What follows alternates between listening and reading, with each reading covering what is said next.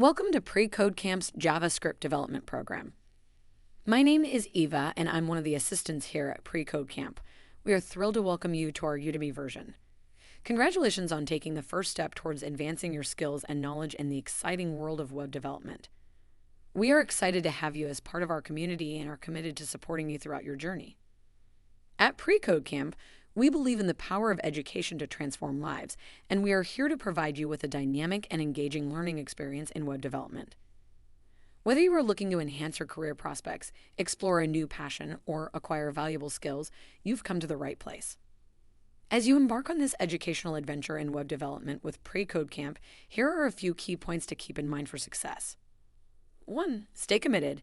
Success in our JavaScript program requires dedication and commitment. Make a study schedule that works for you and stick to it. Consistency is key. 2. Engage actively.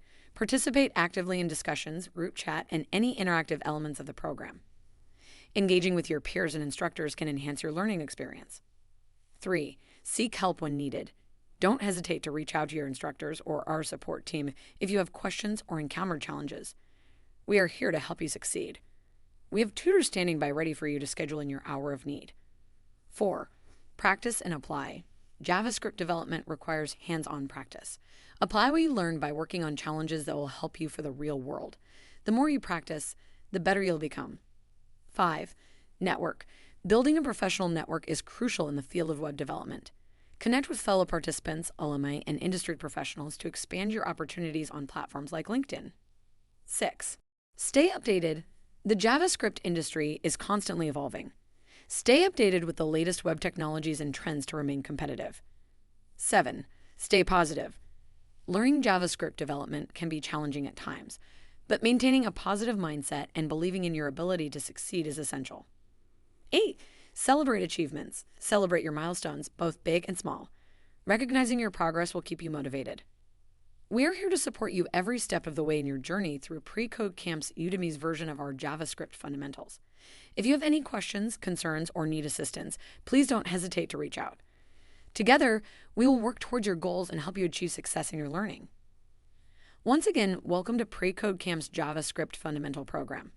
We are excited to have you on board, and we look forward to witnessing your growth and accomplishments in the world of JavaScript development. In this video, we will give you a brief overview of the downloads that you will need to complete before you move on to the next section. When you're starting off in this course, you're going to have to download a few things to your computer in order for this class to work.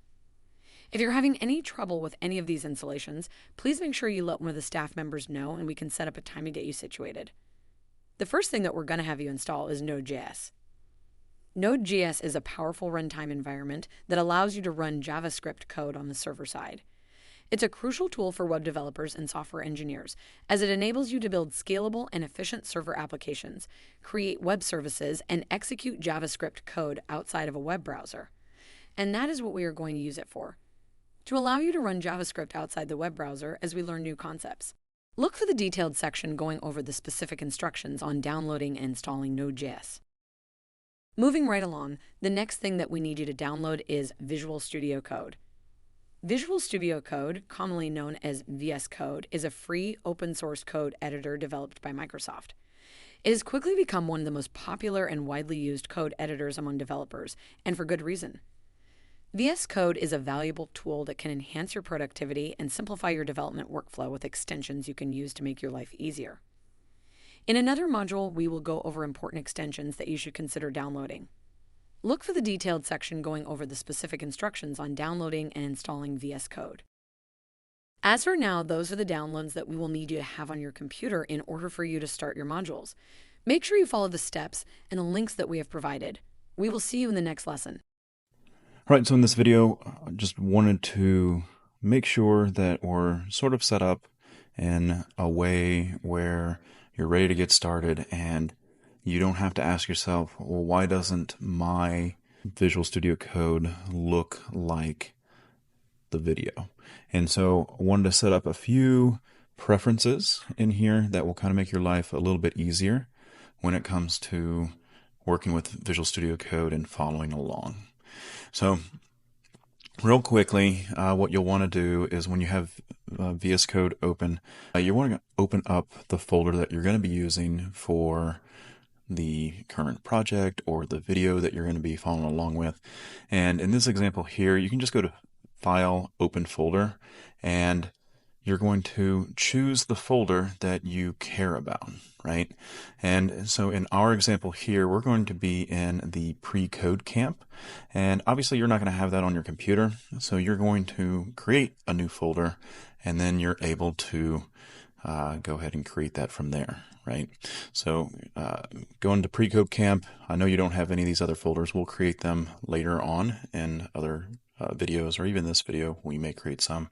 I'm going to hit the word open, and that's going to open it up just like this. Again, you may not have a file in here, which is fine. We're going to build them out so that way you can kind of see what's going on, and then later on you can delete those. But this is just to get you an idea of what needs to happen for us to continue working on the projects here.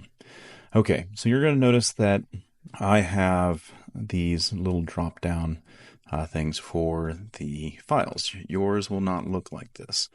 By default, the folders just won't show up. So in order to kind of see this happen, go ahead and create a new folder, and we're just going to call this one Delete Me, just so that you can see the difference here. Okay, so the file folder structure right now that I have is Delete Me, and then I'm going to create another one.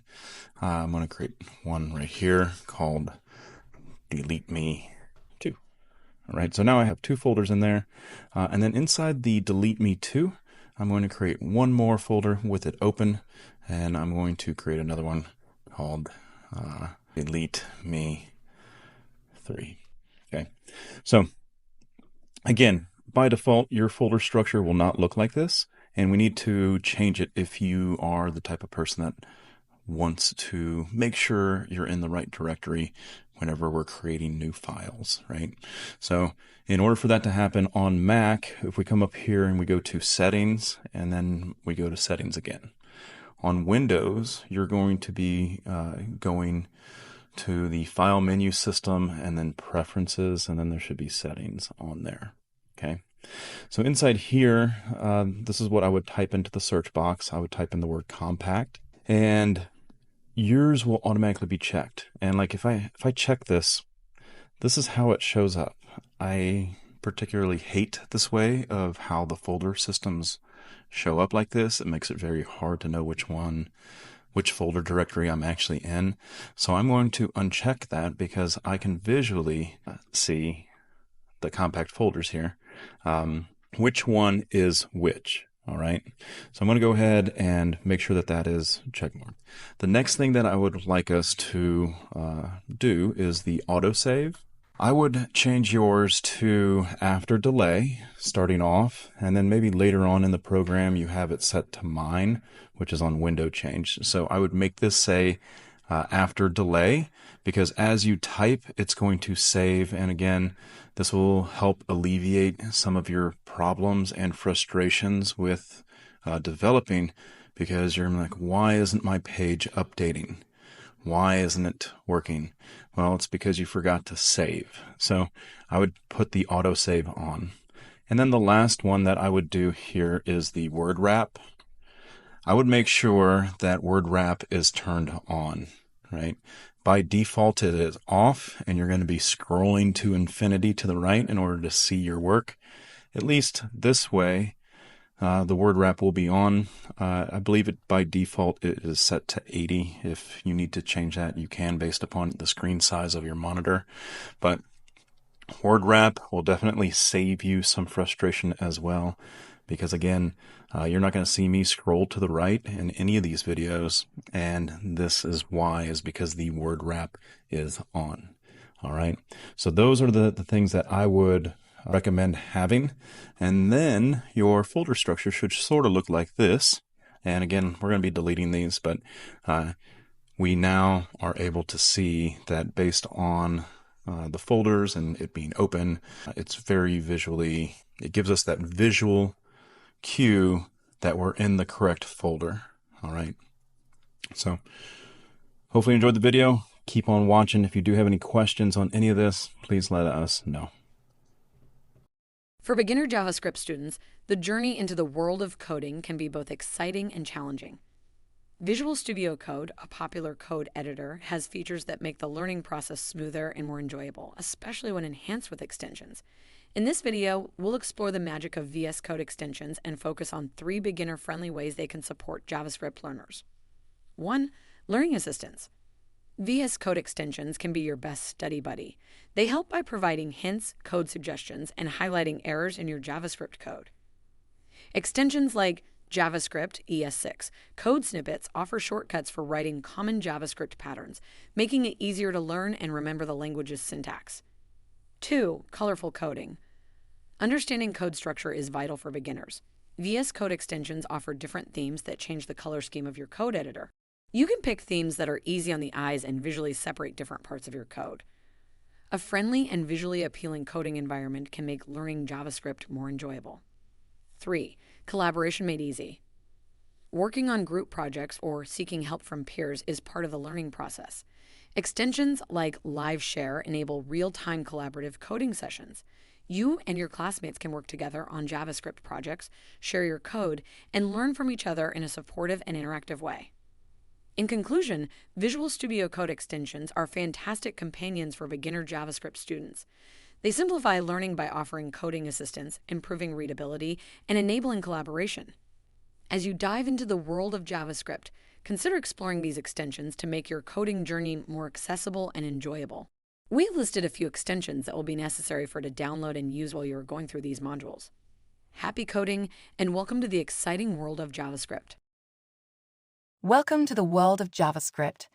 In this tutorial, we will explore the importance of commenting in JavaScript and how it can make your code more understandable and maintainable. So, let's dive in. Every programming language has a way to add comments to code, and JavaScript is no exception. Comments are lines of text that are ignored by the JavaScript engine when executing your program. They serve as notes or explanations for yourself and other developers who read your code. JavaScript supports 2 types of comments: single-line comments and multi-line comments. Single-line comments are denoted by 2 forward slashes. Any text that follows these slashes on the same line is considered a comment. Let's take a look at an example. You have a comment that is on a line by itself. You can also see we have one that is on the same line that code is on. Multi-line comments, also known as block comments, allow you to add comments that span multiple lines. They are enclosed between /* and */. Here's an example of multi-line comments. As you can see, lines 1 through 5 represent the multi-line comment. Adding multi-line comments are perfect for students learning code throughout this course. Now, you might be wondering, why are comments important in the first place? Well, let's explore some key benefits. Firstly, comments enhance code readability. By adding comments, you can explain complex sections of your code, describe the purpose of functions or variables, and provide context to fellow developers. Secondly, comments facilitate code maintenance. As your codebase grows, you may need to revisit or modify sections of your code. Well-commented code helps you understand your own code later and makes it easier for others to collaborate with you. To make the most out of commenting, here are some best practices you should follow. 1. Be clear and concise when writing comments. Use plain language to explain what your code does, its purpose, and any potential gotchas or edge cases. 2. Comment complex sections of your code that might be difficult to understand at first glance. Break down the logic, highlight important details, and provide examples if needed. 3. Remember to update your comments as you make changes to your code. Outdated comments can mislead other developers and cause confusion. 4. While comments are beneficial, it's important to strike a balance. Avoid over-commenting obvious or self-explanatory code that doesn't add much value. Commenting is a powerful tool in JavaScript that can significantly improve code understanding and maintainability. By following the best practices we discussed, you'll make your code more accessible and developer-friendly. Congratulations! You now have a solid understanding of commenting in JavaScript.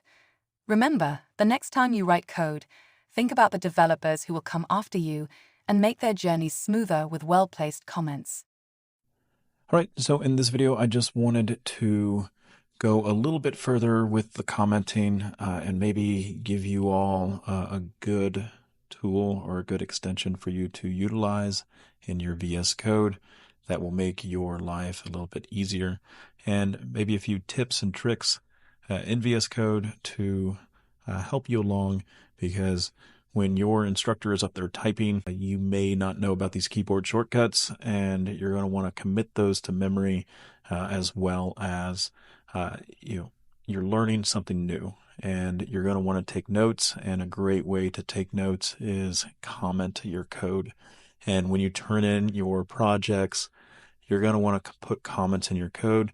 It's really good for you as a student to start doing that. And then you can also look back in your previous code, and it kind of gives you a clue of what your brain was kind of thinking or what this part of the code actually does. So comments are very helpful, especially starting out. So let's first talk about putting a comment on your line of code where you still want this line of code to kind of execute, and you want to put a comment in there explaining maybe what it does, right? And so that's where you put in the double slash. You can say this variable is for the user's first name. So again, as I'm a new student, as I'm going through things, if I see this comment in here, I know why I created this variable and what it's for. When you get to your job, you probably won't do something that's like this, but just starting out, highly recommend you start putting comments in your code, especially for projects. The one thing that I wanted to show you on here is that your code still runs fine even with the comment in here. Again, seeing the double slash, it's just going to ignore it and move on to the next line of code. As you can see, there's no errors. But if you were to try to add a note without the double slash, notice that my code, I get a visual cue that my code is not correct. And if I were to try to save this and run this, I do end up getting an error because it kind of told me down here what it is not familiar with. So again, the double slash. The next thing that we'll talk about is, well, what if you want to not execute a line of code, but you still want to keep some code in there? There's going to be many times where you're like, I need to comment out some of this code because the code is breaking, or maybe you just want to see what some other code is doing. Perfectly okay to comment out some of the code that you don't want to actually run and have executed. So a keyboard shortcut on a Mac, Command/, and on the Windows, it's going to be Control/. Okay, and we're talking about the forward slash right here. So if we hold our Control button down or Command button down on a Mac and then use the slash, notice that VS Code automatically puts the two slashes at the very beginning, and that is considered commenting out some code, right? Meaning that code that you no longer want to have executed. And notice the Visual Studio Code will subdue the code for you visually, so you know the code is kind of commented out. Again, mine's showing up in blue just because of the current theme that I have. But again, it's going to run just fine. No errors whatsoever. I can save it, run it, no errors. So that is a single line where you can comment out the code, which is kind of cool. All right, another keyboard shortcut. Let's say I have another one here. I'll do let age equals 35. What if I want to comment out both the age and the last name? Well, I can do that in a way where I'm highlighting both. And again, notice I'm not highlighting the full second line either. I mean, you can, but I'm not going to. And I can still use that keyboard shortcut, and notice that my code is now commented out. So really neat way. A lot of students, as I'm watching them share their screen, and I tell them to comment out some code, they will kind of like go over here, and they'll move their cursor over here and put two slashes, and then they'll come over here and move two slashes. Again, Whenever you're in a boot camp, whenever you're watching the videos, sometimes we'll comment out some code and we do it really quick. And again, just as long as your cursor is highlighting or grabbing at least a portion of that second row, because I can just grab this and I can comment them both out. So again, a nice little keyboard shortcut. Now there is something, if you watch the other video, something that allows you to do multi-line where you're grouping things that can be commented out. Again, while we're dealing with JavaScript, I feel like the command slash is going to get you, or the control slash on Windows will get you what you need.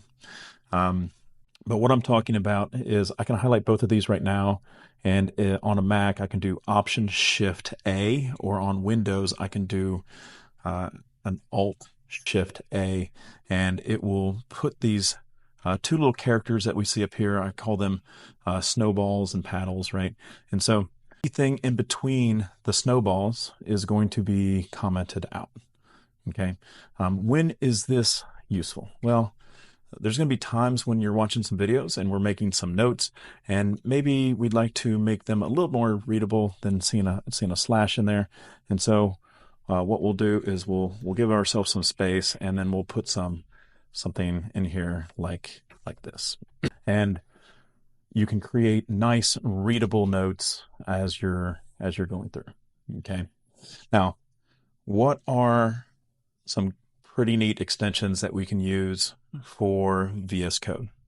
Well, if we head over to the extensions tab right here, and you do a search for better comments, you're going to want to choose the one that should have a blue check mark.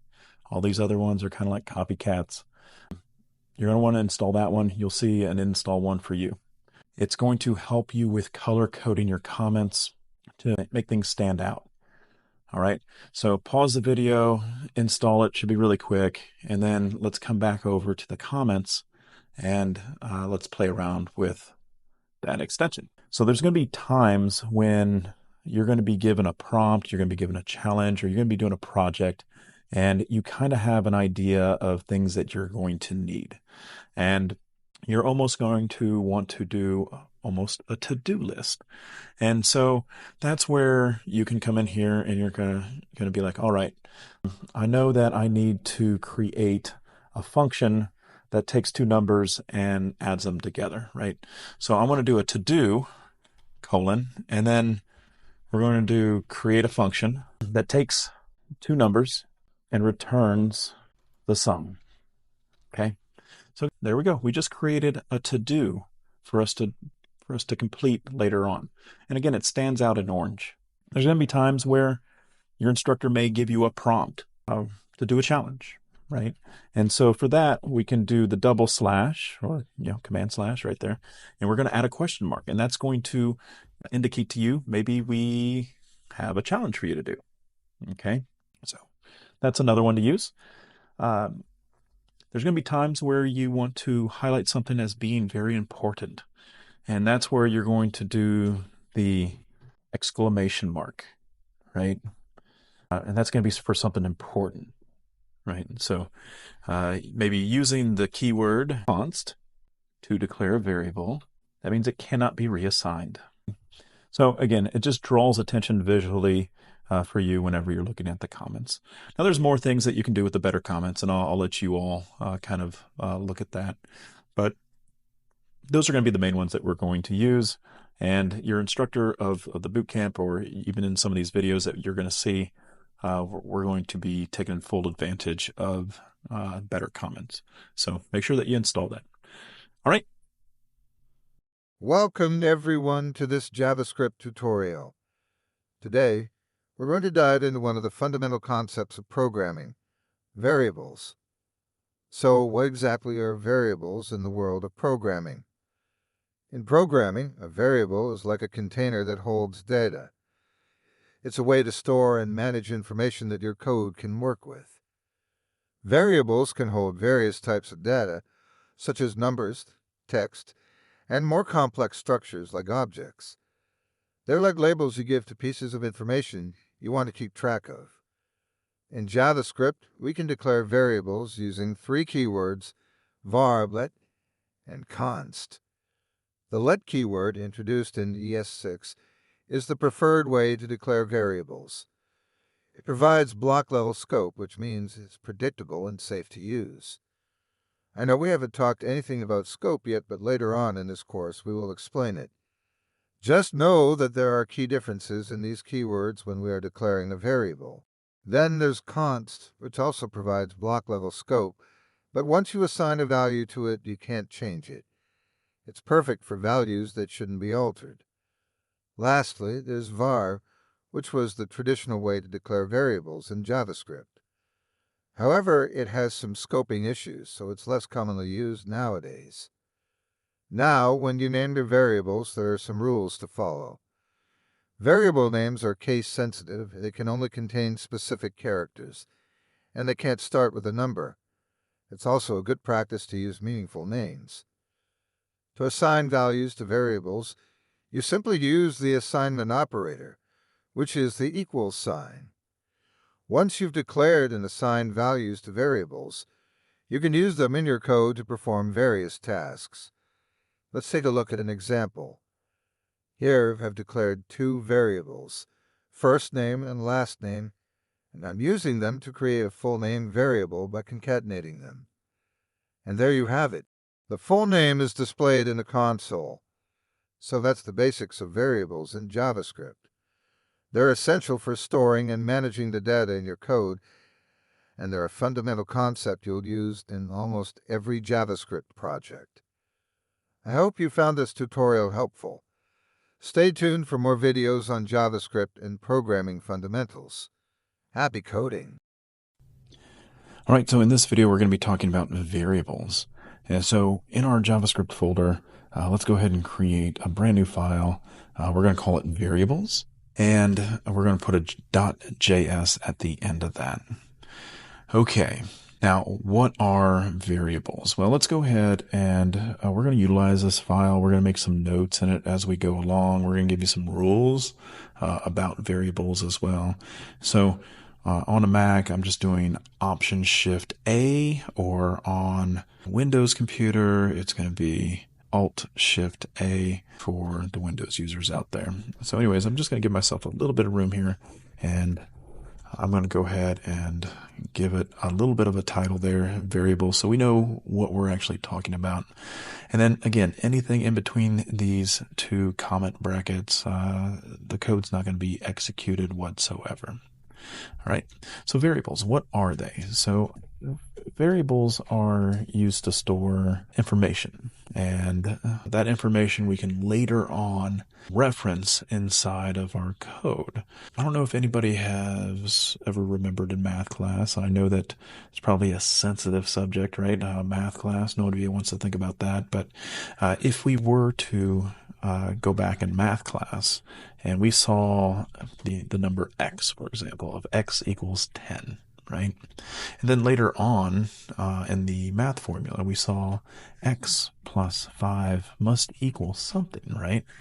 Well, this x gets substituted, right? So anytime we see an x, we put a 10 in there. So 10 plus 5 is what, right? So is 50. So anyways, that's what a variable is. We're going to be assigning something in memory. We're going to apply it later on and reference it. So it makes it really, really nice. So one of the things also is any time you create a variable in JavaScript, the interpreter allocates memory to store the variable's value, right? So that's another important thing to kind of remember. The way that JavaScript works is it reads it from the top down, and we're going to show you here how we can create some variables and then reference them in our console for now, right? So let's add a few things here. Let's talk about the rules of variables. So we'll do rules of naming variables. And then I'm going to, again, get our multiple line things here going. So the names can contain letters, they contain digits, underscores, and even dollar signs. So that's something important to know. Now, the thing with the names of variables, they must begin with a letter. Okay, you can't put a number in there. They have to be a letter. Names can also begin with a $sign or an underscore, but obviously we're not going to do that and reference those in this tutorial. Later on in your development program, your career, you're going to know when to use a $sign, when to use an underscore, but we're not going to be doing that for any of the tutorials, at least beginning with you all. All right. Names are also going to be case sensitive, right? A lowercase y and uppercase y, those are two different things, right? Many times we will, what we call is camel case names of variables, and they are totally different. Again, another example is a shopping cart, right? And shopping cart, right, are different variables. So again, casing matters. That's going to throw you off at first if you're not used to programming in JavaScript, but the casing is different when it comes to that. All right. There's also reserved words out there that cannot be used for names, and that's something like you can't create a variable called class. You can't create one or let or return, right? All there's many reserved words that you can't use whenever you're thinking about creating variables, right? Let's go ahead and talk a little bit about casing as well. So we'll do casing of variables. All right, go ahead and open these up again. So we have something that's called camel case, and that's where you will lowercase the first letter of the first word, and you're going to uppercase every word thereafter. And what do we mean by that? Well, let's do a few examples here. So we have something like first name, right? Where first and then name, or the master card, inner city, right? All of those are examples of two words smashed together, but they are what the first word is always lowercased, and then the next word is has that uppercase first letter, right? Again, that is called camel casing. There's also a casing called Pascal casing, and that's where you're going to uppercase the first letter of every word. Examples would be something like first name, last name, MasterCard, inner city, just like what we have here, the two words smashed together, but this time they're not camel cased, they're Pascal cased.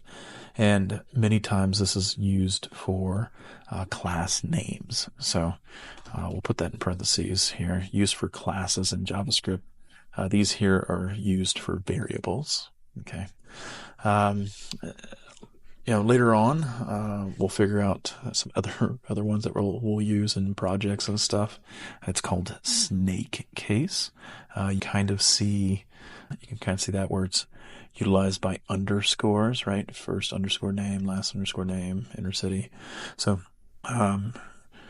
those will be used for special cases. Maybe they're constants.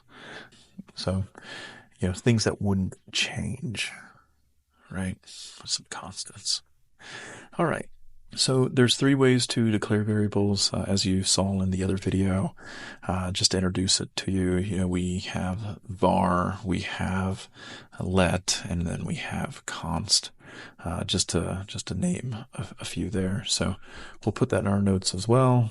Three ways to declare a variable, and that's either going to be the var, let, or const. Okay. Now, something that I did want to let you all know is we've installed something called Prettier in the program. So sometimes when I save the program, it will kind of like auto jump things or change things. And you may have the Prettier option as well installed if you followed our extensions lesson.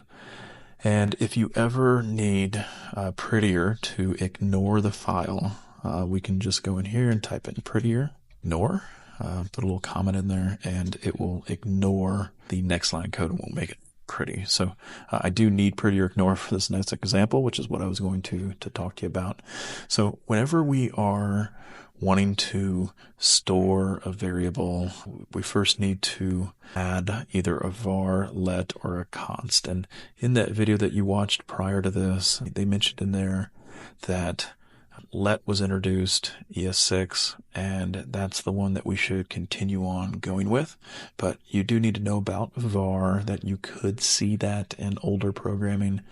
And once we talk about scoping in a different lesson, it's going to come at you in a way where you're like, oh, I do see why we want to use the keyword let. All right. But anyways, we'll just do let, and then I'll put a couple spaces in here. First name, and then put a couple more spaces, equals, and then John. Okay. And then I'm going to put a comment in here, and we'll do a 1. I'll put a 2 over here right underneath the first name. A 3, I'm going to bring that over to the equal sign, and then the 4 over here. And then we're going to kind of explain what these numbers are. Okay. Now this number 1 should be with the let there. But if I save it, my pretty or ignore worked, because I'm just going to show this to you right now. If I were to copy this and paste it and I hit save, you see how the prettier kind of shoved it there. But anyway, let's go ahead and talk about each one of these things here. Just want to add in our little multiple line comment there. And so the first one, right? That's going to be a JavaScript keyword to denote that we want to create a variable. This is a let, right? So we can use var, we can use let, and we can use const. Now, the next part here, that is the name of the variable, right? So that's going to be the variable name. That can be anything you want. We could have called this pool party, right? But usually you want to pick a name that matches what's being stored. Okay. You're not getting charged any extra money by saying, hey, you know what? I'm going to rename this to A, right? An A wouldn't make sense. So spell it out so that way when we read this as a developer, the variable name makes sense. So anyways, that's going to be the name that's stored in memory that we can reference later on. And this will be stored in memory so we can reference later on. 3. So that's the assignment operator, right? That's the equal sign. Notice there's just one equal sign. Later on, we're going to figure out what 2 equal signs means and 3 equal signs mean. But, pass the quiz, right? This is the assignment operator, okay? And then the last thing is, this is going to be the value that we assign to our variable, okay? And I know right now we don't know the different data types. This happens to be a string. Strings are represented in quote marks. But anyways, this is going to be the value of the variable. This is the initial value of that variable, okay? Now, we can go ahead and console log this. So we can do a console log, console.log. And I always like to do kind of like the name of the variable here, starting off.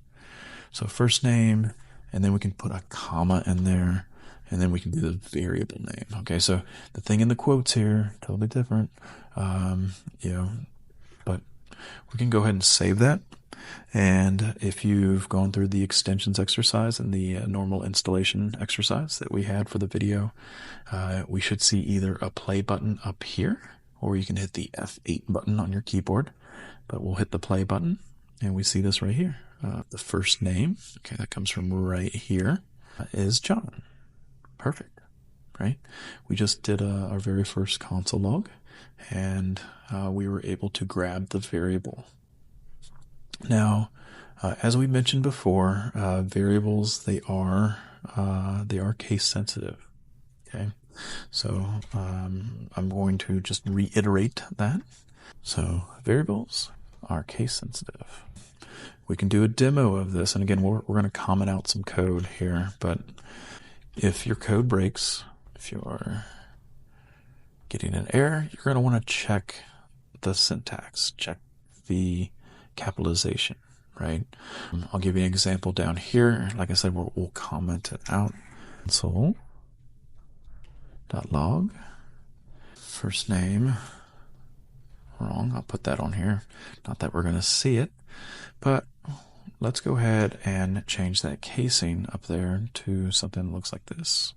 We'll make it a Pascal case. We're going to save that, and we're going to run this, and we're going to get an error. And this is our very first error that we've seen, and we have a console.log first name wrong, and it's pointing to the first name here. So anyways, let's go ahead and comment that out. I just wanted to demonstrate that the variables are case sensitive, and if you get an error, you're going to want to maybe check the capitalization on there.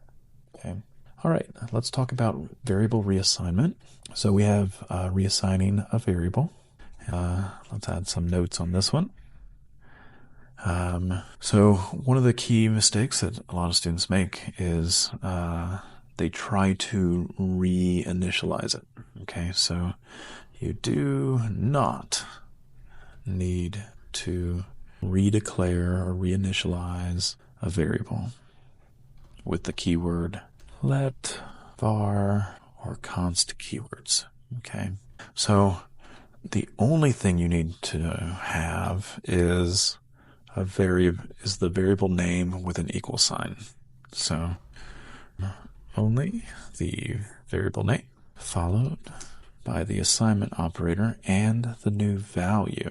That's all that is needed in order to reassign. Let's demo that here. Now up here we've already declared first name. Let first name equal John. Right? Let's change this to Jane. First name equals Jane. Notice that I do not have the keyword let. I don't have a const. I don't have any of that. I just have the name of the variable, assignment operator, and then I have what do I want it to be. So now if I console log the first name that we reassigned, just so we can see it perfectly in the console, I'm going to hit the play button. First name's John, which it's true. On line 47, it was John. Then line 65 on my screen is now changed to Jane. All right? And there it is. We console logged it. So that is how you can reassign. All right. Let's take a look at a const example. So maybe we'll do this here, const example. So maybe the state tax happens to be 3%. So we'll do state tax equals 0.03. And then if we save that, of course we can console log that. And we see the state tax, 0.03. Perfect. But what if we try to reassign the const? Let's take a look at that. State tax, let's change it to 4% now. And let's just see if this works. We get an error. All right. So the assignment to a const, we can't reassign that.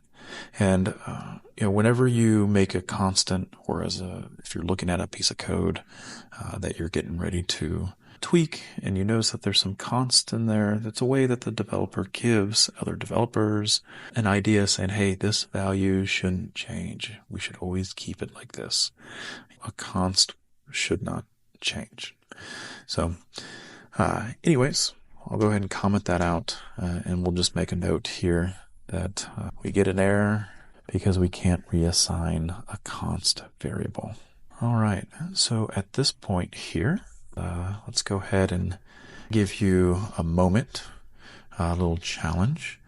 Let's go ahead and create a variable to store the last name of a person named Smith.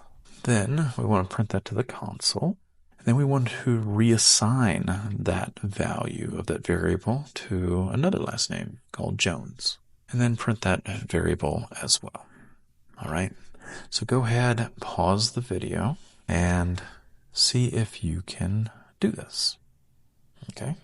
All right. Well, hopefully you were able to get this. I'm going to go ahead and create a brand new variable. I'm going to do let last name equals Smith. I'm then going to console log that. So again, whenever I'm coding, I'm just going to do it methodically, and I'm not going to code out the whole thing. I'm going to do it systematically. I'm going to hit the play button, and I'm going to take a look. Cool, I got the last name of Smith. Next, let's reassign it. Notice that I don't have to put a let in front of there. I can just do the last name equals Jones, and then we'll console log that one. All right, let's go ahead and play this. Perfect. Last name Jones. We just did a reassignment.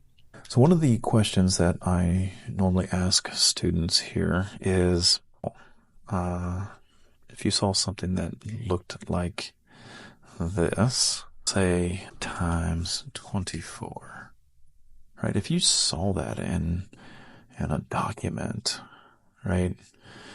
What do you think that could represent, right?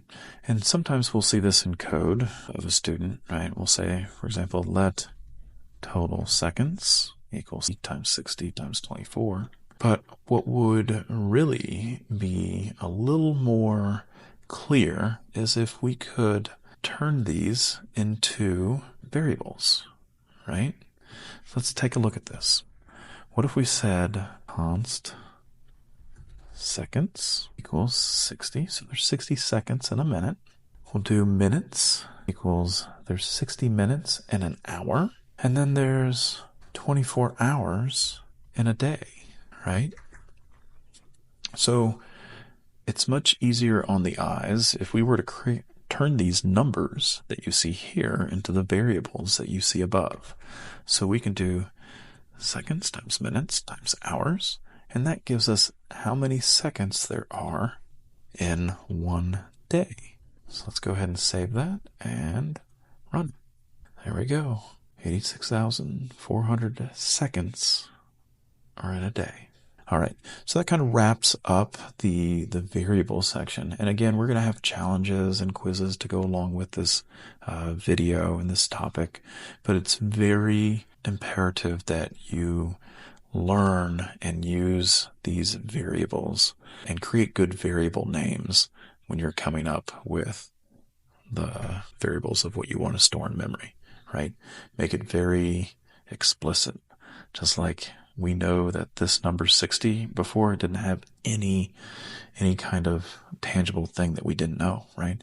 But now we know that this is going to be seconds. We know that this is minutes. We know that this is hours. You know, we know that Smith is a last name.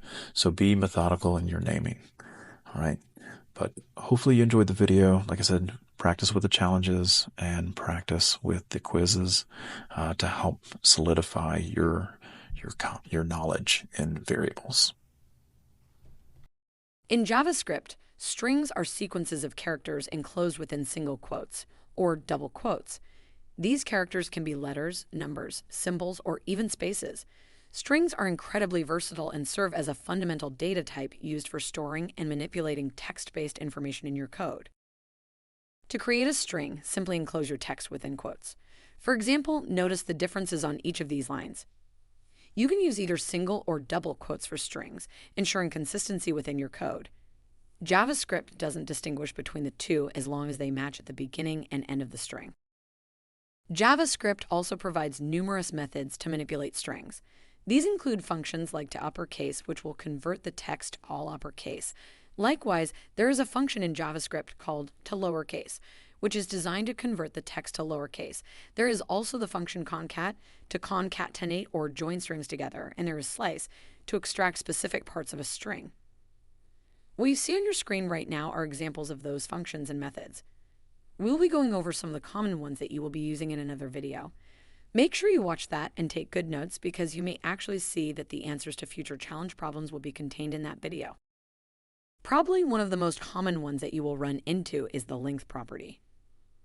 Strings have a length property that indicates the number of characters they contain. This property allows you to determine the size of a string dynamically. The keyword that I'm saying here is size. And you may be asked what string property do we have available to use that will determine the size of the string, and your answer should be the length property.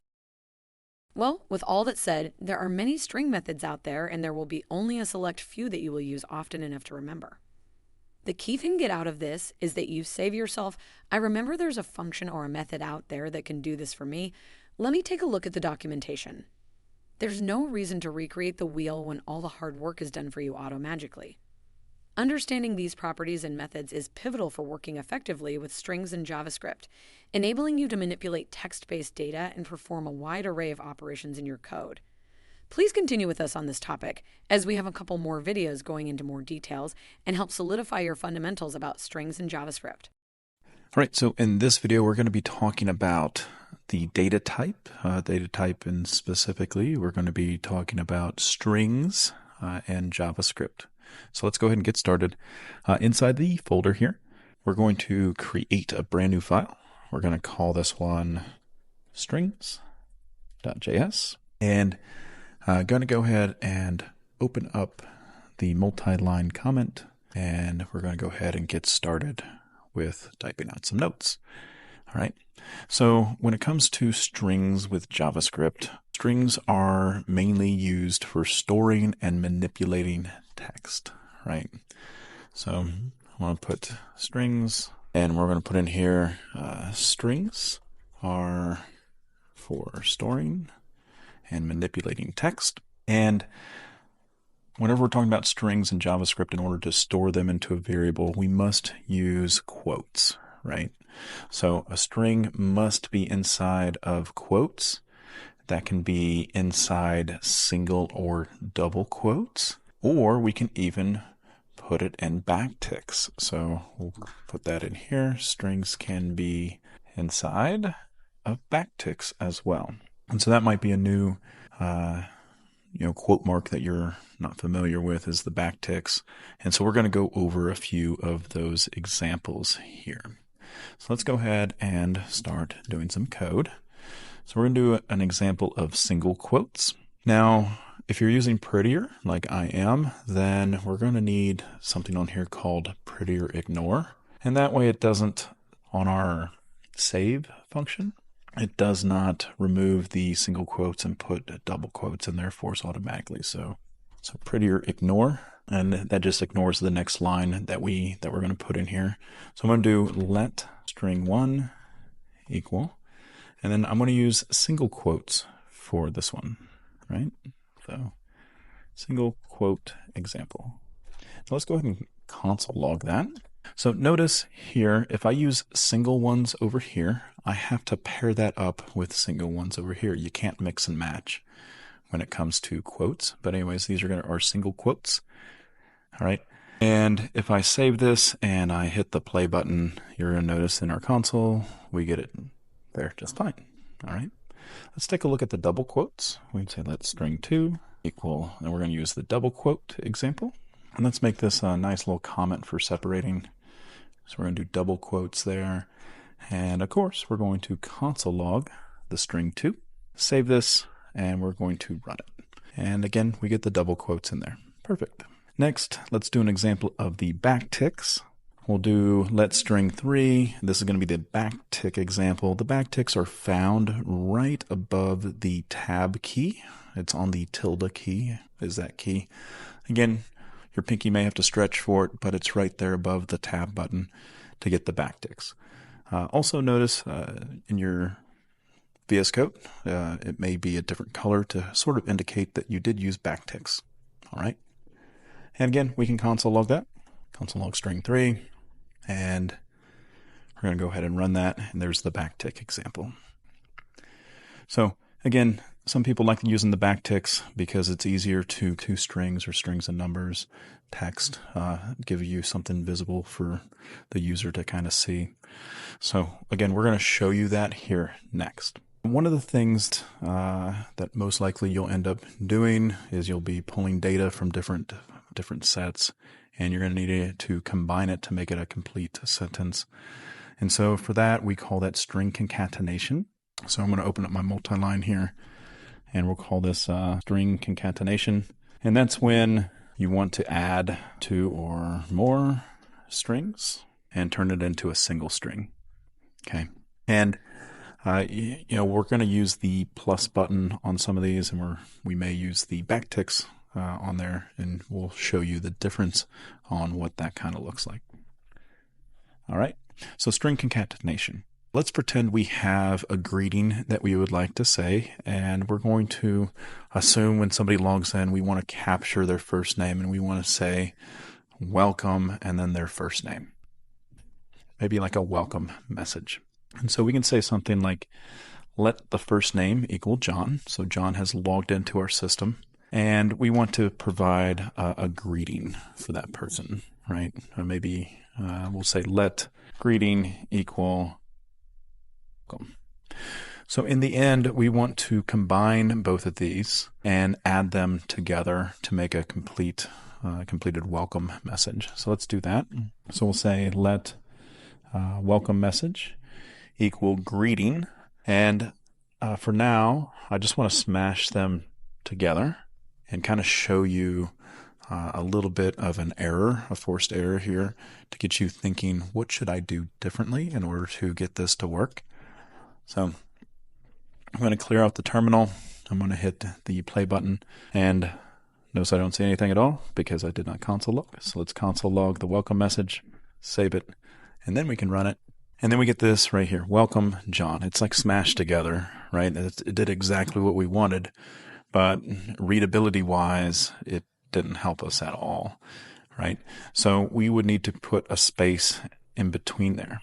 And so in order to get that, when we are done with the first variable, we're going to do plus, and then we're sort of going to like force a space in there and then add another plus. And that's going to kind of combine all three strings together. If you think about it, this is actually a string as well.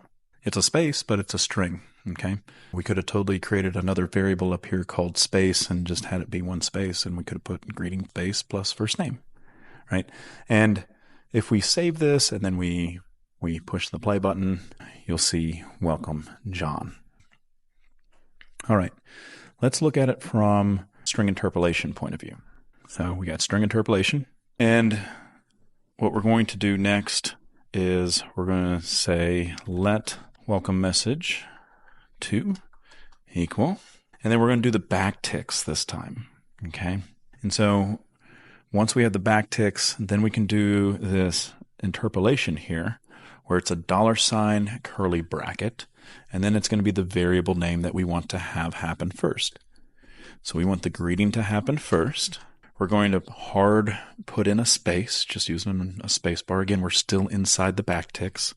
And then we're going to do another $, curly bracket, and type out the first name. Okay. So again, this is called string interpolation, where we are converting these items here to a string to be implanted in a combined string, right?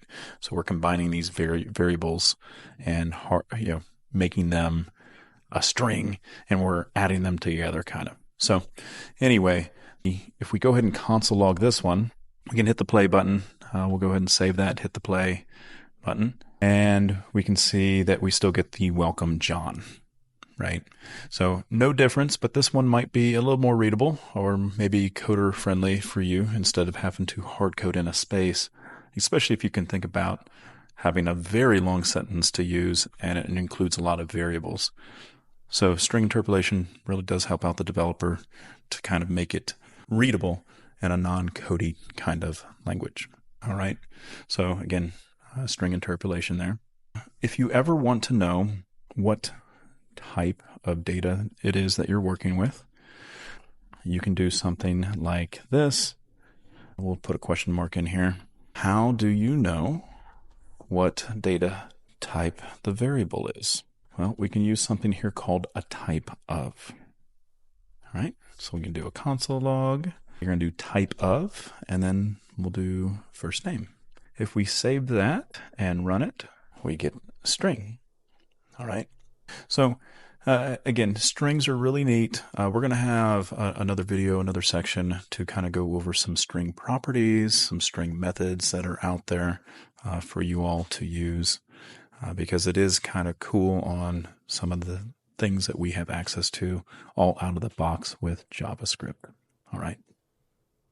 All right, so as promised, we're going to be showing you some string methods, some string properties that are going to be common for you to kind of learn and play around with. And again, we have a few challenges that will kind of use these tips and techniques. And later on in the course, you're going to see some challenges that will incorporate this with functions, even though we haven't talked about functions yet. But again, we're starting off with the foundation. Let's start with the basics. Let's talk a little bit more about what we can do with the strings. Now, you don't have to type all this code out. Wherever this video is being posted, you'll see some example code down below where you can just hit the copy button and you'll be able to paste that into your document here. So I created a brand new one called more-strings.js. And this is where you can go ahead and paste it. Control V for pasting, Command V on a Mac, or you can go up to the edit menu and you can go up to file or the edit menu and then paste and put that in there. All right. So again, we're going to create some variables inside here. We're going to answer some of these questions that we have here in the comments. But string methods allow us to introduce functions without having to actually worry about writing them. So right out of the box with JavaScript, you're going to get some neat functionality that we can perform on whenever we have a string. Also, strings also have built-in properties that we're going to be able to utilize. And we are going to use this little thing here with the dot, right? The dot operator in order to access some of these things. So how can we find out how many characters a string has? Well, first we need to have a string that we need to determine that, right? And so we can just do let string equal hello world for right now. And we can access the length of any string utilizing the length property. Okay, so let's go ahead and do a console log of that. And so in order to get this to work, you have to first identify the variable that you are interested in, knowing how many characters it has. And then you're going to access the property of dot length. Okay, so when we do this, if we save this and then we run this, we can take a look at in the console here, we have 11, right? So we have 11, which is kind of cool. So what are some possible use cases of this? If we can think back in the Twitter days where you would have the maximum number of characters that somebody could type that you would like to know and let the user know, hey, you kind of exceeded the tweet there by X amount of characters, right? So again, just another good way to kind of think about that. For example, let's go ahead and work on a different string. We'll say like let last name equal Smith. And then we'll come down here, we'll do a console log. And we want the last name.length. Notice that we're not using string anymore, we're using last name.length. We save this and then we run it. Now, one of the questions that you may be asking yourself is, well, how come when I look at the hello world here, how is it 11 characters? I only see 5 for the hello, I see 5 for the world, that's 10. Well, it's also including the space in there. And so there's going to be ways that you can kind of remove the spaces if you're really looking for the words, for example. But in this video here, we're going to not have to worry about that part. And if you are interested in that, we can definitely have a discussion about that. Or you can do a little bit of Google searching as well on how to only count the words and to ignore the spaces. Okay. Now, how do I convert a string to be all uppercase or even all lowercase? Well, for this, we're actually going to tap into what we call our methods. All right. And again, we're still using the dot notation here. And so we have access to these methods. And notice there's a little bit of difference here. We have left and right parentheses on here. So anytime you see left and right parentheses, that's going to be a method. Anytime it's just a standalone right here, that is a property. Okay, so JavaScript gives us the 2 uppercase, it gives us the 2 lowercase. So let's go ahead and take a look at what that looks like. Let's go ahead and change the hello world to all uppercase. And so if I do a console log of the string, we can do the string that we created up here, right? The variable string, all to uppercase, we save it, and then we run it. We now get hello world. Perfect. Now, something to take note of, if I do a console log of just the string itself without the to uppercase, and I run this, I get hello world back the way that I normally spelled it. So something that is going to be interesting for you to remember is that it's non-destructive. It doesn't affect the original value that's in memory. It's only doing it right here for that instance that we're trying to console log it, for example, right? Now let's go ahead and use the lowercase example. Let's do a console log, and this time we'll do the last name. We'll do the last name dot to lowercase, and again we can go ahead and save that, run it, and we get Smith all in lowercase. So what are some possible use cases for wanting to do this? Maybe you want to normalize your database, meaning like, hey, if somebody typed in Smith, we would like to have it all lowercase, or an email address. It would convert it all to lowercase. As a matter of fact, let's go ahead and demonstrate that real quick. We can say let email equal jsmith@email.com. All right. Notice that we have some funky lettering here, funky casing. And what if before we saved it into a database, we would like to normalize that to make it all lowercase? Well, we can do a console log here of the email, and we want that to all be in lowercase. So if we save that, now we can take a look at that in our console here, and it's all in lowercase. So a really good example there. Later on, you may be invoked with a challenge to uppercase the first letter and lowercase the rest. And again, that's where these notes here are going to come very important for you to kind of think about and learn about. All right. Okay. So the next one here is, how can we remove the white spaces from a string? So let's look at that. We have access to the trim method, and what does that look like? Okay, I'm going to make this variable a little more local. We'll do a trim example. Let trim example equal, and then notice that we have we exaggerated some spaces here on the left and right. And I'm going to go ahead and do a console log here of the trim example dot trim.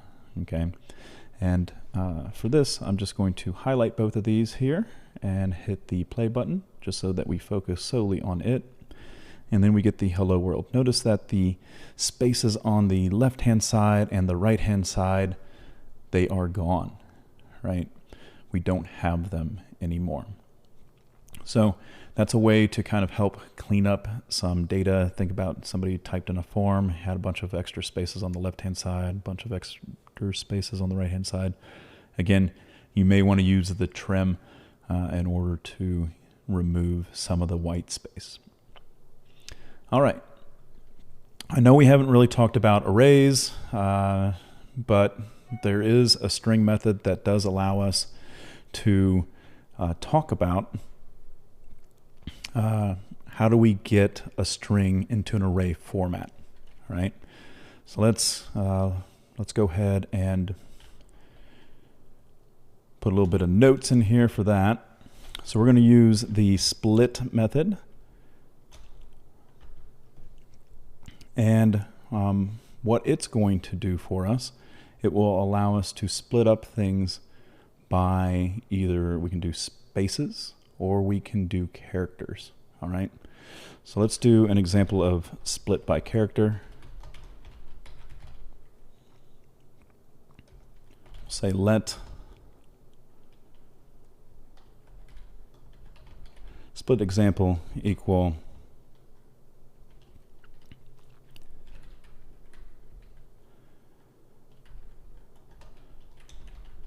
okay. So we have a bumblebee hive. And let's go ahead and split this one up.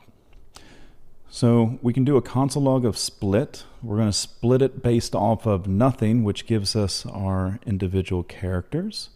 And if I hit the play button, you'll notice that we have each one of these in its own individual array bucket. Okay. Again, I know that we haven't talked a lot about arrays. We will in the array section, but you may want to come back to this one to kind of understand it. But just know that we are able to split up the letters into its own individual characters. Okay. Now, what if you wanted to split it by word? Well, we can do a split based off of a space, right? So anytime it encounters a space, it's going to group it into its own individual array. Let's take a look at that. You see now that we have a bumblebee in the hive, and then that is now separated by the word. Okay.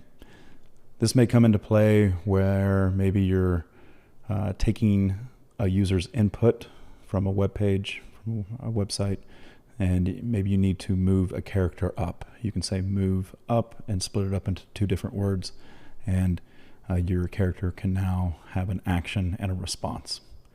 All right, so that's the split by word.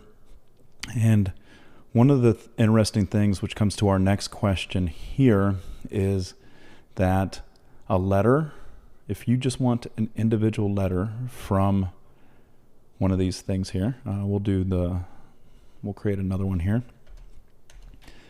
Let first name equal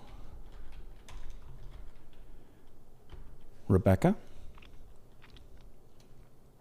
And what we need to think about whenever we're talking about indexes in JavaScript coding languages, it's always zero-based, which means the first letter that we see as a human, that's not the first letter in a computer language. That is the zero position. The E is in the second position from a human, but from a computer, it's in the first position. And so let's do an example here. We'll console log the second letter of the string. Okay. And again, we're trying to get the E, right? That's the second letter to us humans. So we're going to do a console log of square bracket 1, and that will give us the E that we're looking for. I'm going to save that and run it. We can see that that is an E. Okay.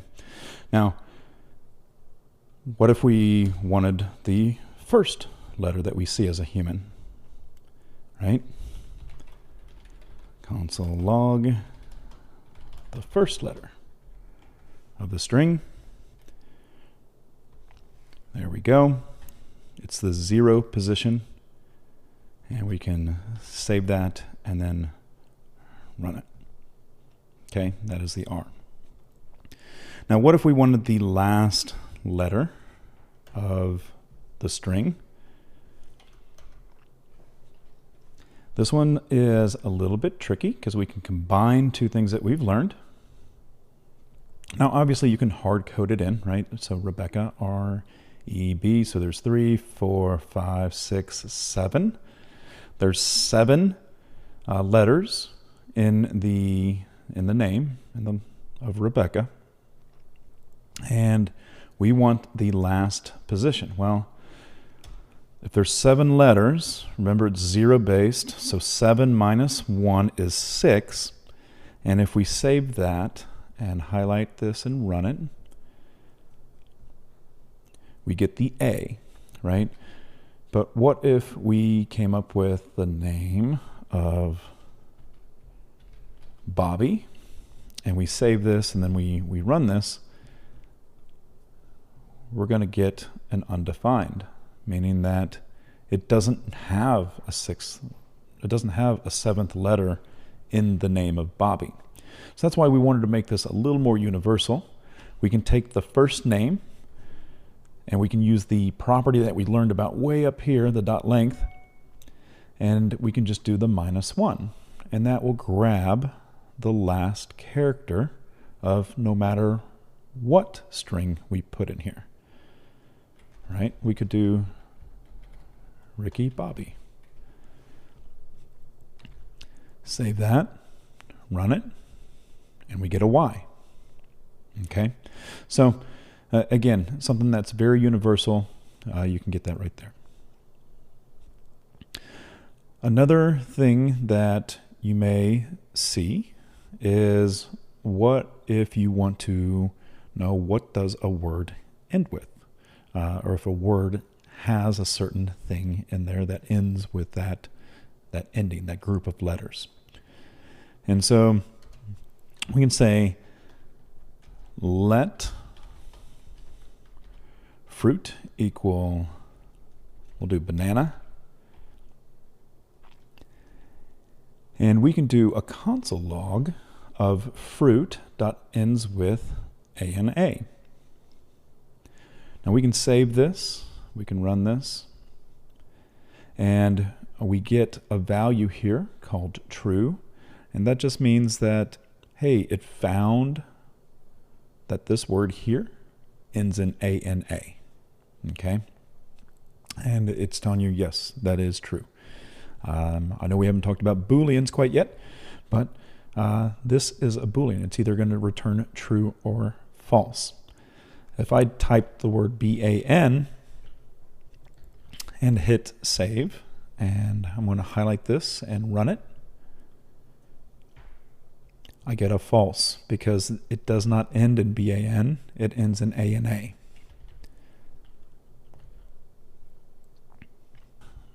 Here, this last question. How can I see if a word contains a specific group of letters?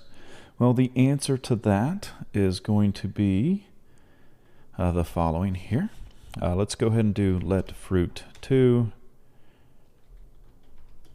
equal, and then we'll do blueberry. Okay. We want to see if this this item here has the word BER in it. All right, so we'll do a console.log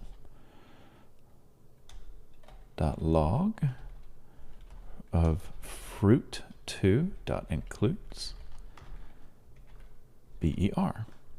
Right, so now, unlike before, this was ending with, it's taking a look at the ending. This is looking at the entire word altogether, and we can take a look at that. So let's go ahead and save this, run it, and let's see what we get.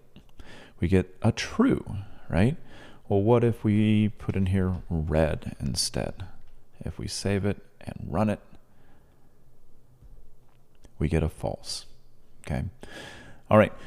So the includes is looking at the string as a whole, and it's trying to find a combination match that's in there.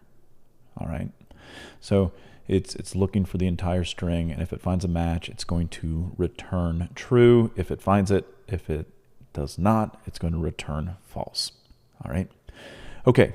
So part of your homework assignment for this is I would do some research on each one of these of includes, ends with, and the split. And what I would do is I would go onto Google and I would search the following here. So I'll put in here, search Google for includes, and we said the split, and ends with, and what I would actually type into Google is you can do JavaScript.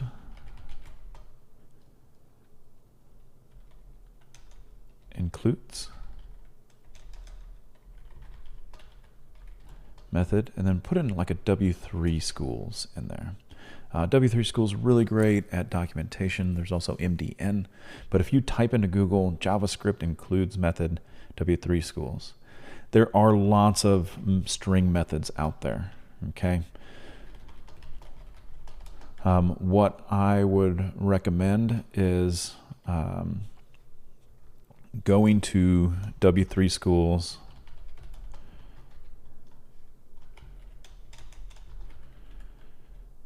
and look up JavaScript string methods, and you're going to see a lot of them there. Go ahead and play around with them and see what you find out, but add your own notes. You're not going to need and use all of them, but the common ones that we did today are the ones that you're probably going to see a lot in your programming, at least for starting out. Okay, so those string methods and properties, you're definitely going to utilize a lot.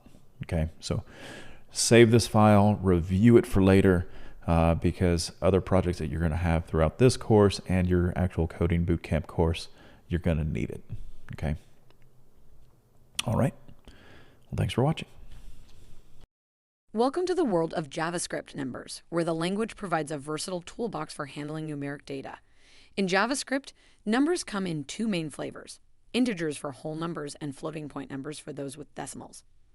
These numerical entities form the backbone of calculations within programs, allowing you to perform basic arithmetic operations like addition, subtraction, multiplication, and division effortlessly. Whether you're dealing with simple calculations or complex mathematical tasks, JavaScript numbers will be your reliable companion throughout your programming journey. Understanding JavaScript numbers is akin to unlocking a secret door in the realm of programming. Mastery over these numeric values equips you with the ability to craft algorithms, solve problems, and manipulate data with precision. As you delve deeper into programming, this foundational knowledge will enable you to perform calculations efficiently, manage data effectively, and create sophisticated applications. Knowing the intricacies of JavaScript numbers also lays the groundwork for handling more advanced concepts like data structures, algorithms, and even game development, empowering you to turn your ideas into functional, impactful code. Make sure you watch the next video for another Code With Me example, where they will be going a little bit more into detail of numbers in JavaScript. We will see you there. All right, in this video, we're going to be focusing on JavaScript with numbers and what do the numbers represent. We're also going to show you a few tricky things that you might think is going to happen with numbers, and it should be a really great video for you to watch. So let's go ahead, start a brand new file inside our JavaScript folder. I'm going to call it numbers, and we're going to add a JS at the end of that. All right, let's go ahead and give us some note-taking room, and this is going to be numbers. All right, so in JavaScript, basically JavaScript has only one number type, or one type of number, and they can either be written with or without decimals. All right. And if you're familiar with any other programming language, you may say, well, do I have to tell it what type it is? And what do we mean by that? Well, is it like an integer? Is it a short? Is it a long? Is it a floating point? You don't need any of that. There's, like I said, just one type of number out there that JavaScript cares about. And again, we can write that either with a whole number or not. Okay. So let's talk about some number assignments here. We'll say my age equals 25. Okay. We now just assigned 25. And again, notice that there's no quotes around this. That's very important. And if we want to console log this, we can save this and run it in here, and we get 25, right? Nothing real big. But now when it comes to trying to add things together, and so let's do friend age equal, we'll say 35. Okay. Now we can add these two together by doing my age plus friend age, and we're going to get what you expect, which is 60. Okay. Now, once we introduce quotes to this, That's when we have a string trying to be added to a number. And that's where we get some funky math that might come into play here. So we can push the play button here, and now we get 25 and 35. So we want to be really careful with this because it treats this as a string. It treats this plus sign as if we want to concatenate them, right? So we'll put a special note on here that if we have a string being added to a number, the number will be converted to a string and it will be concatenated. So that's a little bit of a warning to you.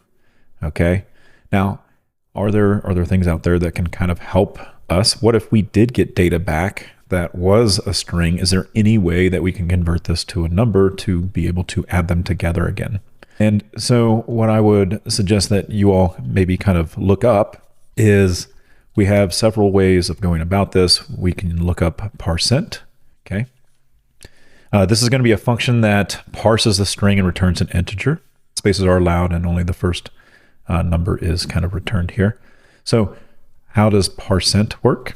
Well, we can do something like, we'll do a console log of my age plus the parcent of the friend's age. We can save that. We can run this. And now we get the 60 that we thought we should have had to begin with.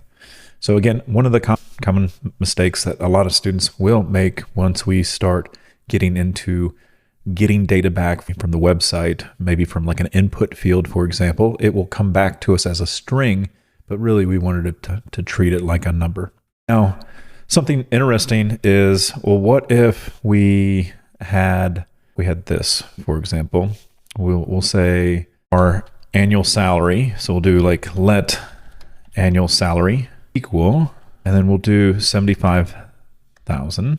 And if we want to get a monthly salary from this, could we do an annual salary divided by 12? Let's take a look at this. Let's do a console log of the monthly salary. We'll save this, we'll run it, and we get 6250, right? $6,250. But you're thinking to yourself, what just happened here? We had this a string and it did the math properly without the parseInt, right? And the answer is yes. And that's because JavaScript is knowing that you're trying to do some math in here. Whether you put a subtraction in there, a divide, a multiply, it knows intuitively that you're trying to do math. Now, when it comes to the plus sign, if you notice from our strings video, that's how we concatenate. And so it thinks that you want to concatenate things when it comes to this. So there's another way of using, of creating the effect or telling JavaScript, hey, I want you to treat this as a number. Well, we can also use the plus sign in front of the string and it will try to convert it to a number. So let's look at this one. We'll do a console log of my age, and then we'll do a plus, which is what we thought a concatenation would be. But then we add a plus sign right up next to the variable, okay? And again, I always tell students that, hey, this is a possible interview question. What if you were to see this? You have a my age and a friend's age. One's a string, one's a number. And what if you saw that plus sign on there? What would you expect line 20 to console log, right? And so again, I'm going to put one more thing in here that will kind of help us with letting us know that, hey, we're using the plus sign on this one here, as I'll just add something that looks like this, add a little comma. And that way, when we run this, we'll see that the plus is giving us 60, okay? So again, another way for you to kind of do that. One of the other ways, obviously, if you look into it a little bit, you can also use the word number. The number function converts an object argument to a number, represents an object type of value, but same type of thing that goes on here. How would that look?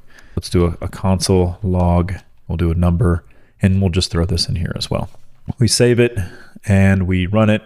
We still get the 60. So again, developer choice. I believe this one is probably the slicker way of doing it, less code, as long as you can understand that is what you are trying to do. Now, JavaScript does get a little bit funky when it comes to integer precision or even floating precision. Let's give an example of that real quick. So we'll do floating precision, and we can say something like let x equal 0.01 or 0.1 plus 0.2. Let's go ahead and console log the x. We save it and we'll run it here, and notice that we get something really funky, and it's due to a float point. We have all these extra zeros at the end.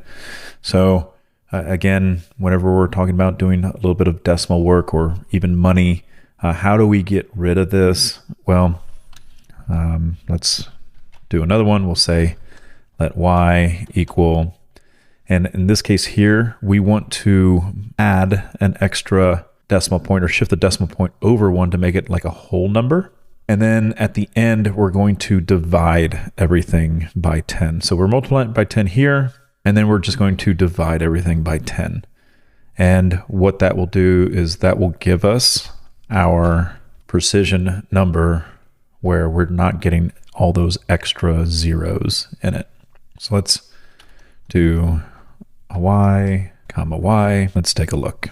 So there we go. We got a point or 0.3, right? So again, just something to keep in the back of your mind when it comes to doing these numbers. So if you're ever doing anything with money, it might be best to convert it all to like how many pennies are you getting, are you using, and then just divide by 100 to get it to work again. Okay, let's see here.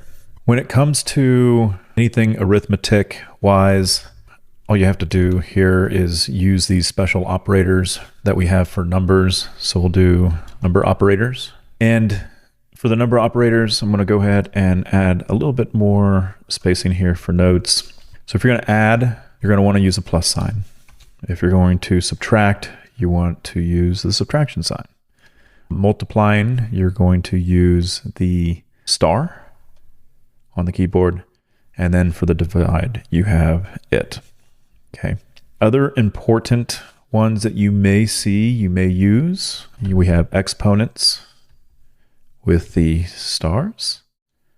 And one of the other ones that you're going to definitely run into a lot, especially doing some problem solving, some logic problems, is going to be the modulus. And we'll kind of go over a few of these here.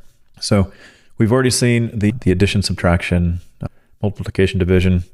Should be kind of self-explanatory. We kind of did the multiplication here, division here, addition there. The ones that we want to maybe talk about are going to be the exponents. And what that would look like is if you wanted to do 3 squared, right? You can say something like, we'll do a console log of 3 squared. That's what that would look like.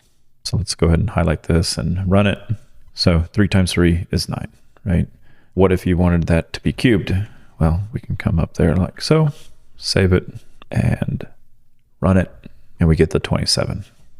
So that's going to be your exponent way of doing math.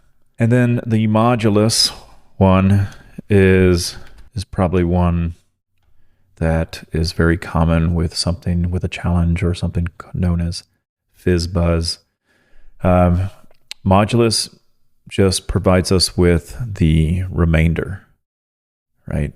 And so an example of this, what if I did a console log of 21, and then I use the percent sign here, and we make that 10, right? So how many times does 10 go into 20? 1, right? It only goes in there twice. And then we have a remainder of 1, right? I think we all remember that from math. That goes in there 2 times with a remainder of 1. And if we save this and run this, we get 1. Okay. Again, how can we tell if something is even or odd? Well, if we divide by 2 and the remainder is 0, it's considered even, right? And so eventually, once we get into conditionals and stuff, modulus comes more into play on when would you want to use this. But let's do a console log of 204 modulus 2. And we can save this. We'll go ahead and run just this part here, and we get a 0. So if it equals 0, that means it's even. What if I did a 5 in here to make that odd? Save it, run it. Now I have a modulus of 1, right? And again, just play around with this. There'll be a little bit of an exercise here for you to do to play around with the modulus and the exponents here after this module here. But just be aware that it's there, and it's going to come more into play when we talk about conditionals and loops and things of that nature. So you may want to reference this or revisit this when it comes down to that. Okay. All right. Well, that covers real briefly with numbers. Take a look at some of the challenges that we have following this video. In JavaScript, Booleans are a fundamental data type representing 2 possible values, true and false. Booleans are pivotal in decision-making processes within programs, enabling logic and control flow by evaluating conditions. They serve as the foundation for building conditional statements, loops, and controlling the flow of execution in your code. Booleans are binary, meaning they can only have one of 2 values, true or false. They're often used to represent the result of comparisons or logical operations. For instance, take a look at the code that you see here on the screen. On the first line of code, we are assigning a variable called isStudent and setting it to true. On the next line, you will say we have a variable called hasLicense, and it is set to false.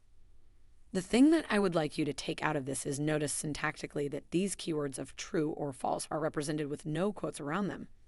Most code editors will highlight them, letting you know that they are of type Boolean. Once we get into the discussion of conditional statements, Booleans will be really relevant. They will help determine the flow of your code. Imagine that you are writing a program that needs to check to see if the person that is trying to purchase the lottery ticket is of the right age. If the evaluation of their age is greater than 21, or in programming terms, if that result is equal to true, then they are allowed to purchase the lotto ticket. Understanding how Booleans work and how to use them within conditional statements is fundamental for writing logic-based code and implementing decision-making processes in JavaScript programs. Play around with the example code that you see on this page and paste it into your own code editor and run the program. Make sure that you are console logging the different variables throughout your code and see what values you get. All right, so in this video, we're going to be talking about Booleans in here for your notes and everything. I know you watched a video introducing it just a little bit, but we'll go into some code about this. And just like that other video said, Booleans, they either represent true or false. Those are the only 2 values that we can have whenever it comes down to Booleans. Oftentimes we think about this in programming, such as a data type of either being yes or no, on, off, right? 0, 1, true, false. This becomes very important when it comes down to conditionals and providing conditional logic. For example, hey, how do we know that this person can purchase a lottery ticket? Well, we need to check their age. Is their age above? And then whatever age you need it to be above, right? So it's very important for us to kind of get a little bit of an understanding of Booleans when it comes to programming. All right, so in VS Code, I have a brand new file here called boolean.js. It's underneath my JavaScript file. And let's go ahead and give ourselves a little bit of room for note-taking. With that nice keyboard shortcut, Alt-Shift-A. And what we're going to put in here, we're going to put in the Boolean. And Booleans can either be true or they can be false. Okay. And then also when we create these, we want to make sure that we pay close attention that we're not utilizing quote marks around these. So no quotes around the true or the false. So let's go ahead and create a variable. We'll go ahead and console log it as well. And so let's go ahead and take a look at what that would look like. So we can say let is over 21, and we're going to set that equal to true. If we want to take a look at this in the console, we can say console.log is over 21. We'll save that, run it, and we have the value of true. Now, if we ever need to see what the type of this variable is, we can utilize the type of, and we'll go ahead and save that, run it, and we get Boolean. Okay. Also wanted to demonstrate that you can also assign it the false value same way.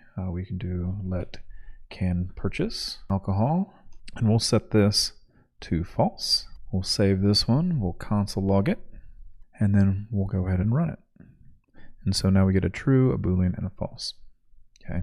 Now, an important thing to kind of know, and we're going to be utilizing this a lot in the future. You can utilize the opposite operator here in JavaScript to essentially change the evaluation of the variable to the opposite of what it is. So let's go ahead and put a few notes in here. So you can also use the opposite operator to change the value of the Boolean. Now, the thing that we have to do to the Boolean in order to get this to work properly is we have to use the exclamation mark. So we're going to use the exclamation mark, and this is the opposite operator. Okay, this will flip from a true to a false. So if it's true originally, it will go false. If it's false, it will go true. Now, the thing that we also need to remember is this doesn't destroy the original value. It does change it for the time being, but it's just the evaluation of the value. Okay. What we can do to demonstrate this is we can say the following. We can do a console log of is over 21, and we want to make sure we put that exclamation mark in front of it.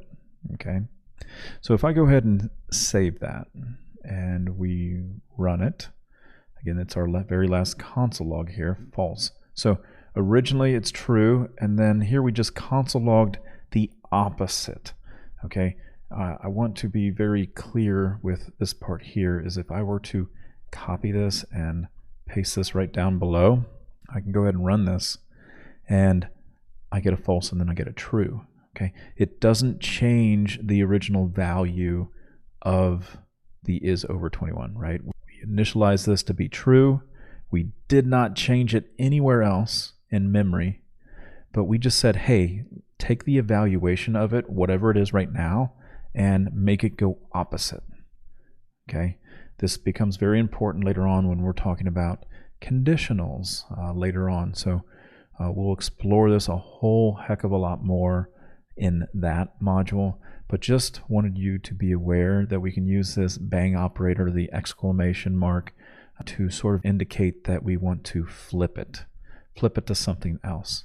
Now, what if we did want to reassign that value, right?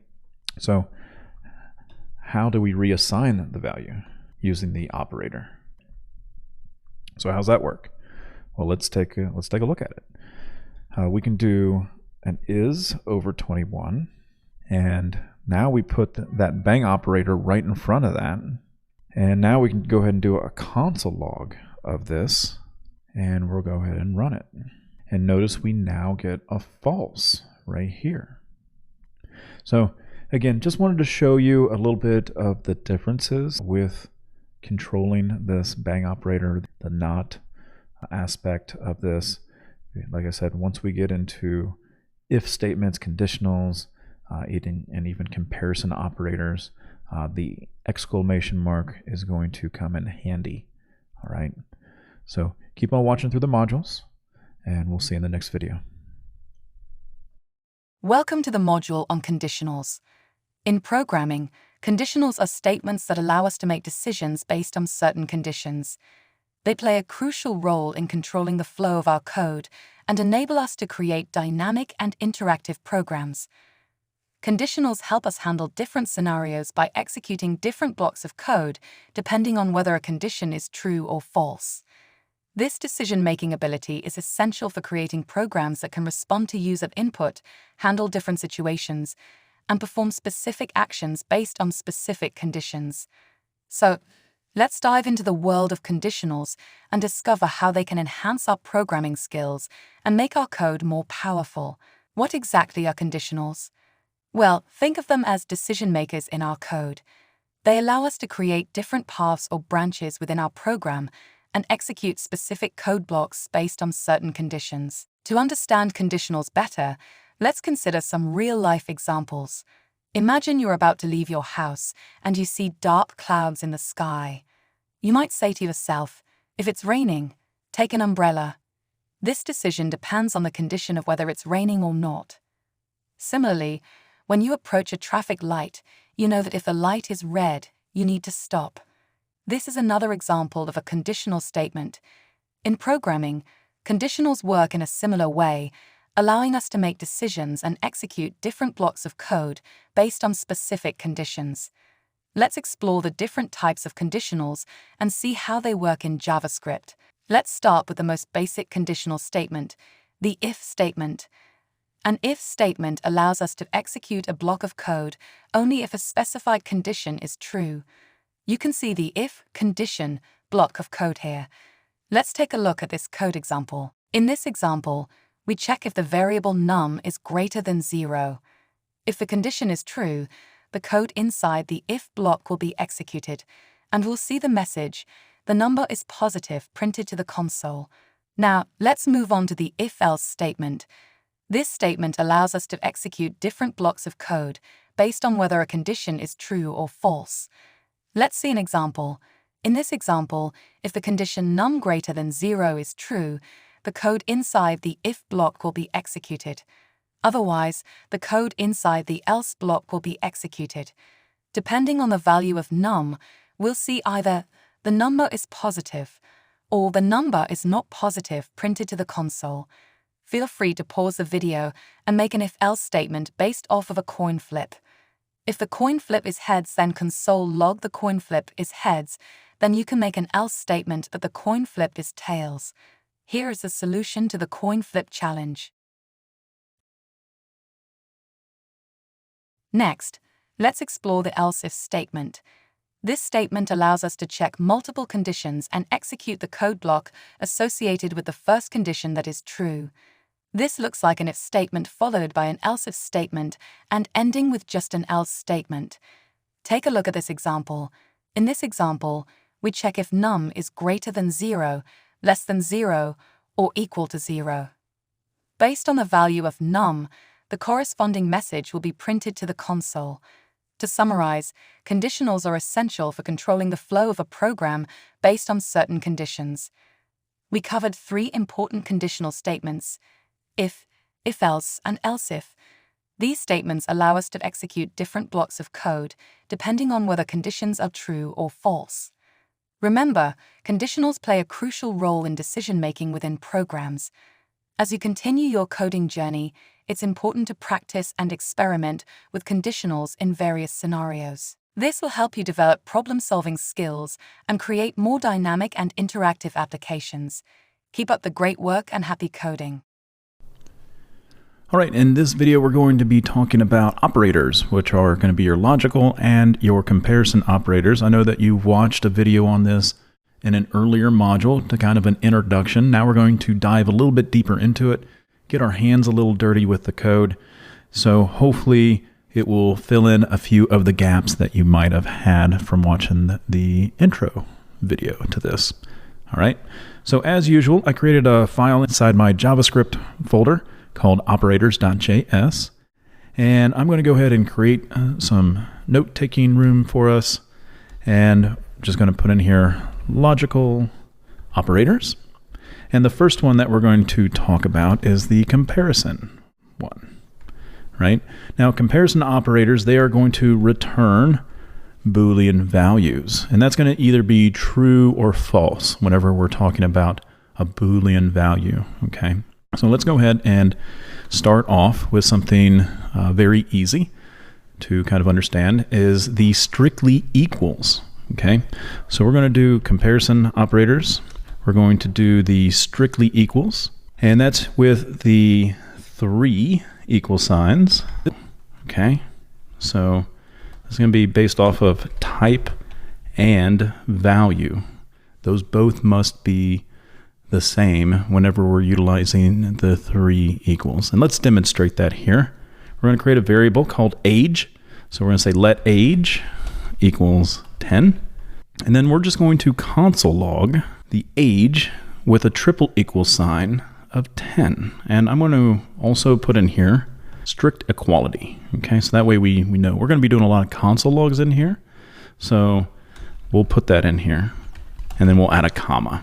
And that way it will just kind of flow with us here. So I'm going to run this, and I see the strict equality, it equals true.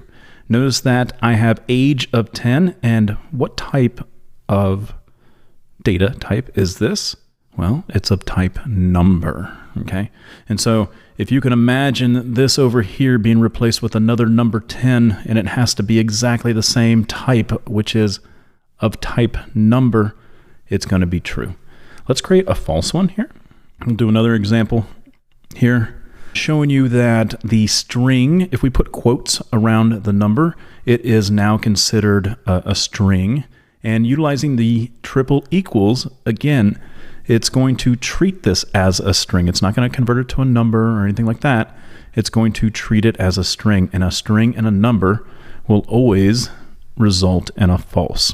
So that is where we're talking about where it is evaluating the value and the type, okay? Those two both need to be the same in order for this to work. Whatever's on the left side needs to equal the right side, very strictly followed, strictly equals, okay? So the way that I remember this is the triple equals, you have one more extra equals, that means you're going to be a little more strict, okay? Now, if we come down to the alternate side to this, we can do the loosely equals, and that's only 2 equal signs, okay? And with this, the type and the value, they can be different, okay? And what do we mean by that?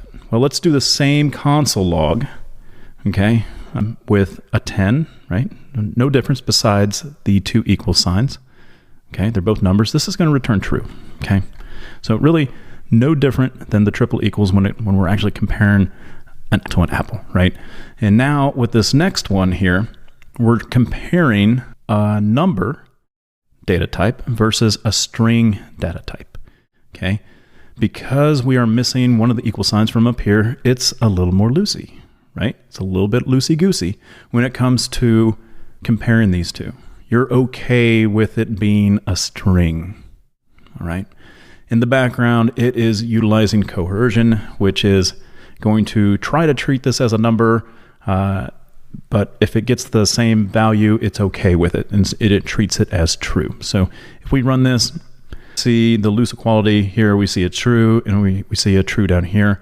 Again, up here, we had a hard false. So that's one of the differences that I wanted to show you there, okay? Now let's talk about the greater than, the less than, the equal to, and those types. Okay, so we have greater than, less than, and then we also have so there's the greater than, okay? There's the less than. And then I want you to pay close attention to the greater than or equal to. And it's just like how you say it in English, right? Greater than or equal to. Okay, so they're kind of smashed together. Now, it has to be in that order in order for that to work. All right. If you try to flip-flop it, it means something else in JavaScript that we're going to get to eventually. But for now, just know that just how you say it should be the way that you type it. Okay? Greater than or equal to. And then we also have less than or equal to. So let's do a few of these comparisons here with it. So we'll do a console log. We'll do a greater than. We'll put that in the comments here so that way we can see it a little bit better. And this is going to return false. Okay, we are saying, hey, is 10, right? Because remember, in memory, this is 10. Is 10 greater than 10? Well, that's false. That is not a true statement. Okay, so that's going to return false. We can save that, run it just to test it out. And the greater than, false. Okay, let's do another one. This is the greater than or equal to. Now this one's going to return true. Okay.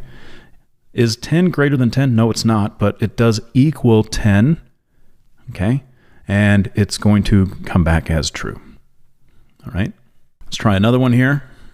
Less than, is the age 10 less than 10? Well, that's false. And then we'll go ahead and try out this last one here, which is going to be true because 10 does equal 10, okay? So we can save that, run it, and now we see those values in there, right? So again, you'll get a lot more practice with this once we start getting into if statements and some of the projects that we're going to have you do to test out your knowledge with this. But it should be fun. But just know that syntactically, the way to write these are the following. All right, let's dig into logical operators. And this is where we have the and, we have the or, and then we have the not. Okay, the and is just the two and signs. So hold your shift button down and put in the and signs. The or, you're going to hold down the shift button again, and the button that puts those two parallel bars in is right above your enter key. It's the backslash, right? So that's where those parallel bars come from. That is the or. And then we also have the not, which is the exclamation point. So all of these require the shift button in order to have access to these characters. But each one of these, except for the not, will usually take two conditions or two comparisons that we're trying to evaluate. Okay, so let's take a look at some of these examples here.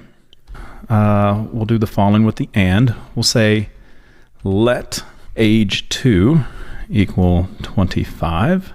And then we'll also do let has driver's license equal to 2, true. So let's do this. Let's go ahead and create a variable called is legal to drive. So we'll do const is legal to drive.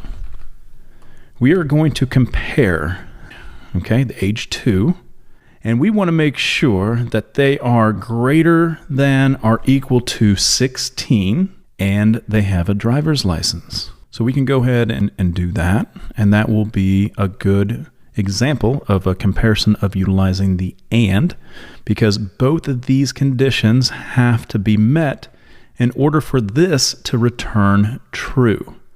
Okay, logical operators return true or false as well, or false. So let's go ahead and console log, and we're going to go ahead and run this, and we get the and operator here. It's true.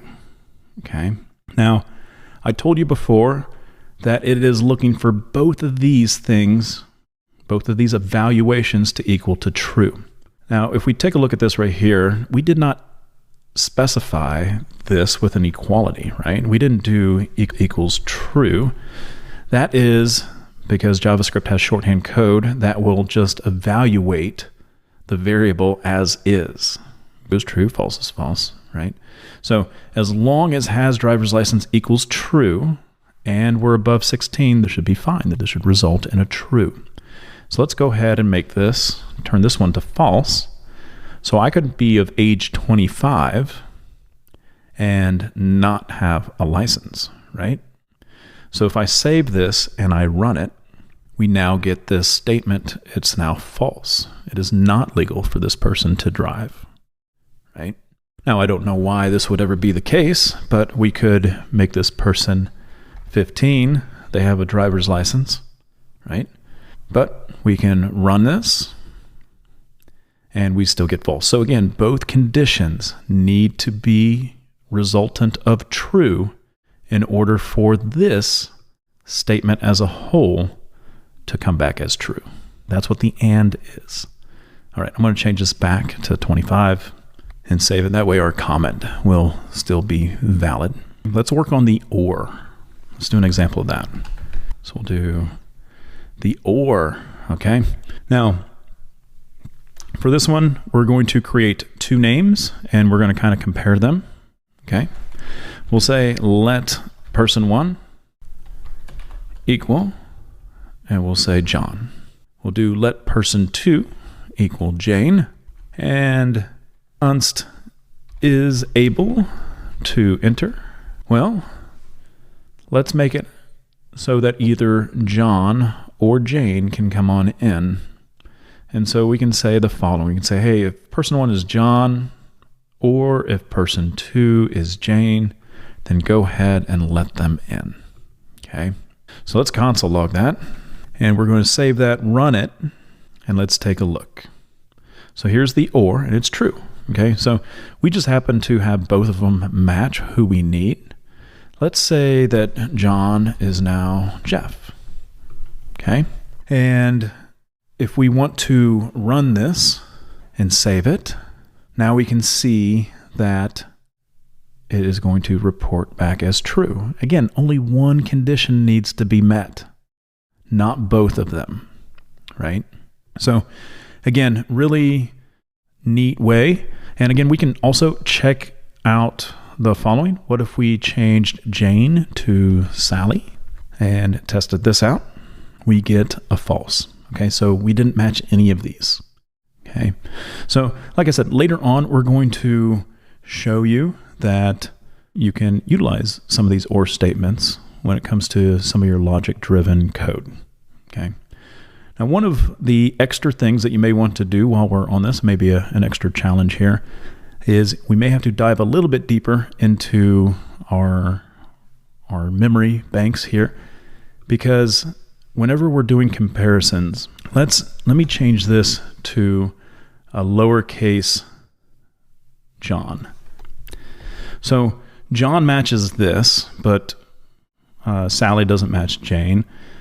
You would think that I could hit the play button and it would return true because this is a John, that's a John. But you have to remember that it is case sensitive. So the only way to get this to work is to do a real literal one-to-one to test this out.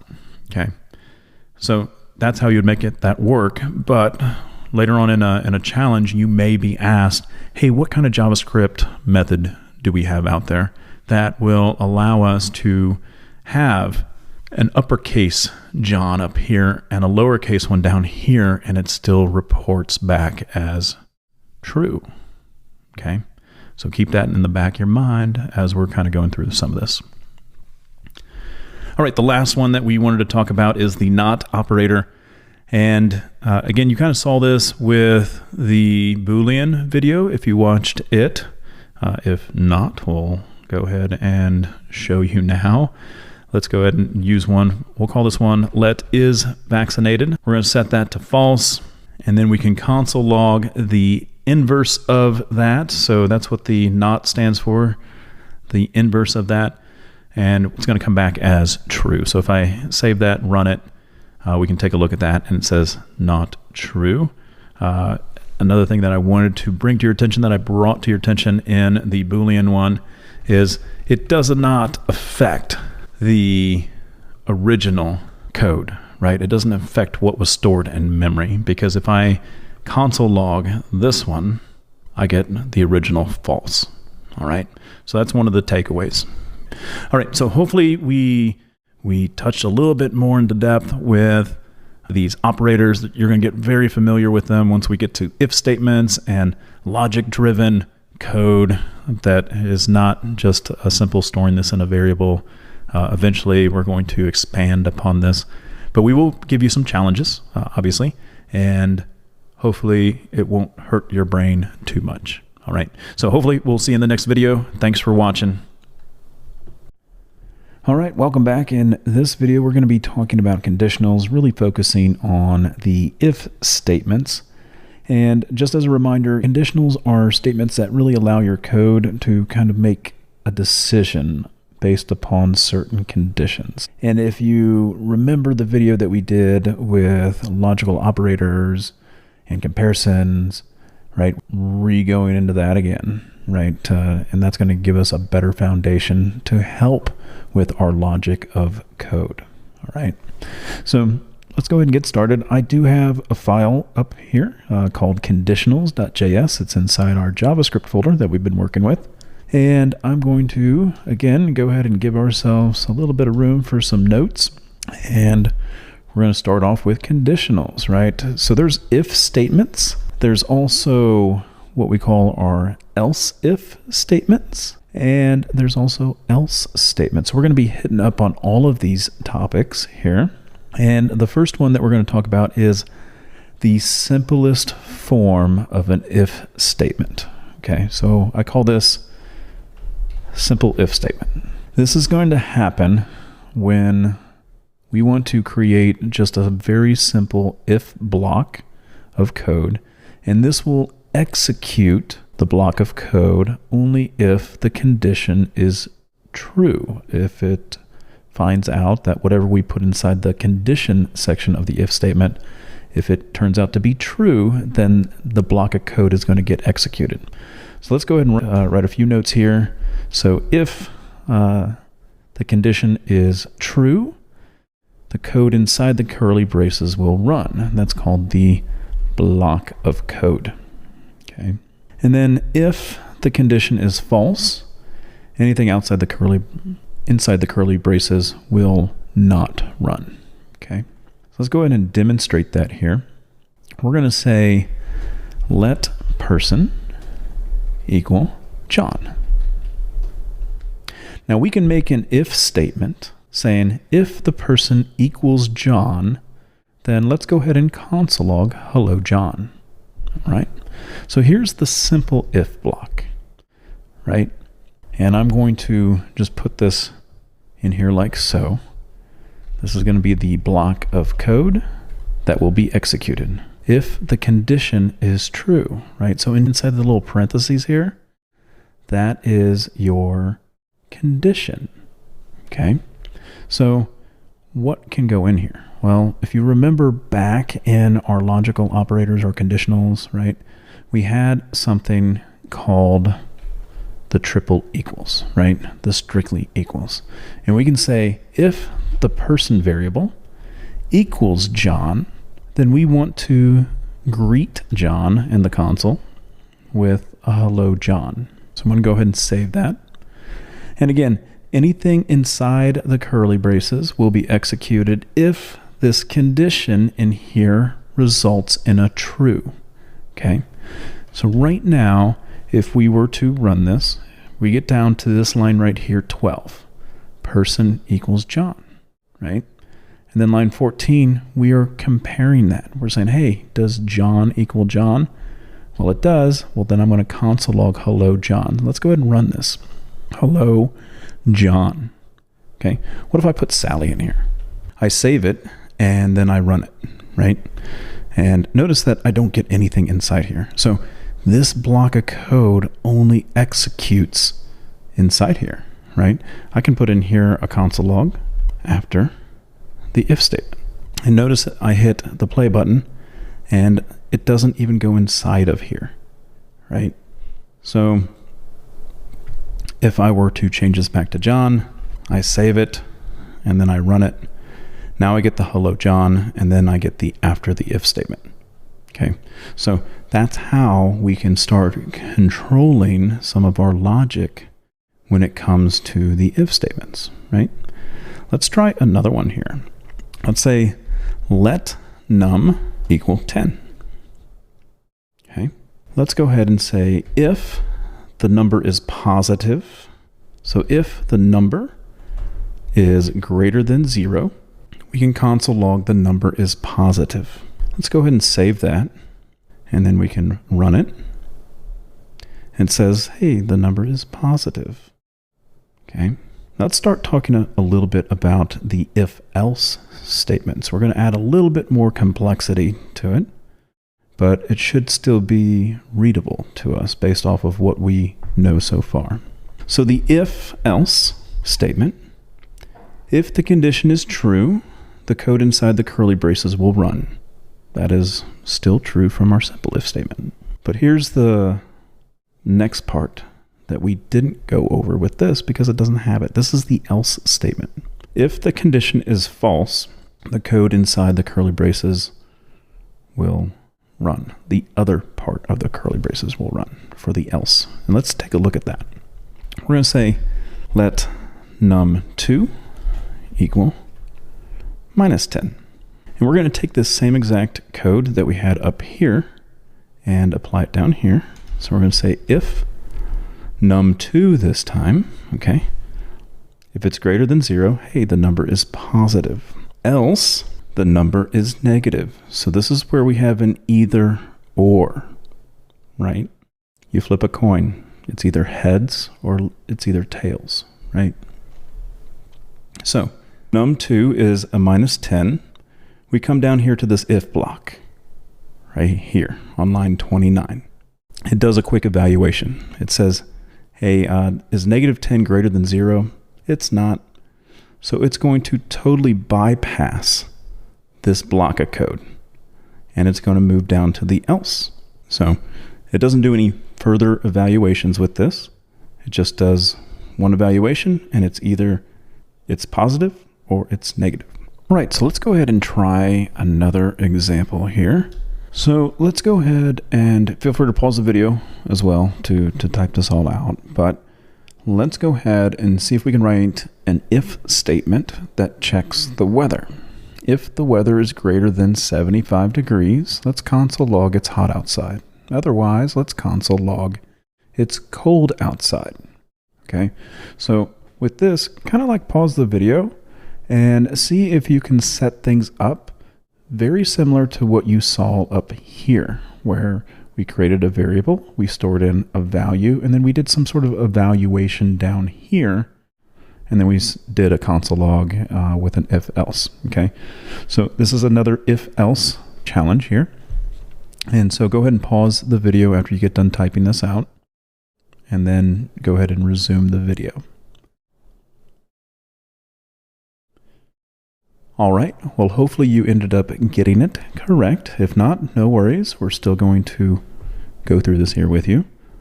So I create a variable here. Let weather equal, and we're going to say 80. Next is we're going to evaluate this utilizing an if statement. So if the weather is greater than 75, we're going to console log it's hot outside, right? Now that's just one part of it, okay? The next part is the else. Else, we're going to console log it's cold outside, right? Let's go ahead and run this, save it and run it. As we can see, it is hot outside. Awesome. Like any good tester, let's test this out with 25 degrees. Save it, run it. It's cold outside. Perfect. We completed that part of the challenge.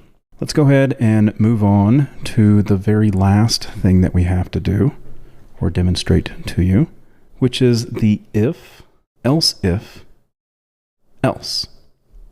Okay, so with this, we're going to have it set up in a way where we're going to conduct an if statement, just like we did here. And then it's going to reevaluate again with an else if to see if it matches that condition. And then lastly, if the second condition is false, the code inside the curly braces will run with the final else. Okay. So here's the instructions that I would like us to kind of follow along with for this one. It's a pretty interesting one. Students always like to have this one. All right, so let's go ahead and read some of this here. And feel free to pause the video, type it out. Gives you good practice. Now, if the hour of the day happens to be between 6 a.m. and 12 p.m., display good morning. If the hour of the day is between 12 p.m. and 6 p.m., display good afternoon. And if we have no match whatsoever, just go ahead and display good evening. Now, I did put something in here as 6 p.m. We're going to utilize a 24-hour clock just to make things a little bit easier so we don't have to do any kind of conversions for PM and AM, right? So let's go ahead and start coding this out. We're going to have a variable called current hour. And for now, let's go ahead and set that to 8 o'clock in the morning. And then let's go ahead and start performing some of these evaluations that we have to do. So we need an if block, all right? And we need to evaluate the current hour. Now, if you remember our logical discussion that we had, where we're utilizing the signs and the ors, right? We can actually put one of those types inside of here to do our evaluation for us, right? So we want to evaluate the current hour. We're saying, hey, if the hour of the day is between 6 a.m. and 12 p.m., display good morning. So if the current hour is greater than or equal to 6 and current hour is less than 12, let's go ahead and console log good morning. All right. So just by itself, we can highlight this to save our console. Let me go ahead and clear it out. But just by that, we do get a good morning, right? But if I were to change this to, say, 1300 hours, right? That's 1 o'clock. I save it, and then I run this. I get nothing in my console, right? Because we haven't made our else statements yet. And again, this is an else if statement. So we have 3 conditions in here that we are trying to meet, right? We're doing a 6 a.m. to 12, we're doing a 12 to 6, and then we have almost like a catch-all if it happens to be outside of those hours. So let's go ahead and do that.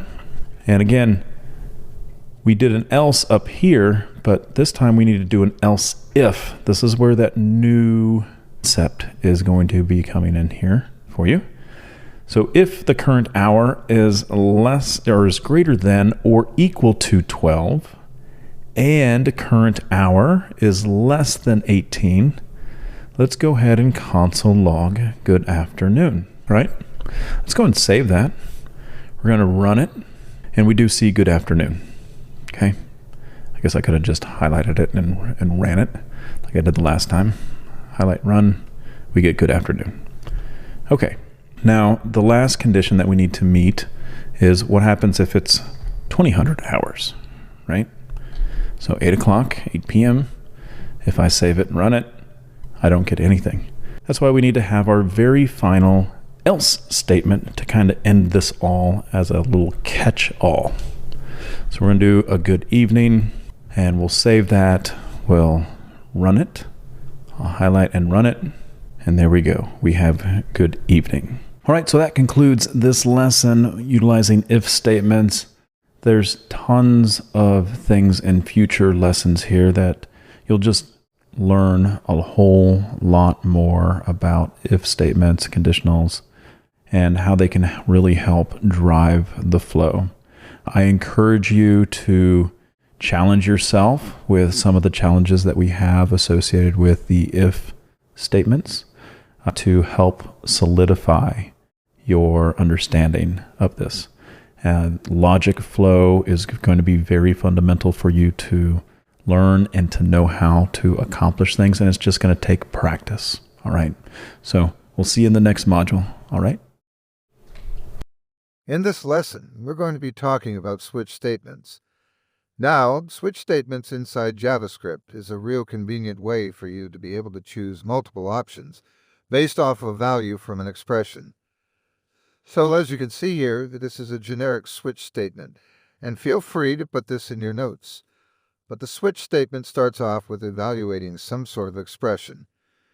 And then we're going to create what we call our cases that will match up with a value that we see right here. So at each value will get its own case, and notice that in between the cases, we have a break statement. In most switches, you're going to need to provide it with a default case that you see right there. You'll notice later on in the video that if we don't have any breaks in between the cases, that it will just bleed into the next case. So let's take an example here, and we'll go ahead and get rid of this code at the top. So let's say, for example, that we have a variable called day. So let's go ahead and create the variable, starting off with a let statement, and we're going to assign it day of Wednesday. We want a switch that's going to be based upon the day, and depending upon what day it is, we're going to display something in the console. We're going to make a switch statement, and here's the expression that we're going to type in here, which is the variable day. The switch statement itself, we're going to be provided with cases. So if the case happens to be Monday, then we want to go ahead and type in console.log. It's Monday, the start of the week. Now, just like we told you before, we want to make sure that we include breaks in here, and then I'm going to move on to the next case. I hope that you are seeing a pattern in what we are doing. This is a new case, and we will evaluate it for Tuesday, Wednesday, Thursday. This is a unique one where we're going to have multiple cases evaluated at the same time.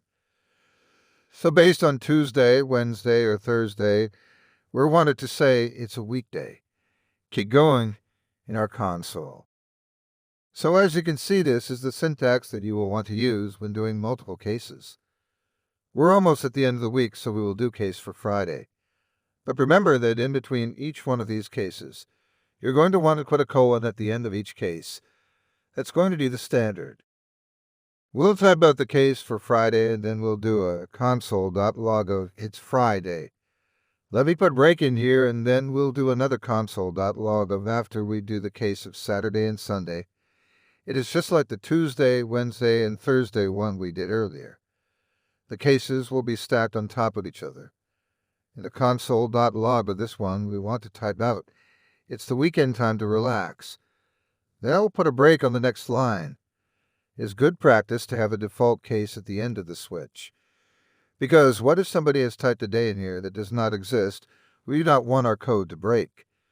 So we'll do console.log and type invalid day in between the parentheses.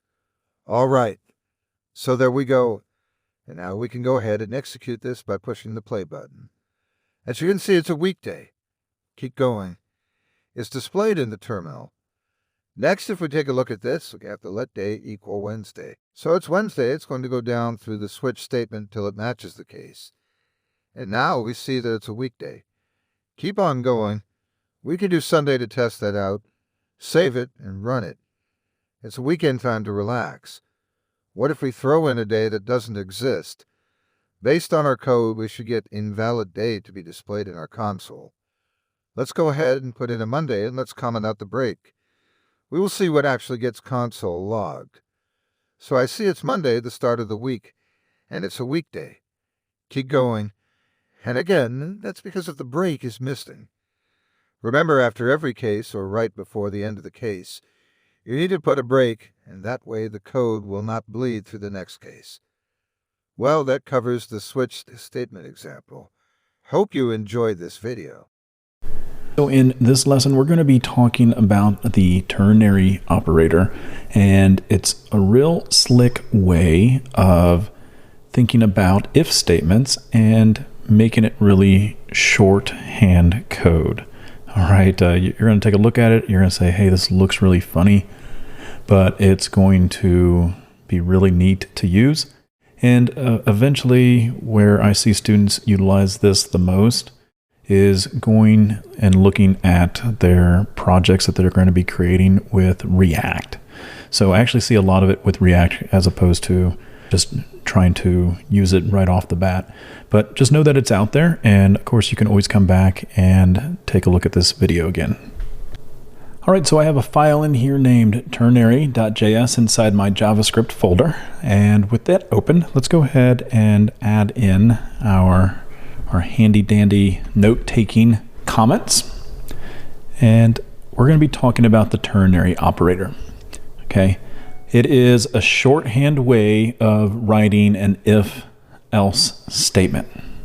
Okay, it's a very clean way of looking at an if-else, assuming that it's usually like one line of code that needs to go inside the if statement. Anyways, we have the condition that we need to evaluate that you can see right there. followed by the expression. So this expression right here will get executed if the condition on the left side of the question mark is a result of true.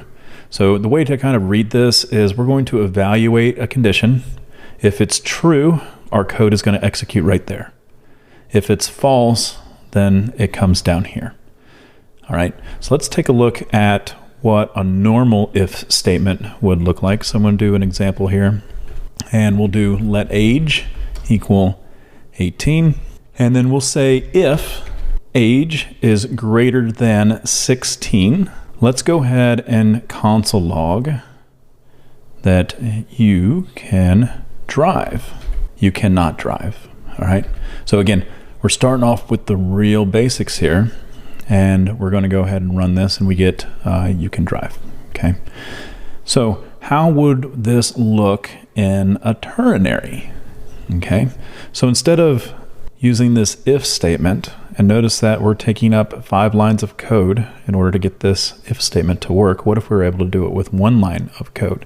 And so that's another reason why ternaries are a little bit of a slicker way of doing an if-else statement.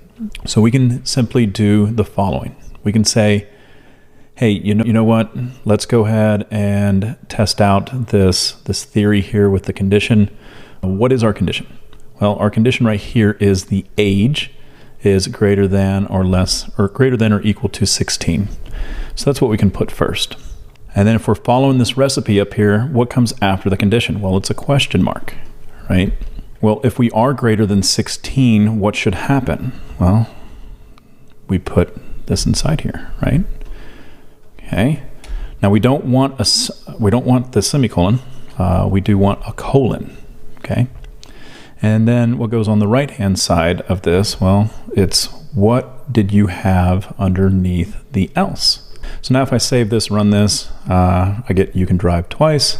I can double check this with putting 11 years of the age, and I can run this, and I see that you cannot drive. Okay. So again, real simple way of taking an if statement and making it into a ternary. Okay. Let's look at one where we're actually like maybe assigning some values here. We'll do this. Convert this if else to a ternary operator. Let current speed, we're going to set that equal to 50. Let the speed limit equal 60. And then we want a message for right now. And we're not going to set that to anything. Now our normal if statement that we're going to have is if the current speed is greater than the speed limit, our message should be displayed, hey, you're over the speed limit. Else, we have this message equals you're within the speed limits. So now this if else that we just created should work if we come down here and we console log the message, right? We just stored it in there. We didn't actually console log anything. But if we save this and we run it, we now see, hey, I'm within the speed limit. Okay, I'm going 50. But let's convert this over to a ternary. Okay, we'll do the following. We'll say message equals, and we're going to put our condition that we put in here first, right? I'm going to grab that, put it in there. Again, if I'm following our recipe, after the condition, if I scroll up, what comes next? Right? It's that question mark. So that's what we need to put down here. So question mark, and then, well, what comes after that? Well, if it is greater than, then we need to put this in here. And then our else is simply this, okay? And I can go ahead and console log the message. Let me comment out this. And this is what a ternary would normally look like when we're coding things out in the real world here without console logging, right? Maybe you're creating a game and you wanted to evaluate, did you go over the speed limit? Well, looks like we are within the speed limits, right? We did not go over. But if we change this to 80, we save it, and then we can run it. It says you are over the speed limit. Okay, all right. Well, like I said, we don't expect you to know everything about ternaries, and the longer that you are going to be developing and getting yourself into a React situation, that's when ternaries really shine, is with React. But again, know that they're out there. You can always come back and watch this video. We'll throw out a few challenges going over ternaries to get you used to them, but it really comes a lot later on in your learning path whenever you are at a boot camp. Right, so you should be at a point right now where you're able to utilize some of the stuff that you have learned so far with creating variables, doing conditional statements, arithmetic operators, as well as a console log in order to complete this project. And so this is called the laundromat project. Everything's going to be really done in the console for this, but you will need to utilize something that we haven't really talked about quite yet, and we haven't got into HTML or anything like that. So we're going to utilize this item here called prompt, okay? Because we're going to need to get some user input. We want this to be a little more dynamic than just hard coding in values. And so the best way to go about utilizing prompt is to actually use it on JS Fiddle. So that way we don't have to build out an HTML page or anything like that. We can just hit a simple play button. So what does that look like? What does prompt do for us? And then we'll get right back into going over the project with a little bit of tips and hints for you. So let's look at this right here. So I have a simple variable called apple count, and then I have this new thing that we see here that we haven't really talked about, which is prompt. And notice it's just like console.log, but we're using something here called prompt with parentheses on here. And then whatever we have inside here is encapsulated with quotes, right? And so what this will do for us is if I hit the run button, we have user data up here, right? And what I'm going to do is I'm going to just type in the number 6. I'm going to hit OK. And then notice in the console log here, I have 6. I have exactly what I typed in. But notice that I have quotes on this. And that means that it is in fact a string, and you're going to have to do a little bit of Googling to kind of see what do I need to do in order to convert a string to a number. And once you do your Googling, you can wrap this entire prompt in what you find, okay? And again, this is a string, and we can validate this with a type of, and if I hit the space bar to make that 2 separate words here, let me go ahead and run this. Let me clear the console first. Clear it, run it, and I don't care what I type in here. I'm going to type the number 5. We notice that it is in fact a string, okay? So again, you're going to have to do a little bit of Googling on how to turn a string into a number. That's what I would type in there and see what you find, okay? And that's going to be my hint number 1. But just know that whenever you use prompt, that keyword prompt, it will store something in there in that variable right here.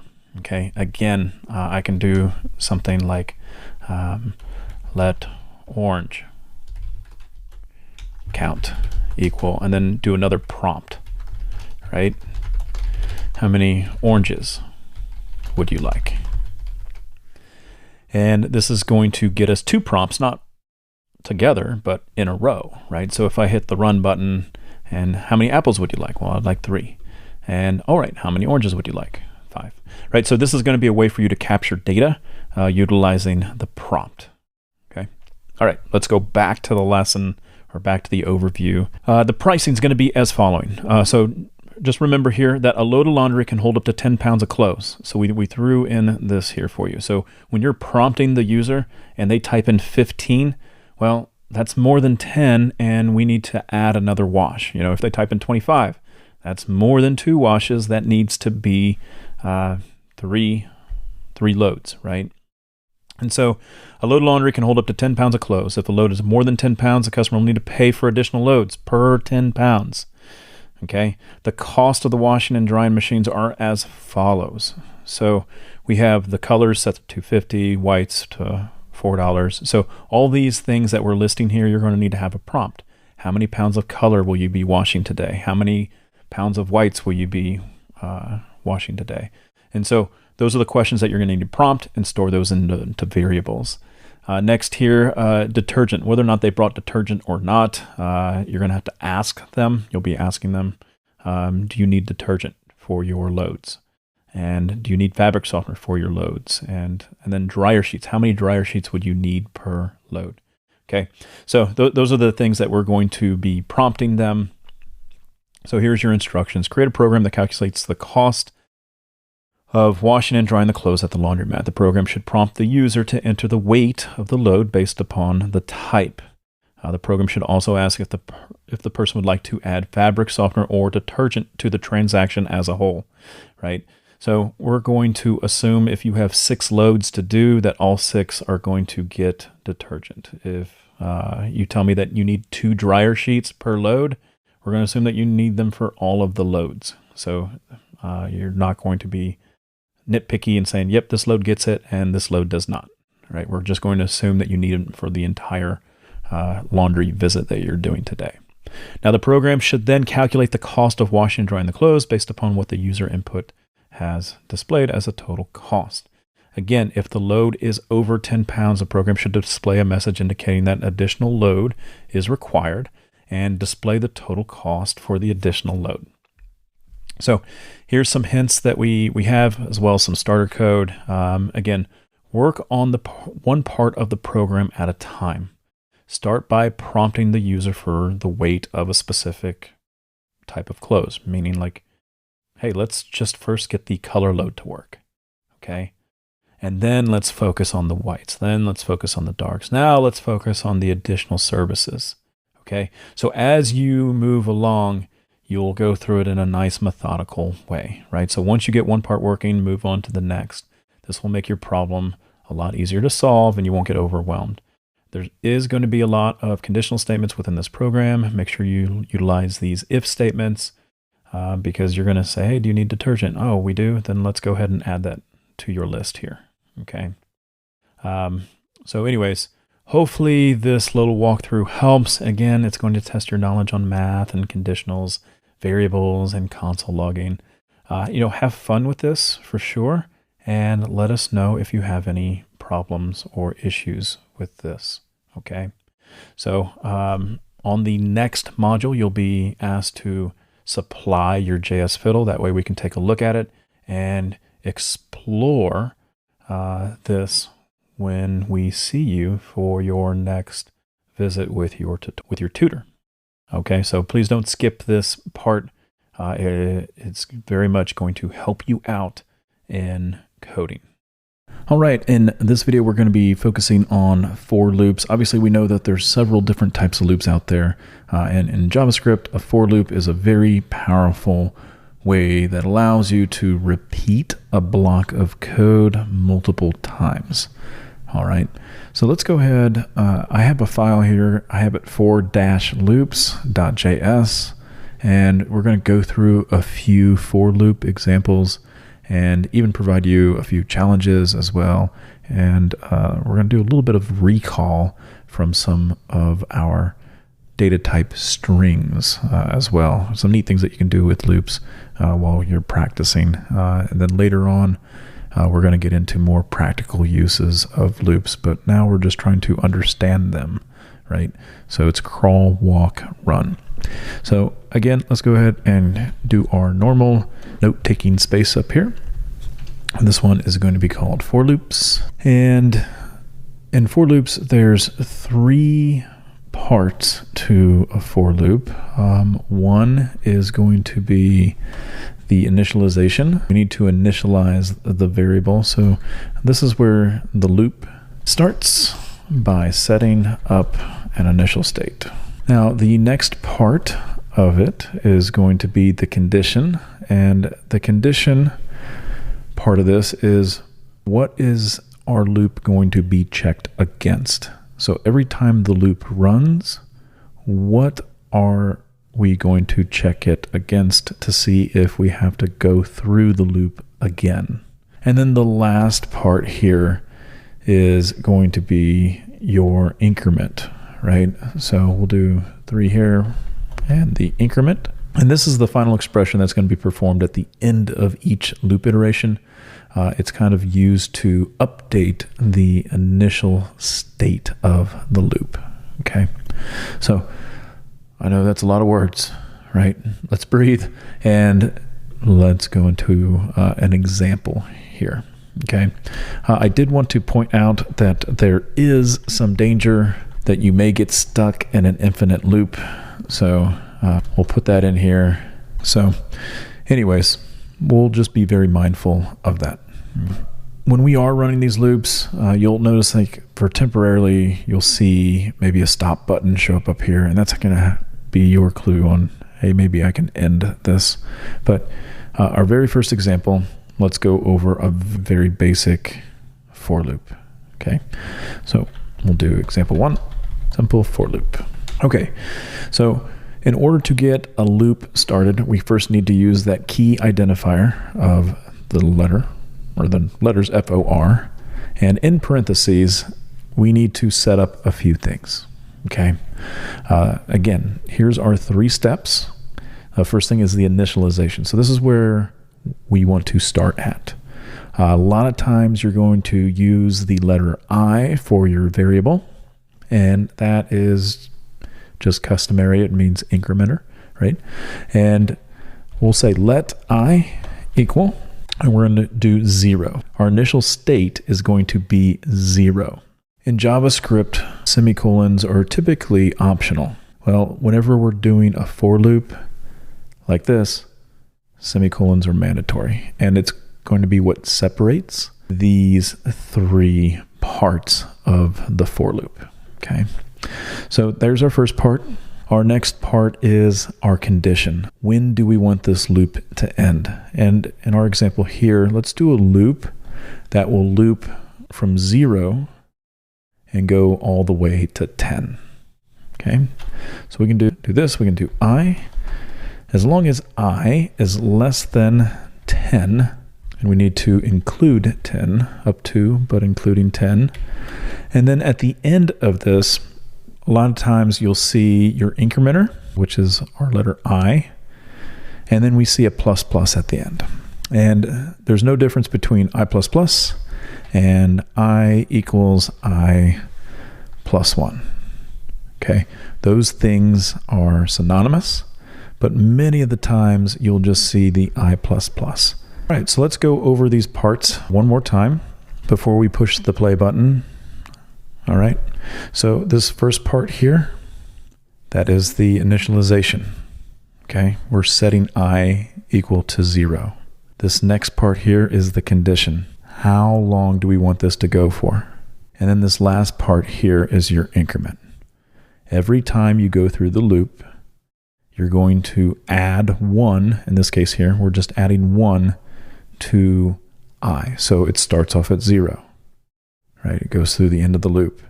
It checks to see what our incrementer is. In this case here, it is 1. So it says 0 plus 1. I is now 1. It's going to keep going through this loop over and over again until we reach this condition here. All right, let's go ahead and push play, see what we see. And there we go.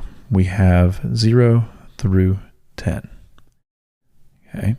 So again, real simple example of a basic for loop. All right, so now that we have a simple example of a loop here, we can even do strings as well. I want to introduce that to you also.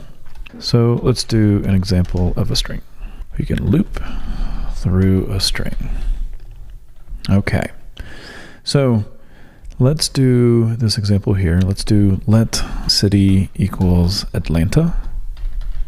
Okay, and we would like to do a for loop that would go through this letter and just console log each letter. Now, something that you may remember from our string class is that each one of these letters can be referenced utilizing square brackets. So how do we do that? Well, first we can do like a console log of city, and then we can use those square brackets. And if you remember in JavaScript, everything is 0 based. So that very first letter is not 1, it is 0, right? And so we can do that. We can run this, we can hit the play button, and we see the letter A right here, okay? Well, what if we want the next letter, right? Let's do a console log of the next letter. Save it, run it. I get the L, okay? So if we're seeing a little bit of a pattern here, okay, we just did a for loop up here and it looped through all the way to 10, right? And each time it went through the loop, the I got adjusted, meaning it started at 0, it went 1, and then 2, and 3, and so on, right? And so in our code here, we can kind of take advantage of this a little bit. So let's make a simple for loop. We'll do for, and then we'll do let I equal 0. And then let's go ahead and count out how many letters Atlanta is. So A-L-A-N-T-A, I counted 6. Okay, so we want to go through this at least 6 times. So as long as I is less than 6, and then we can do the I++. Now, I just want to demonstrate here to you that if we do all cities with the square of 0, save it, I get a lot of A's, right? As a matter of fact, I'm going to comment these out so we don't get confused, and simply just highlight this and run it. So I get 6 A's. Well, I don't want A's. I want A-L-A-N-T-A, right? So what can I change in here? Well, I can put a 1 in here, right? And save it and run it, and now I get L's, right? But I need something a little bit more dynamic, right? And if we go in here and we put an I, we save it, run it, I get Atlanta, right? Now, what if I change the city to Indianapolis? And I save this, and then I run it. Well, I get Indian. I don't get Indiana, right? Or Indianapolis. So is there something that I can do to my code that will give me the size of this, or maybe the length of the string, so that way I don't have to keep hard coding in the value here? I can use something else. Well, the answer to that is we need to use the length property. So if we wanted to know how many letters are in here, we can simply do a console.log of city.length, and we can get how many is in there. It says down here 12, right? So if I come up here and I do 12, save it, run it, I get Indianapolis. But again, I want this to be dynamic. I want this to be universal. I want this to work for any city that I decide to put in there. And for that, we can just go ahead and reference the variable city and do a dot length. So as long as we know the city length, we will keep on going until we get to that number. As soon as we get above that number, then we're going to stop. And notice that we're not putting the equal sign in there. And again, that's because JavaScript 0 base, the dot length is not 0 base. It actually starts at 1 when it starts to count, right? So just keep that in mind. So if you were given a challenge or asked by your instructor or tutor or teacher assistant, then you should be able to perform this function or this loop here based off of a name, right? So anyways, a real neat way of going about it. And again, we made it dynamic.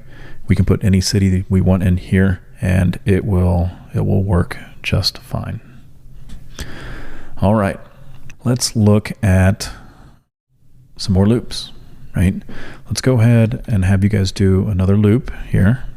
We'll call this one a little mini challenge. And what we want you to do is we want you to create a loop that goes from 0 or goes from 1 to 100, okay? And we only want you to console log the even numbers, okay? Now there's 2 ways to kind of go about this. We can take a look at both, okay? But one of them will include an if statement. The other one will not. So go ahead and pause the video right here and see if you can figure at least one of those ways out. All right, let's go over the solution to this little mini challenge.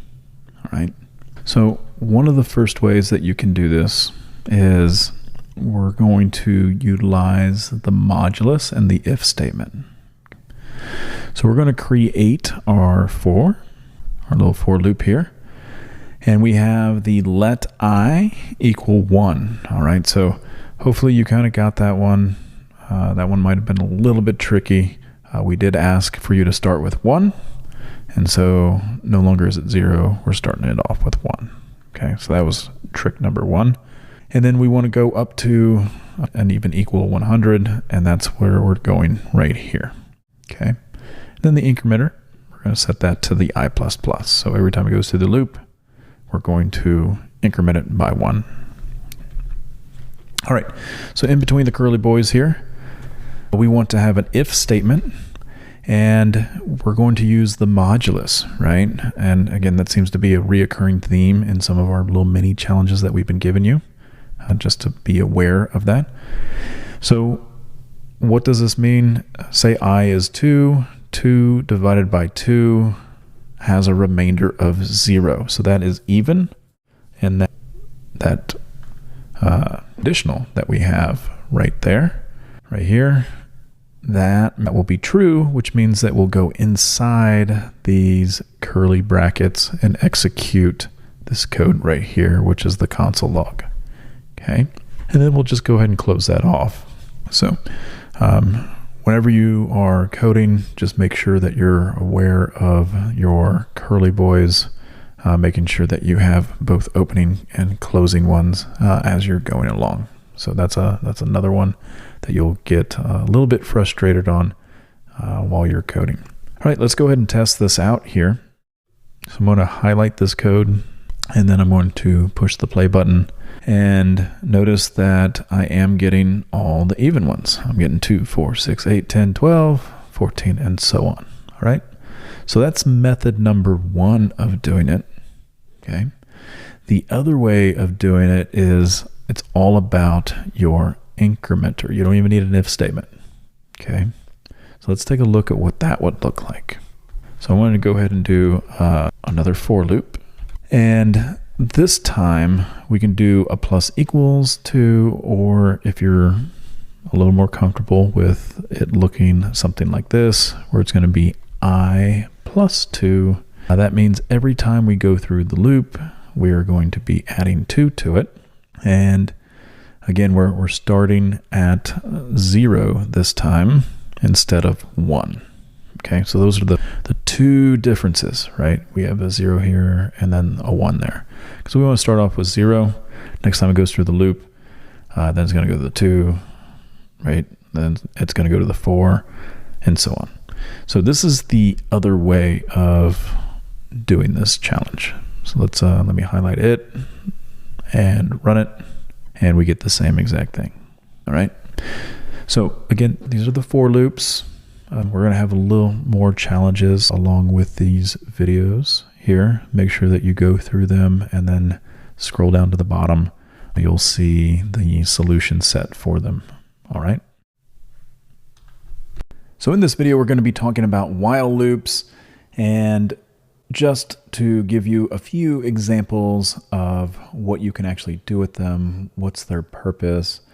We're also going to work a little bit with HTML and JavaScript, just to show you a real interesting way to utilize a while loop if you're trying to ask somebody maybe a secret phrase, and you got to keep asking them over and over until they give you what you want.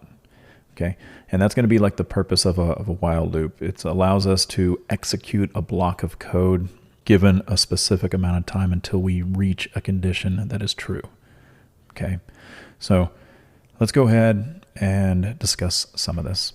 With the while loop, I created a while-loop.js, and I'm going to be giving ourselves a little bit of room here for our standard coding notes. So when it comes to while loops, all right, let's make some definitions here. So while loops are used to execute a block of code multiple times. All right. While loops are used when we don't know how many times we want to have that loop happen. Okay.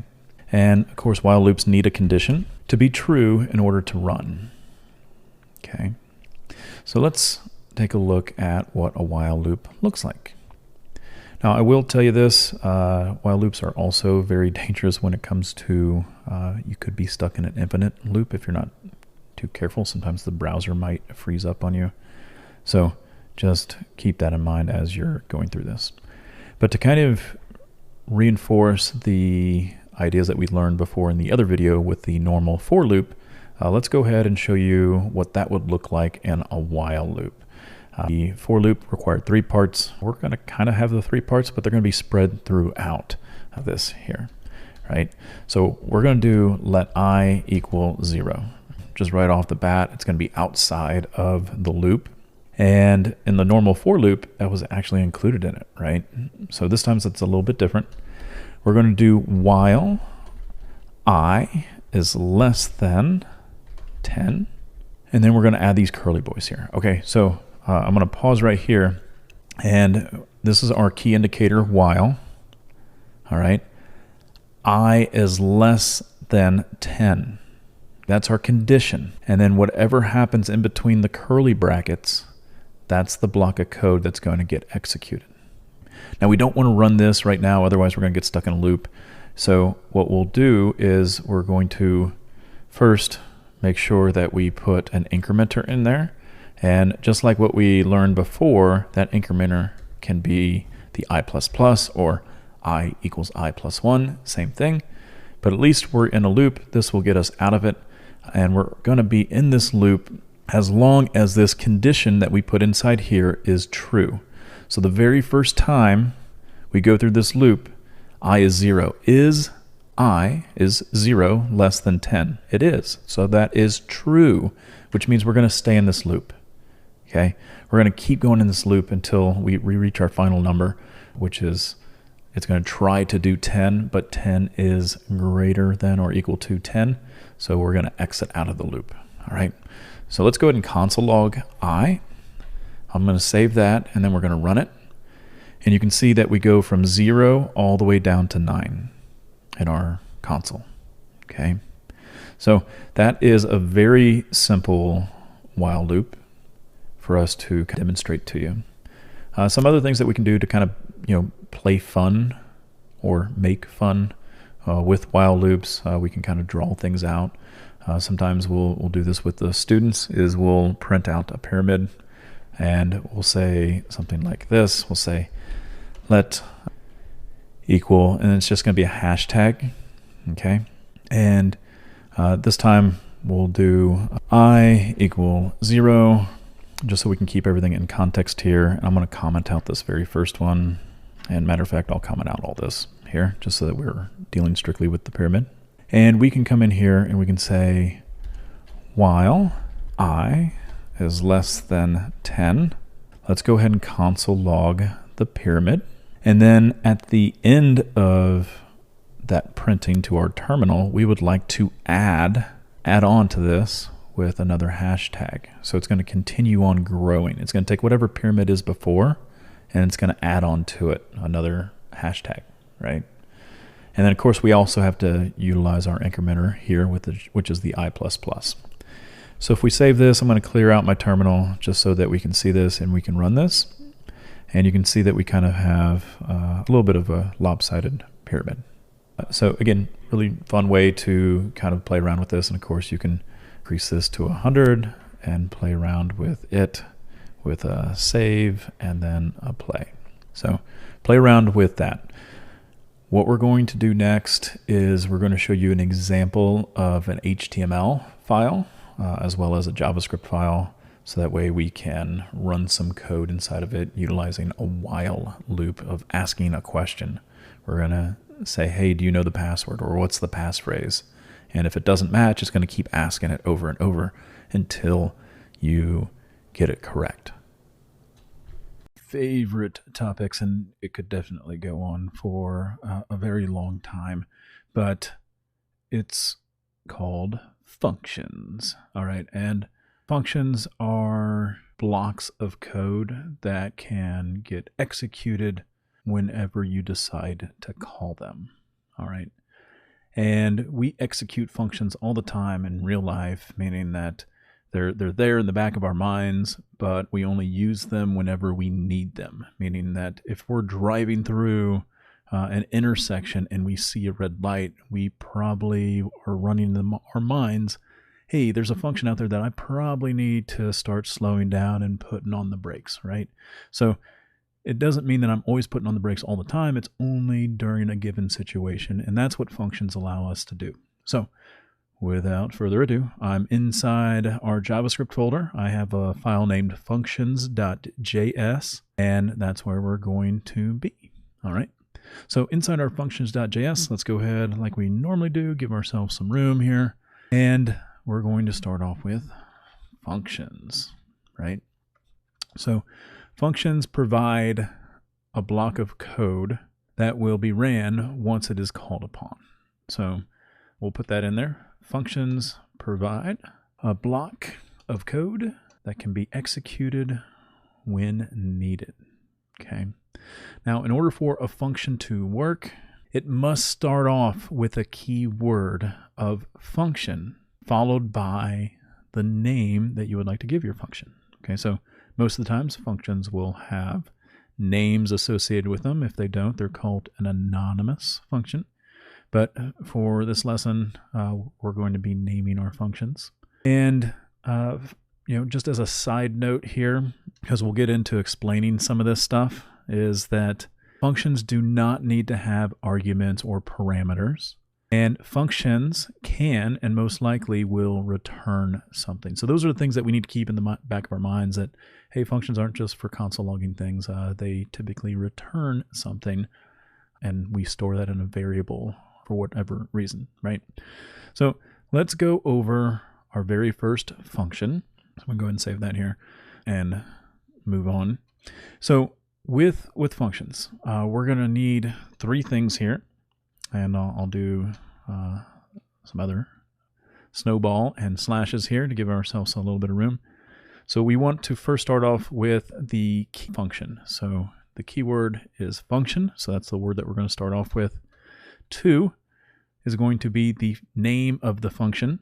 And then 3, we can add parameters or arguments. And our very first one, we're not going to have any parameters or arguments. So just like what I have up here on line 7, we're not going to have any. All right, so let's go ahead and do an example. So I'll do function. So that's the keyword that we need, okay? And then we're going to go ahead and just do an example 1. And then we want to do left and right parentheses, okay? And then we want to follow that up with a curly bracket. And then I'm going to do a console log of example 1 function has been called. And let me fix the spelling. The way that functions work, again, functions provide a block of code that can be called and executed when needed. So if I save this and I run this, I get nothing whatsoever over in my code output. Okay. And that's because in order for this function to be used, we must call it. Okay. And so that's what I want you all to know, is that we can come up here and we can say, you must call the function in order to execute it. So how do you call it? Well, it's almost just like if you had a kid. How would you call it? Well, you would say the name, example 1, and then this is how you make the connection, is you use the left and right parentheses. That is calling the function. So now if I save this and I run it here, it says example 1 function has been called. Okay, so I'm going to mark up a little bit of a descriptor of some of this. So this is the one, and then this corresponds with the one that we see up here on line 14. And then we'll put a 2 over here, and then we'll put a 3 here. So again, this corresponds with what we just did up here. So the 3, this is the 2, this is the 1, right? So the keyword is the function, and then we have the name of the function. That's in my yellow. And then we have the parameters for the argument, okay? So that is your bare bone example, okay? Now, a lot of times in class, I always get students that will say, hey, does it matter where I call it at? Can I call it down below? So let's demonstrate that. And if we save that and run it, we do get the example one function that's been called. A typical interview question that they're looking for is why? Why can I call it above the function statement? And that's because that functions are hoisted. And if that's a new term to you, no worries. You may not have gotten to the video quite yet, but we're going to have a special video going over hoisting as well as scope. All right. So again, this is just a bare bone example of a function. We have a lot more examples to kind of go through, but the function, it doesn't matter if it's at the very top of the page, down below. It only gets executed when you call it. Okay. Again, another mistake that a lot of students make starting off is they'll create the function, but the last thing that they forget to do is they forget to call it, because I can run this all day and not get anything, right? But as soon as I call it, then I can see it show up in the console. All right. So that's one of the main differences that I really like about functions, because you are in control of when some lines of code get executed. All right. So let's go ahead and continue on with some other neat things that we can do with functions. All right. So let's take an example here of we have a game and the player's score is 10,000 and they would like to restart the game, which means that the score needs to be reset to 0, but only when we need it to be reset, right? So a great solution to that is to create a function that can reset some values back to normal, all right? So we can say let player 1 score. We're going to set that equal to 10,000, all right? Now we're going to have a function, and we're going to call this one reset player score. And in between the curly boys, we're going to have the player 1 score. We're going to set that equal to 0. All right. So let's play this game here. We'll do a console log of the player 1 score. Okay. And that way, if we save this, we run this, notice that we get 10,000. Well, I thought that we had this function in here, right, to reset it. Well, we do. We just haven't called it. Remember, in order for the function to actually be ran, you must call the function. Okay. So how do we call reset player score? Well, we can do the following. We can say reset player 1 score, or reset player score, and then left and right parentheses is needed. Okay. So that's the key thing here is it is needed. So let me clear this out, and then let me highlight and play, and there we go. It is 0. And to further demonstrate this, we could come over here and do a console log of, we'll do player score before the reset, and then here we can do a player score after the reset, just to get an idea that, hey, it's not being changed up until the point that we run this function. Okay, so let's save that, let's run it, and we can push play. So the player 1 score before the reset, it's 10,000, just like we expect it to be. And then we also have the player 1 score after the reset, which is 0. All right. Next, let's talk about functions that take arguments or parameters. And that's kind of cool here. So I'll go ahead and scroll down. All right. So example of functions that take arguments. Okay. Inside here, I do want to specify that it's going to, I'm going to put an exclamation mark on here. Arguments are values that you pass into the function when you call it, and they are comma separated. So that's important to note for this. So we can have an example. We'll do function example2, and we'll do a param1 and param2, and we'll go ahead and console log each one of those. All right, so let's throw something at this example2. All right, we created it, yes, but are we actually using it? No, because we haven't called it, right? And so when we call this, we're going to type out the name of the function that we want. Okay, so we called it example2, so it's going to run example2, right? And if we run this, notice that param1 is hello, param2 is world. So there's a direct correlation to positioning here, right? Look at that position. So if I were to have flip-flopped these, okay? So if this one was world and this one was hello, right? I get world hello. Another note that I want you all to think about when it comes to these functions, right? Notice that we gave it an argument here of param1. That means in this envelope, I always picture the functions as they have multiple envelopes inside of them. And the first envelope is labeled param1. So whatever I shove in here, in that envelope, it can be referenced in the first part of the comma, whatever comes first there in that parameter. So notice that whatever I shoved in this envelope got labeled as param2, right? And that's very evident over here, world and then hello. Well, what happens if we don't send any parameters whatsoever? Does the function still run? Well, let's try it out. We're here to break things. I'm saving this, and then I'm running it. Let me go ahead and clear this out, and let's run it.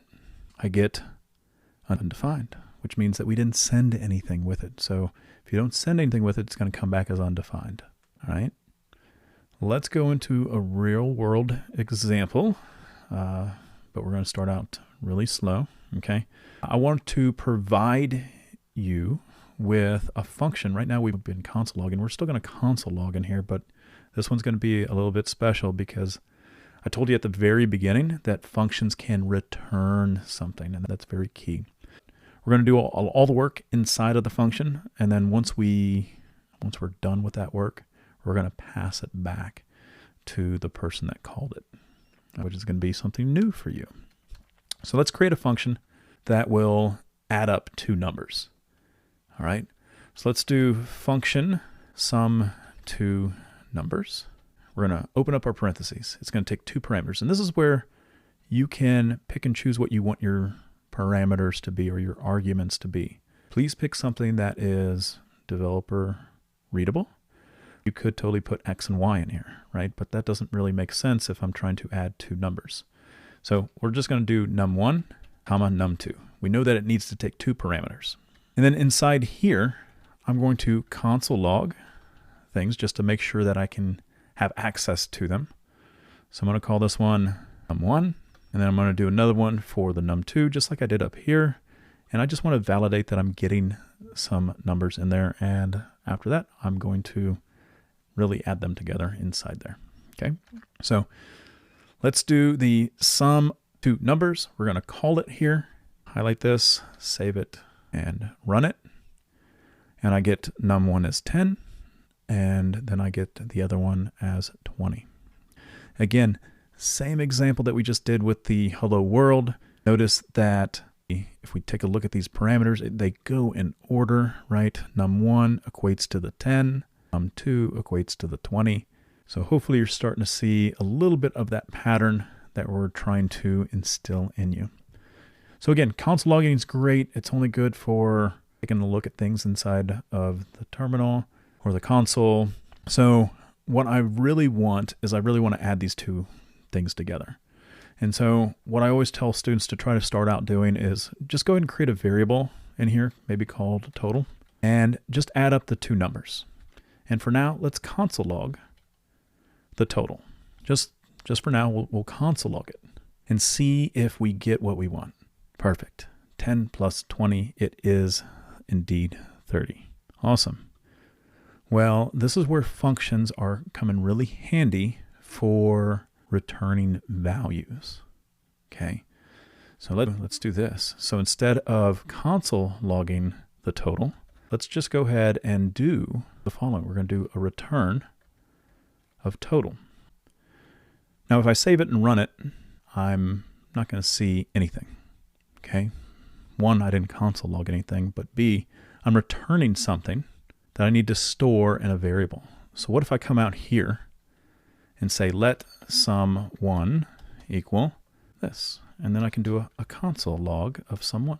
So let's save it, run it, and now I get sum1 equates to 30. I just stored this in a variable, and guess what? Functions are reusable, right? So let's do a sum2, and let's console log sum2. So if I save that, and then I run this, I get 30, and then I get 300. So again, I just used a function.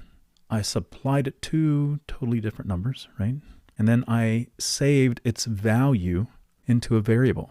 And that's what you are mainly going to do with functions out there, or one of the ways that you're going to work with functions out there is they're going to return something, okay? A little follow-up challenge here for you. What we're going to do is we're going to write a function that will take a temperature in degree F, or degree Fahrenheit, and convert it to degree C, which is degrees Celsius.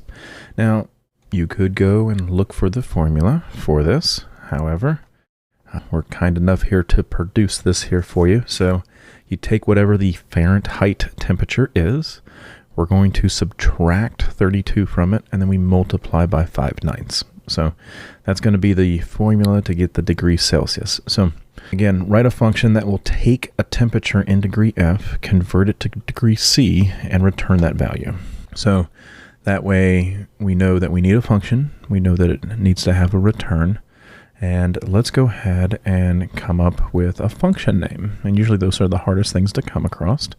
I always make the joke that I didn't get a chance to name my kids because if I did, they'd be like tax deduction 1, tax deduction 2, tax deduction 3, and so on. But coming up with the names of the functions, you kind of want it to be a little bit descriptive in it. And this one right here, function convert Fahrenheit to Celsius, and it takes in a temperature F. Okay, so I'm going to put some curly boys in here. And usually the way that you'd want to go through this logically is maybe add a few comments in there and go off of some stuff that we've already done before. So if we take a look at the sum of two numbers, we knew that we had to create a variable, assign it, and then do some math, right?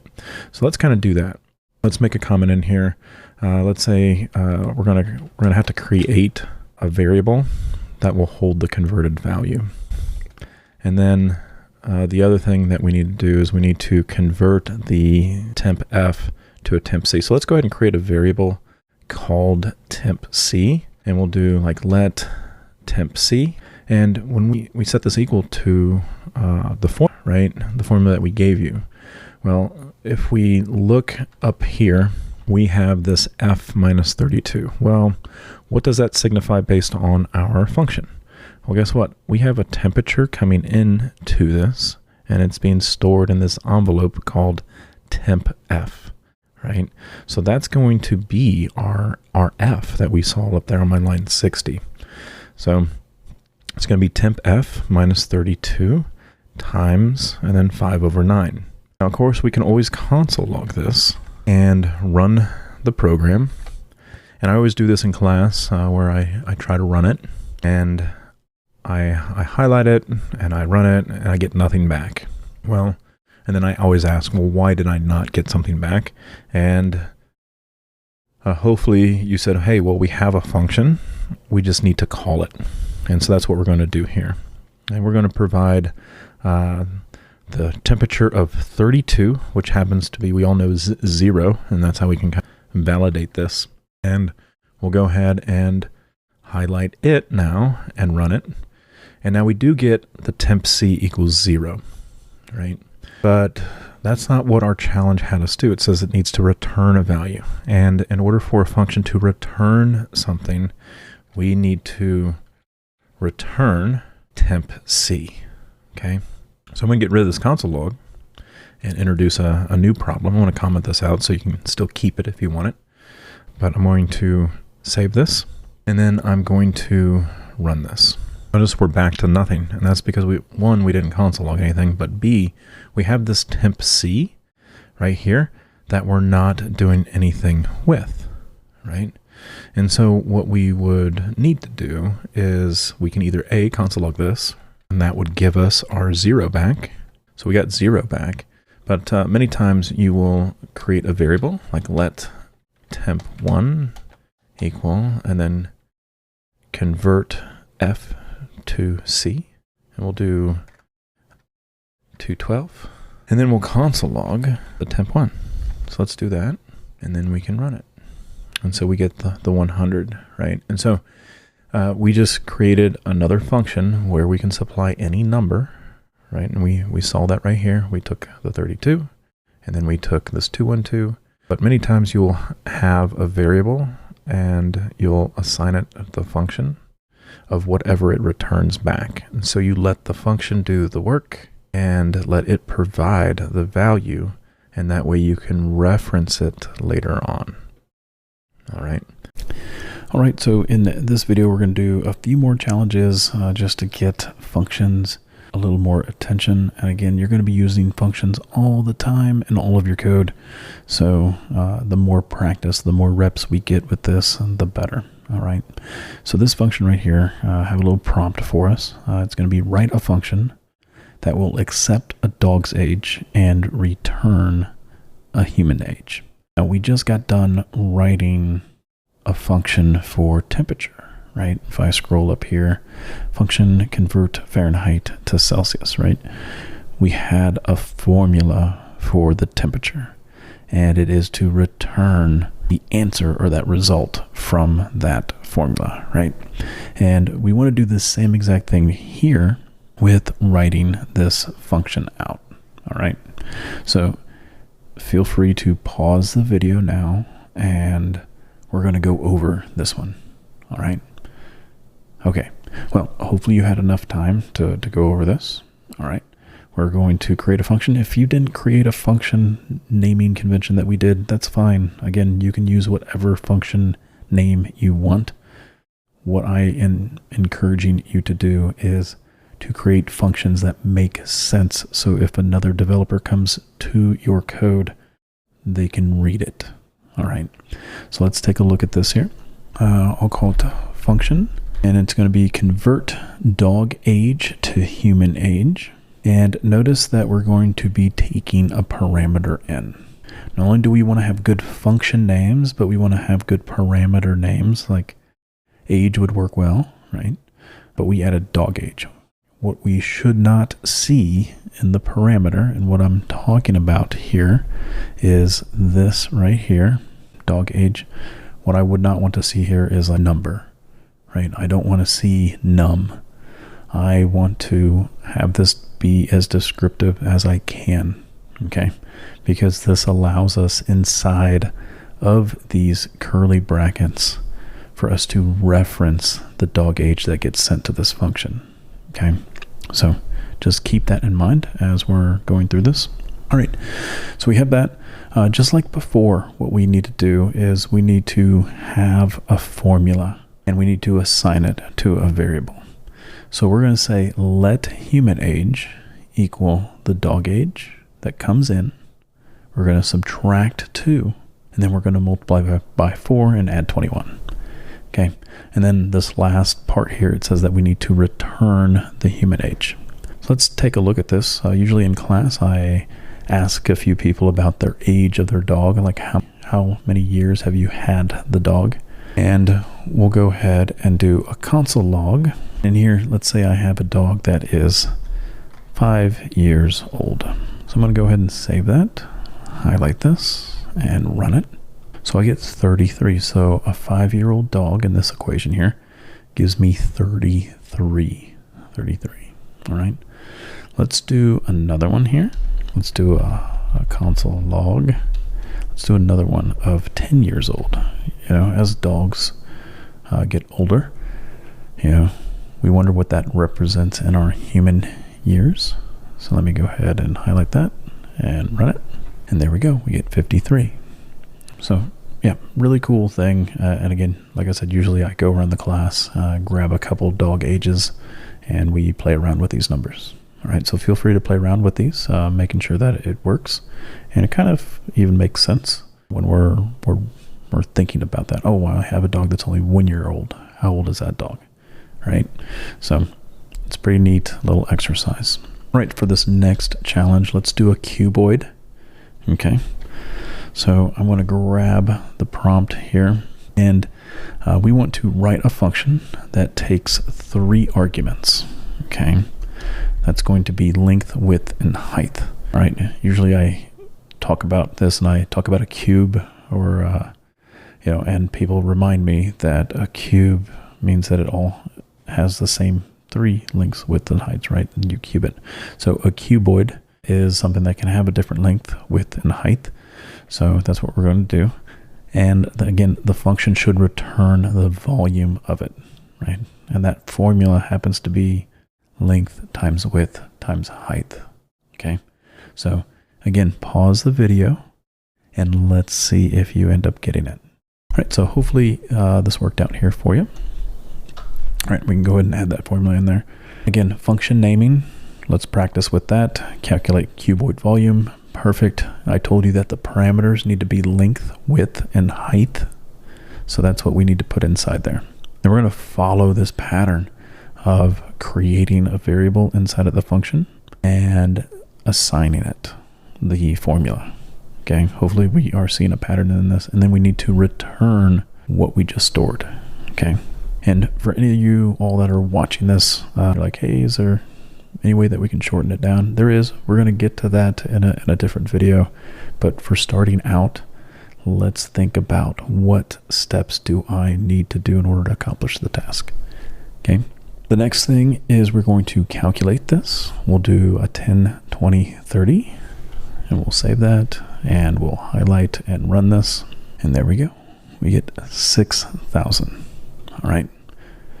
Cool.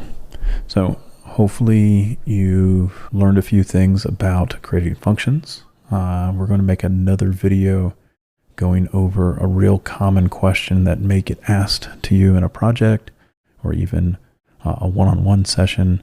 And that's going to be in the next video. So you're going to want to watch that to learn how to do it. All right.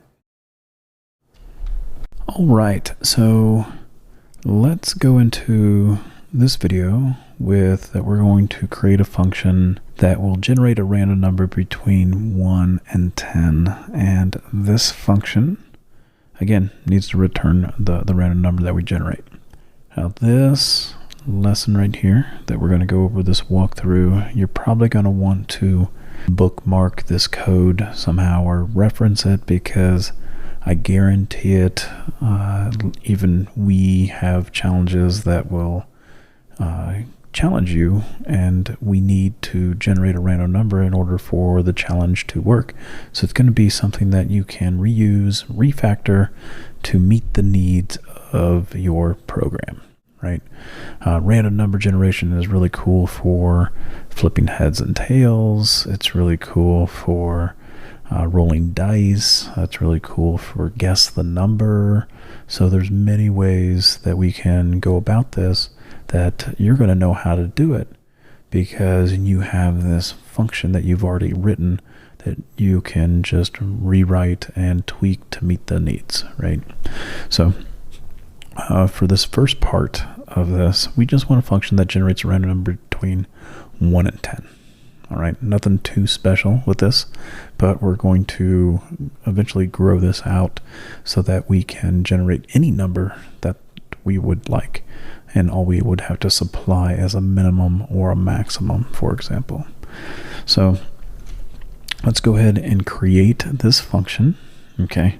And notice that for now, we don't need any kind of parameters, right? That's a little bit different compared to what we have been using. And again, what I'm talking about parameters is I'm talking about this right here.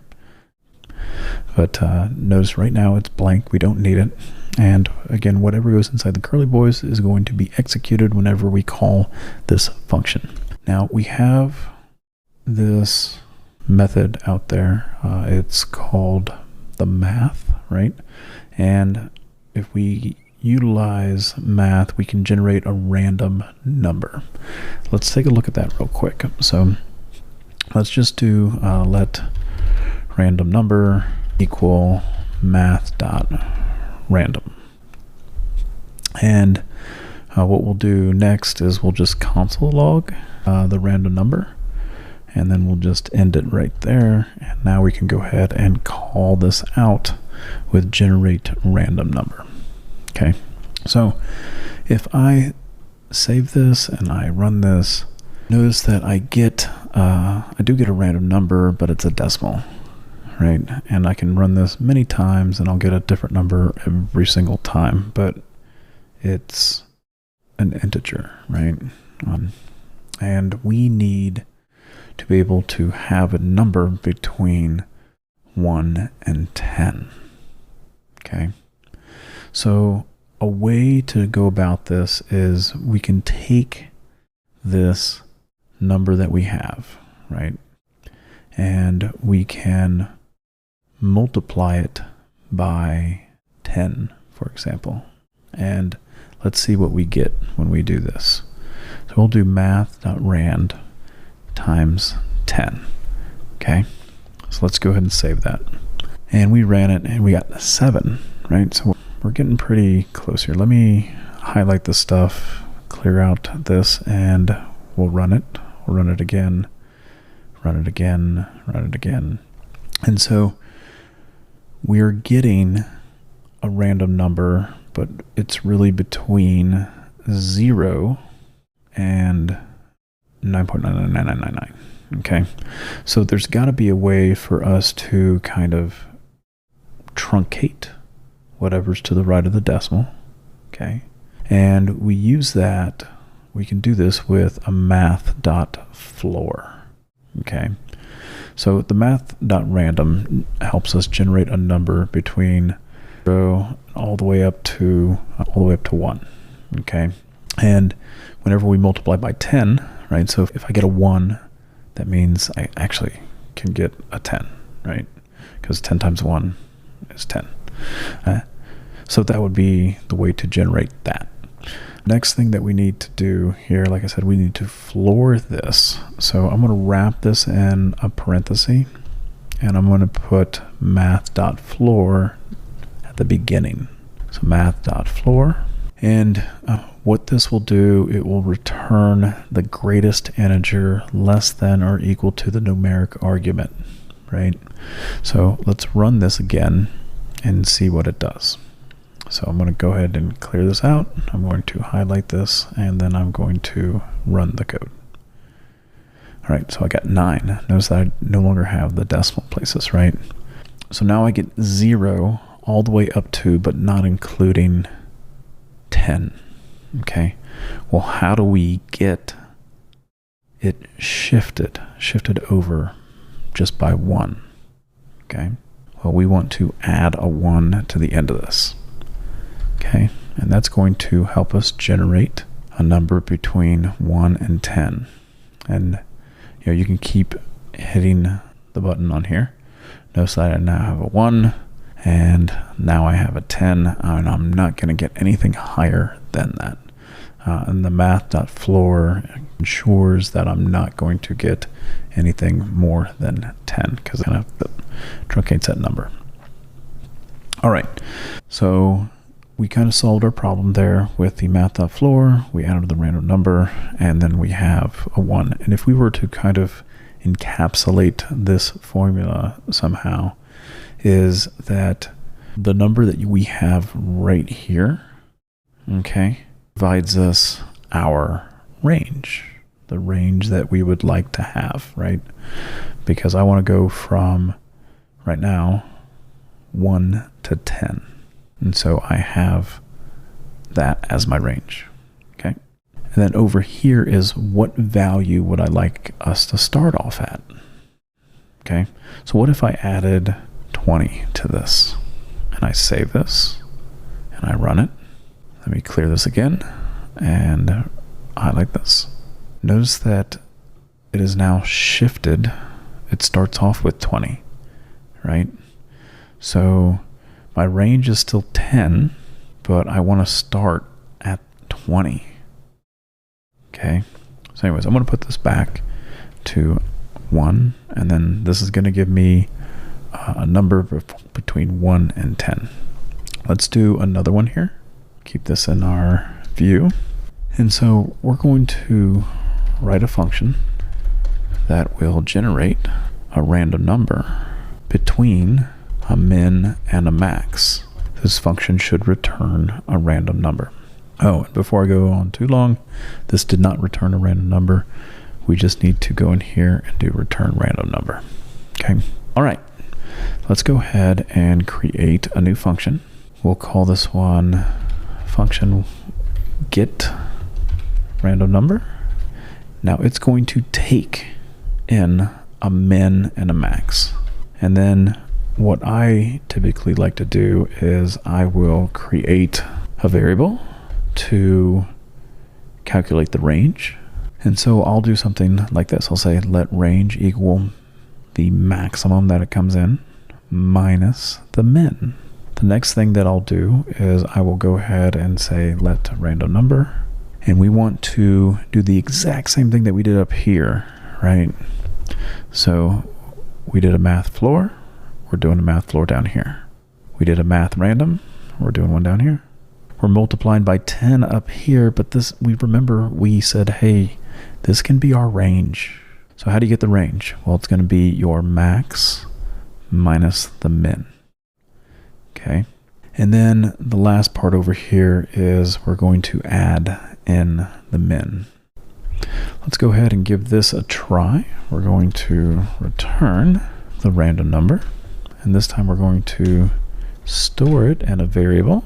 Let number 1 equal get random number. And we're going to generate between 1 and 100 just to show you that we can get a random number.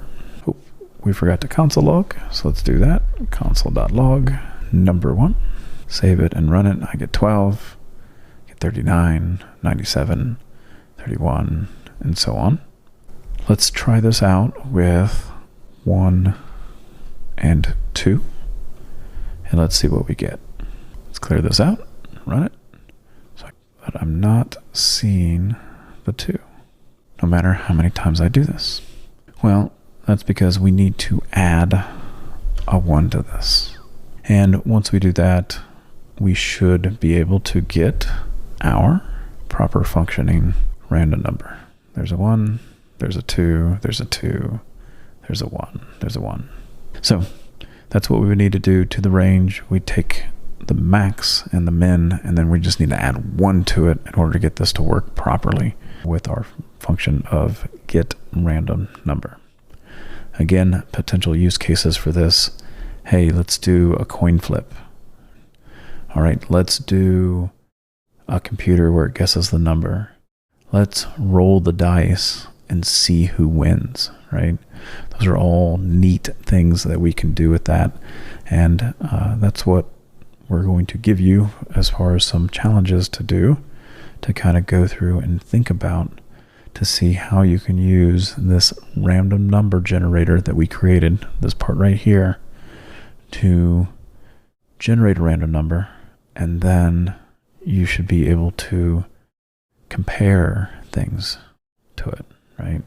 So that's going to be in the next lesson, to go a little bit deeper dive into utilizing this get random number generator that we have. All right. All right, in this video, we're going to be talking about hoisting, and we're inside the JavaScript folder with a brand new file called hoisting.js. All right, I'm going to close this out just a little bit while we talk about hoisting. So hoisting, you're going to need to know this, recognize what hoisting is, job interviews, as well as coding in general when it comes to JavaScript and what it does. So I have some notes up here for us to type out, but hoisting is a JavaScript mechanism where variables and function declarations are moved to the top of their scope before code execution. And what this really means, and how I always try to relay this to students, is that when the computer reads your JavaScript file, it's going to do 2 scans on it, and it's going from top to bottom, and it's plucking out all the variables, it's plucking out all of the functions, and it knows that they're there. It doesn't know what the value is associated with any of it, right? So it's kind of neat to kind of see, but it's also really confusing as well. So just be prepared for some trippy stuff once we get into the next lesson, which is scope, because then you'll be a little bit more confused, but hopefully we'll make it clear for you, and that you'll with practice, you'll just come to understand why things are the way that they are. So just know, computer does a pre-scan of the page, it pulls out variables, pulls out functions, it knows that they're there, and it doesn't get actually a value assigned to it until you're actually using it. Okay, so let's throw out some examples here. So say I have a variable here called hello, right? So we'll do an example 1. We'll do a console log of hello, and then I'll create a variable hello, which I'm setting it equal to world. Okay, so if we're trying to access something, right? This is a variable. Hello is a variable. Okay. If we're trying to access something before we actually initialized it with a value, usually you're going to get an error if you don't use a var. Var is something that JavaScript came out with when it first came to fruition. Let and const are what we typically use and what we are going to be using from here on out. We're just using var to do a few demonstrations with hoist and scope, and you won't see us using it again, but just know that these little nuances are out there. So again, this hoisting thing only happens with vars when it comes to variables, okay? And the pre-scan, when the computer scans, it's looking, it's pulling things out, and it says, oh, I see a var here.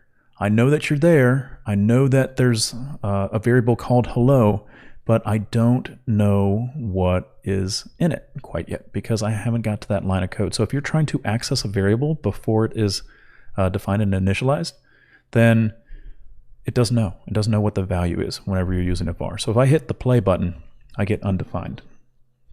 Okay, so if I were to change this to a let, we actually get an error. And that's good because now we know as a developer that, hey, we're trying to access something that shouldn't be accessed.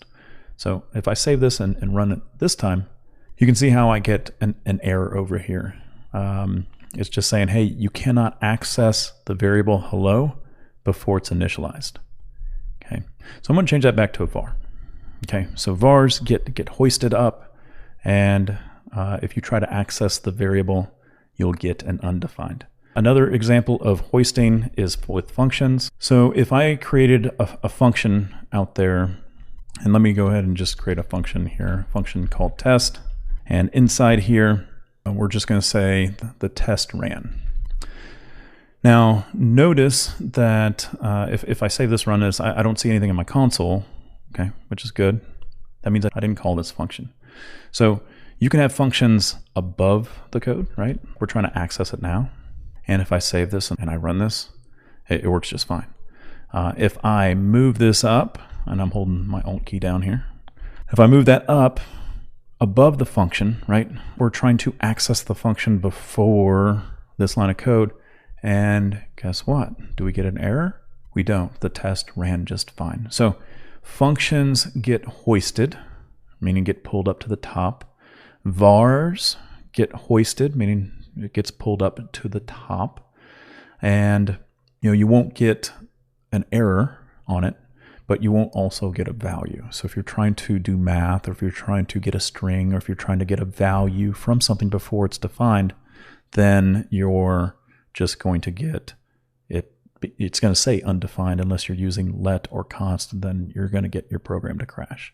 All right, so that's hoisting. We're going to talk about scope in the next lesson, that we're going to throw in a few more tricks and tips when it comes to hoisting and scope. All right. All right, so we're going to be talking about a new topic, which is our input and output. So the next couple modules, we're going to be giving you some challenges and such where you're going to need to be able to utilize this input and output. And now that we know things about functions, this is a perfect time for us to talk about this. So there's going to be times throughout this course here where you're going to be required to have a project that's going to use live user input instead of hard coding in some values and testing it that way. And so this module, this section here, will prepare you for that section. So again, I/O, input and output, we can use something here called the read line module in order to read input from a user. They're going to be able to type in the console. So that's going to be our goal with this lesson here, is just to get a simple console log going where we're going to ask a name, and we're going to just display a real brief greeting. Okay, but I wanted to explain a little bit about the input and output. So with that being said, the readline module provides an interface for reading data from a readable stream. And I have this in parentheses here, such as the process.stdin. So that's the stream of the input. And then as far as the read line goes, it's also a very useful module if we're doing something that is in the console, right? Utilizing command line interfaces. Now, the read line module is part of the Node.js library, so we don't need to actually install anything separately. We can just bring it into our file here, and it's going to work. So any server that you have is running Node, you're able to accomplish what we're trying to do here. There is a few tricks that we're going to have to do in order to get it run in VS Code, but this is not going to be able to be worked out in your browser. This is strictly going to be a console style of application. So let's go ahead and talk about how do we get this thing started. Well, the very first thing that we need to do is we need to write out an import statement, okay? And you may see your code editor here throw a little ... in here. And that's just because we're utilizing not the file type that it would expect for doing an import, because it wants us to actually import this, but it's okay to put the require in there.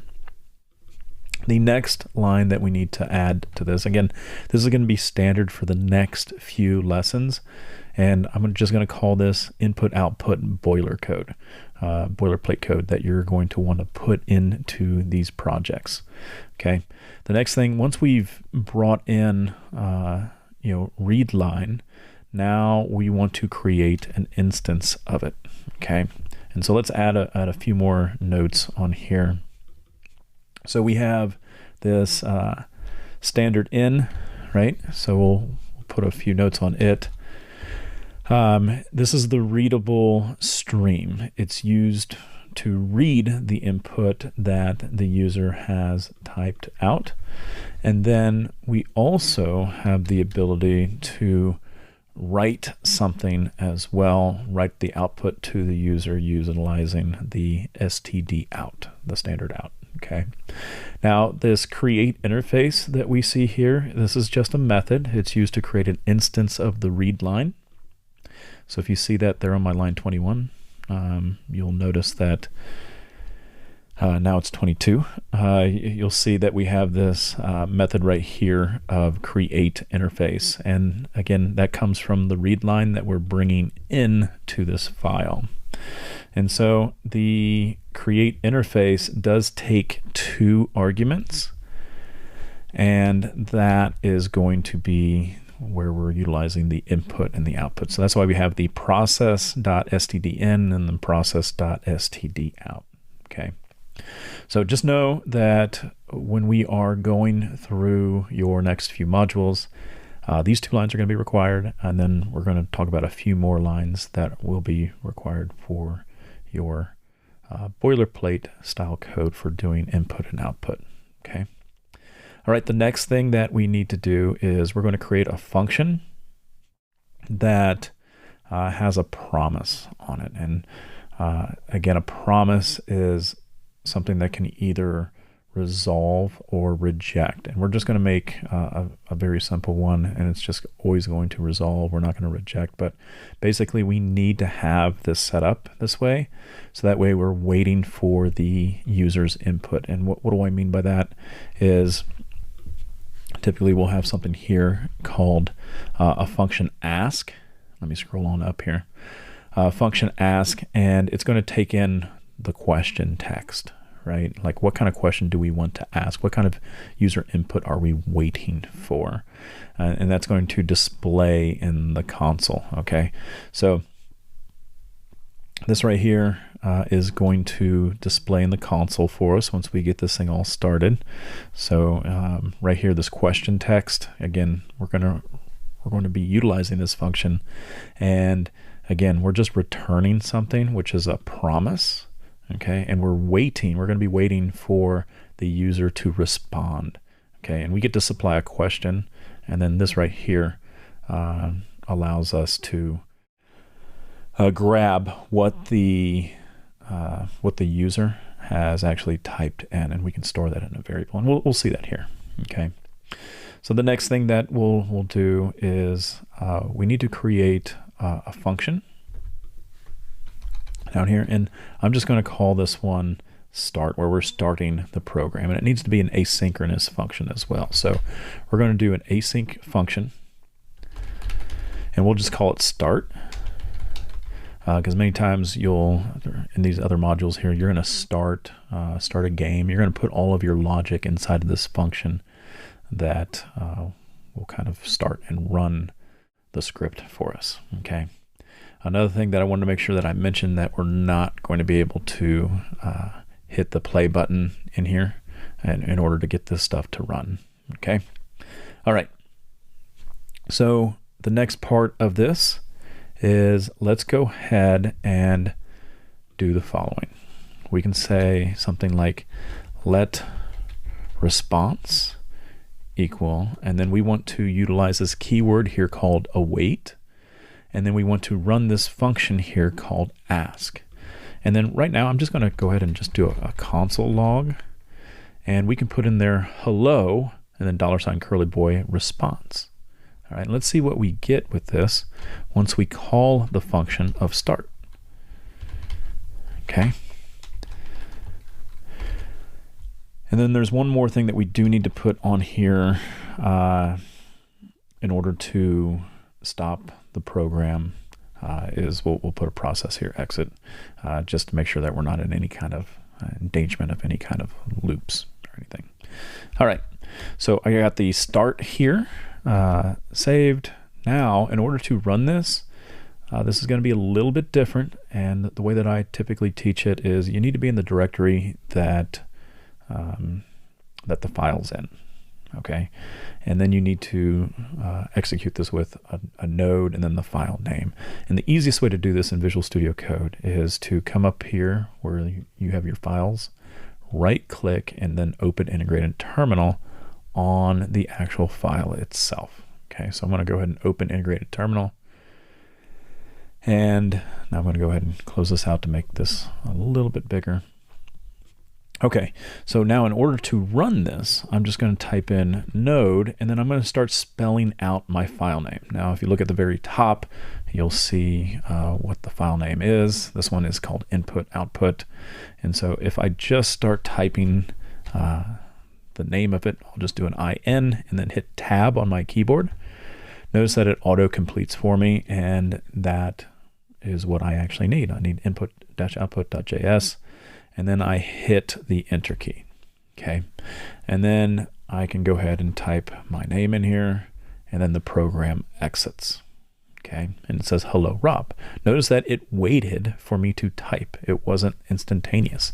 And that's because we put an await here on an asynchronous function. We are waiting for this logic here to finish. Well, what are we waiting for? Well, we're waiting for our user input. Notice that the question text that I have right here, it was supplied, injected inside this function, and it was displayed in our terminal down here, right? What is your name? Okay. So again, it's just going to take a little bit of practice for you to kind of figure out what things are, how things are going, and how to proceed with your own logic. But just know that anything that the user types in here, right, is going to be stored in this variable here.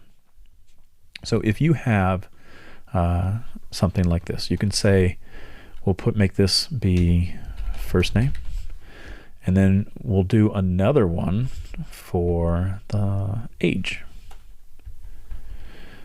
And then we'll say, what is your age? And then we can say, hello, first name. I hear you are, and then $ curly boy, age, years old. And so we can take advantage of some of these questions in here and store them in the variables. So you don't have to stick with the keyword response for anything, but if you are in a loop, you might want to do something like that. Just create a variable name called response. All right, so let's go ahead and try this out, and I can go ahead and do a node and then do this again. I know this is tedious, or you can always hit the up arrow while you're in the terminal. And it says, what is your name? Well, my name's Rob. What is your age? 43. Hello, Rob. I hear you're 43 years old. Right? So we just took data in. Remember, if you type in junk, it's going to spit back junk to you. But it did store it in those variables for us and allowed us to access them, and we can do whatever we want with that data and display it in the terminal. Okay? So again, if you didn't get all of this code, if you didn't write it all down, make sure you check below the video of the module. You'll see the starter code. That way you can kind of code along with these notes. Okay. All right. Well, we'll see in the next module when we're doing some more cool things with input and output. All right. In this video, we're going to be talking about scope and how that is very important for you as a JavaScript developer to kind of understand. And more importantly, you're going to need to understand scoping for your project that you're going to have to complete throughout these next couple modules. All right. So hopefully this will make sense to you. And again, with more practice and trying to access variables that you create, you will start understanding the importance of scope. And so there's really two types of scope out there, or maybe even three. There's global scope, there's block scope, functional scope. But the way that it works, and one of the best ways that I can kind of help teach you this is with this little picture that we have here. I have this white box that you see right here in the middle of the screen. And this is going to represent, it could represent a function, it can represent an if statement, a loop, and so on. And it is a bounding box. So any variables that we create inside of this box, if we try to access them outside, we're not able to. But if we create variables outside of the box, then we are going to have access to them inside the functions, inside the if statements, inside the loops. All right. So the way that I'll demonstrate this here is I have the simple variable up here at the top. that says let my name equal John. And if I try to console log it, again, I'm outside of the box, then I'm fine. I'm able to access it. Again, I created it outside of the box, and I am outside of the box here trying to console log it. I get no errors whatsoever. Now, let's pretend that this box here is an if statement, and let's move on to this one over here. So now we see that the variable creation is inside of this function. Okay, it has the 4 walls around it, where if anybody tries to access any of the data to this variable, try to access it, we're going to get an undefined because it's not defined anywhere. Remember, anything that is trying to access data from the outside of this box is not going to be able to have access to it. Okay, you can only have access to it if you are contained somewhere in this box. Now, if I were to try to move my console log inside the box, guess what? The variable was created inside the box, and now I'm able to access that information. Okay, so again, that is block scoping. And again, once we move to the code, you're going to visually be able to see it not as a rectangular box, but as curly boys. Anything contained inside the curly boys is going to be block scoped. So here's another tricky one that we'll discuss, and we'll do this in code as well, is we have globally created a my name equals John. Okay, and again, this is no different than the first example that we did. Okay, we console logged it, right? Okay, what happens if I move it inside the box, right? So the way that the program works, where JavaScript works, is it sees that we have something here called my name. It's going to look inside of the box to see if it finds it anywhere.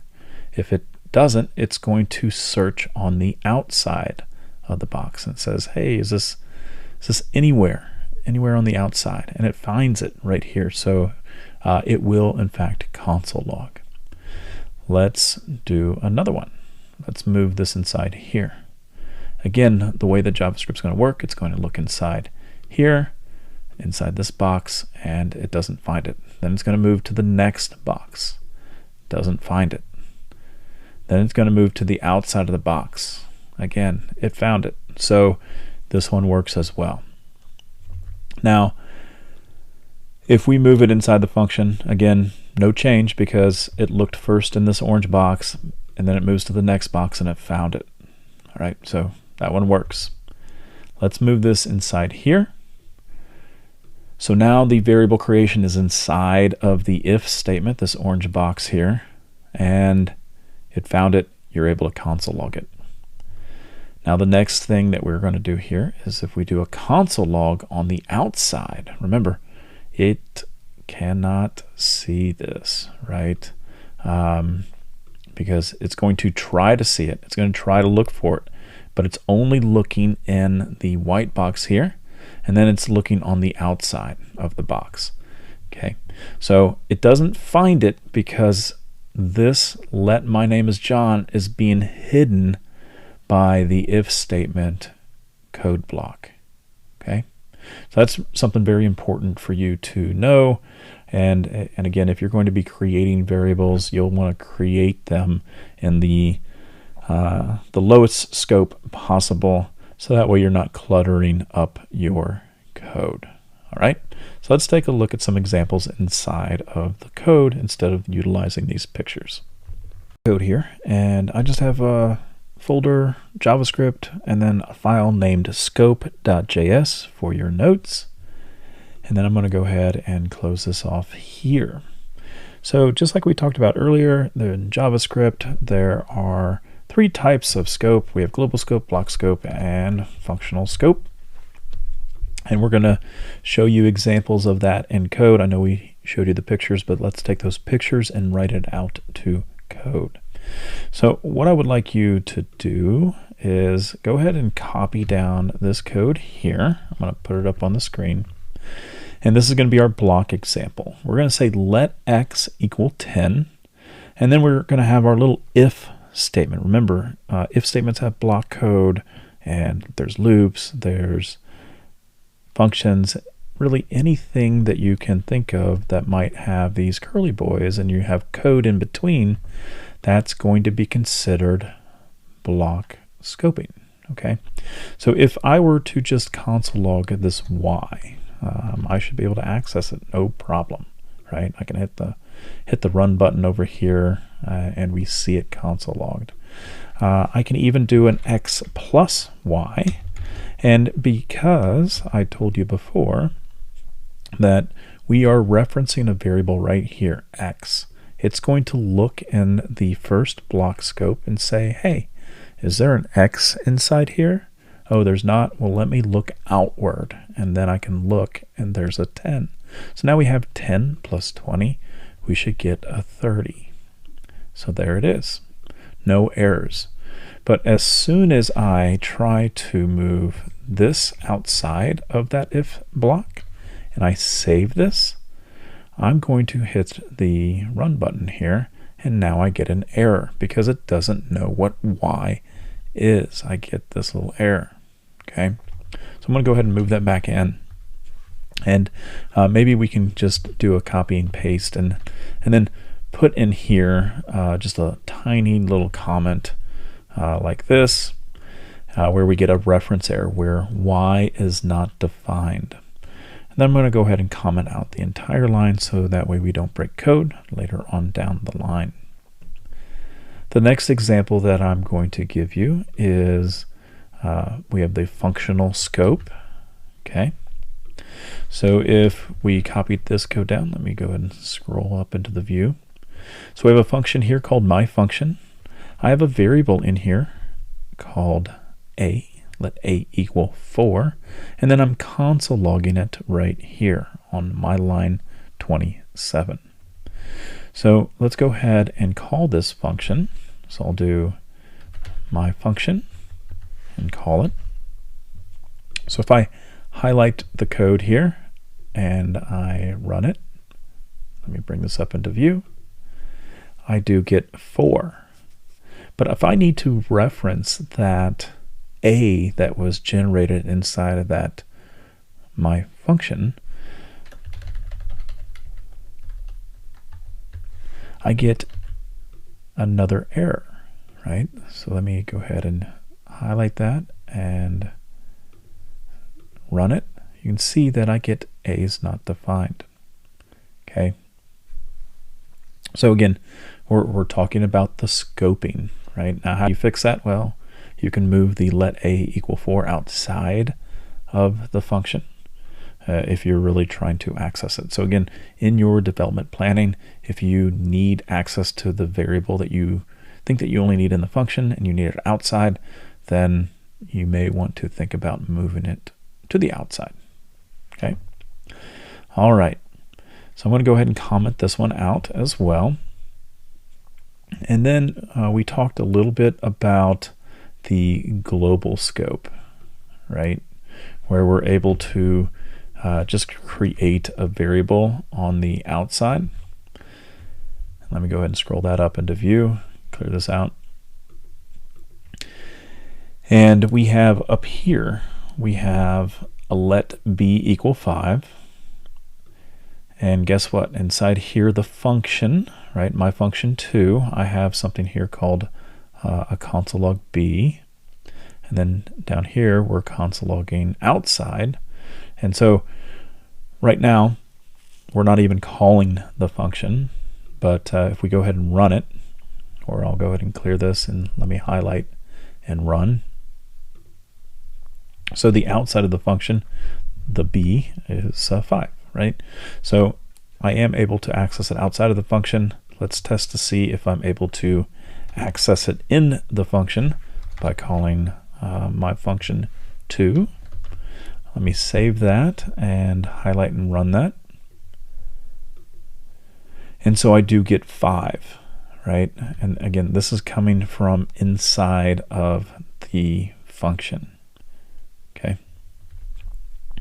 So I have this little test to test your understanding of scope.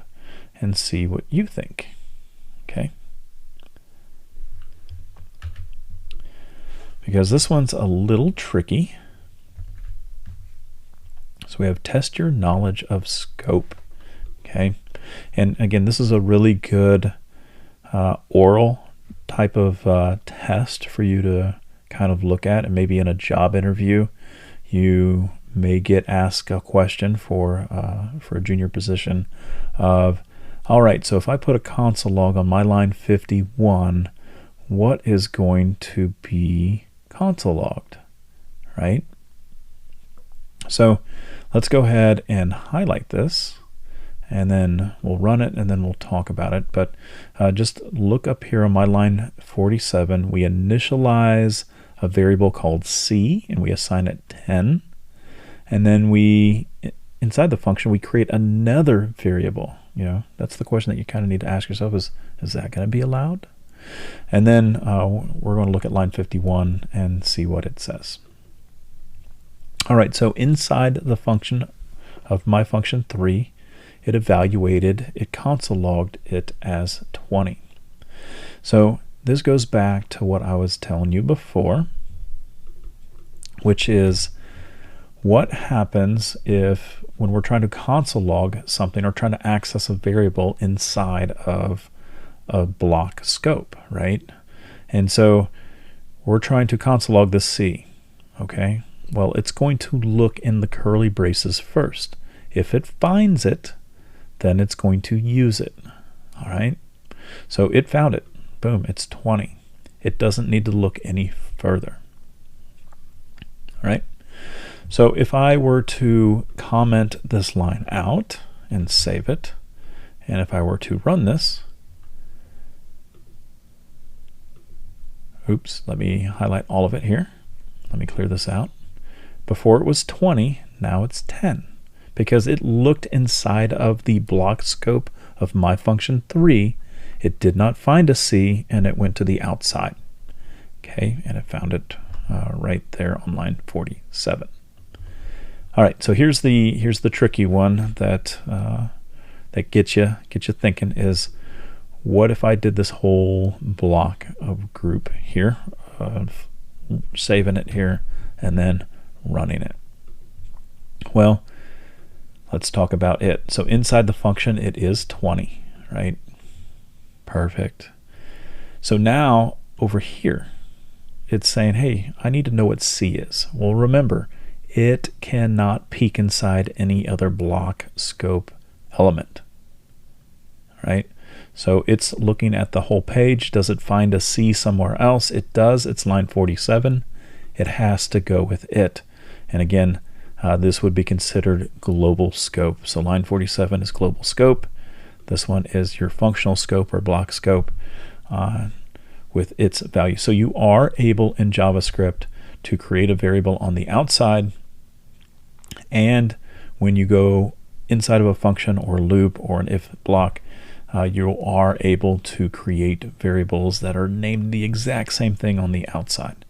Okay, it does get confusing. I would try to limit yourself on doing that, but just know that it is possible. You are able to do it, and it can be a little bit tricky. And again, that's why these little coding blocks of scope and hoisting are very important for you to know and for you to realize what's going on in the background, so that way it will help you troubleshoot later on down the line. All right, so that's scope. Hopefully that helped you out, and continue on with your module learning. All right, so in this lesson, hopefully you watched the input and output introduction, and now it's time to try some things out with it. And this is a really good challenge to test your knowledge. So again, all these challenges here are going to now focus utilizing the input and output scenario that we kind of gave you. And again, we have some boilerplate code, and this is going to set you up for your final project for these subset of sections. So our job here is we're going to create a passphrase, and we're going to store it in a variable. we're going to ask the user to enter the passphrase. And if the user enters the correct passphrase, then we're going to display a success message. If the user enters a wrong passphrase, then we're going to display a failure message and ask them to try again. Okay. So again, we got some boilerplate code here. I think what's going to be best is if we take a look at our thought board to kind of help us with creating logic flow in order for us to help build this out. All right, so let's go ahead and head over there. All right, so this is kind of the flow chart that we can somewhat go with here. So we have this passphrase that we see right up here. And then we have some sort of prompt here. It says, what is the passphrase? And then we have an evaluation. We have a conditional. Is it correct? Does it match? If it does, you're correct. And then we can just end the program, right? Now, what happens if it's not correct? Well, we need to display it's not correct and then ask it again. And we need to keep doing that until we get it correct. And the thing that we have to think about is, what tool do we have available to us that will put us in this loop-like condition where we're going to keep going through this scenario until we meet a certain condition. So, think about that, and feel free to pause the video and try this challenge out on yourself and resume the video. All right. All right, so we're back in the code, and now it's time to finish up some of our boilerplate code if we plan on utilizing this. So from here on out, going through some of these modules, I'm just going to try to create a little bit of a standard for you to use. Later on, you can always tweak it and rename things, but I need to have a function that needs to be ran in order to sort of ask these questions and store it in a variable. And I need to make sure that the function that we create, it needs to be asynchronous. Okay, so we'll do an async, and then we'll do the function, and then we'll just call this one start. Okay, now inside here, part of our boilerplate is going to be, we need to create a variable, and that's going to store the response that we get back from the user's input, okay, from the input stream. So we can say something like this. We can say let user passphrase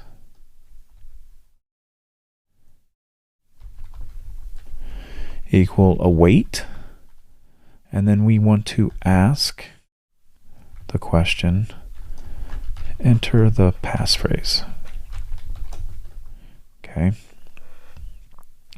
Now, the next thing that we would like to do is we need to create the password, right? The one that's going to be a little bit of a secret. So we'll do something like this. We'll say let passphrase. We're going to set that equal to password 1 2 3 4. Okay.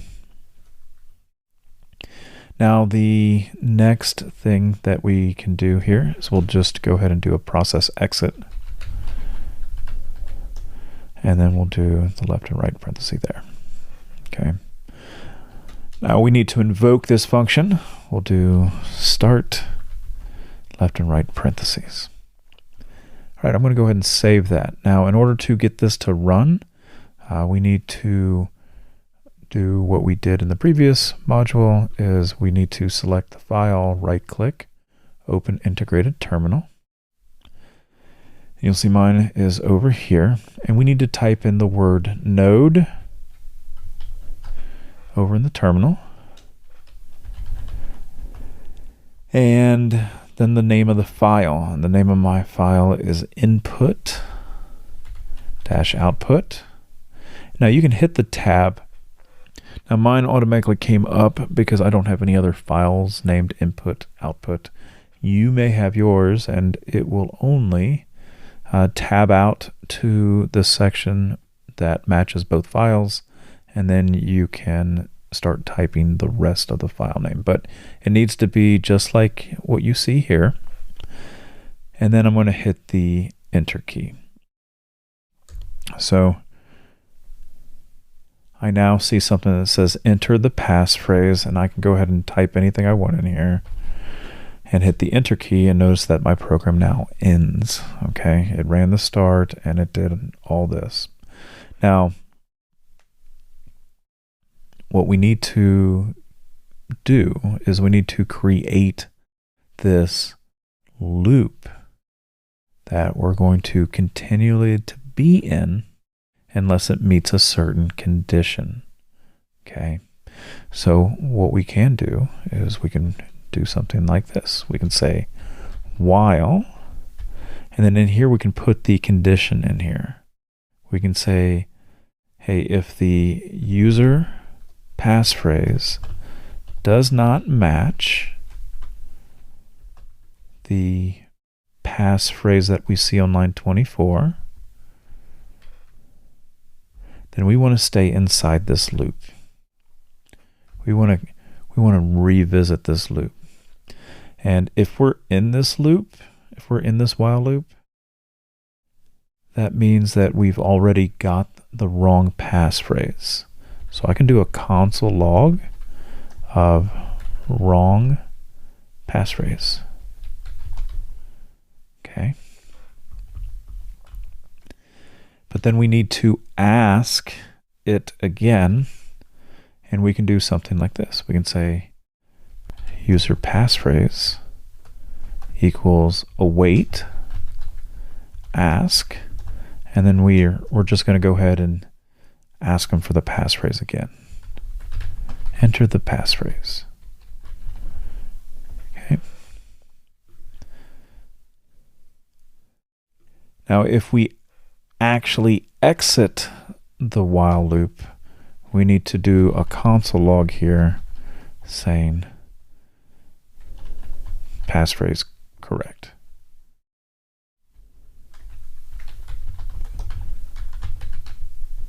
Okay.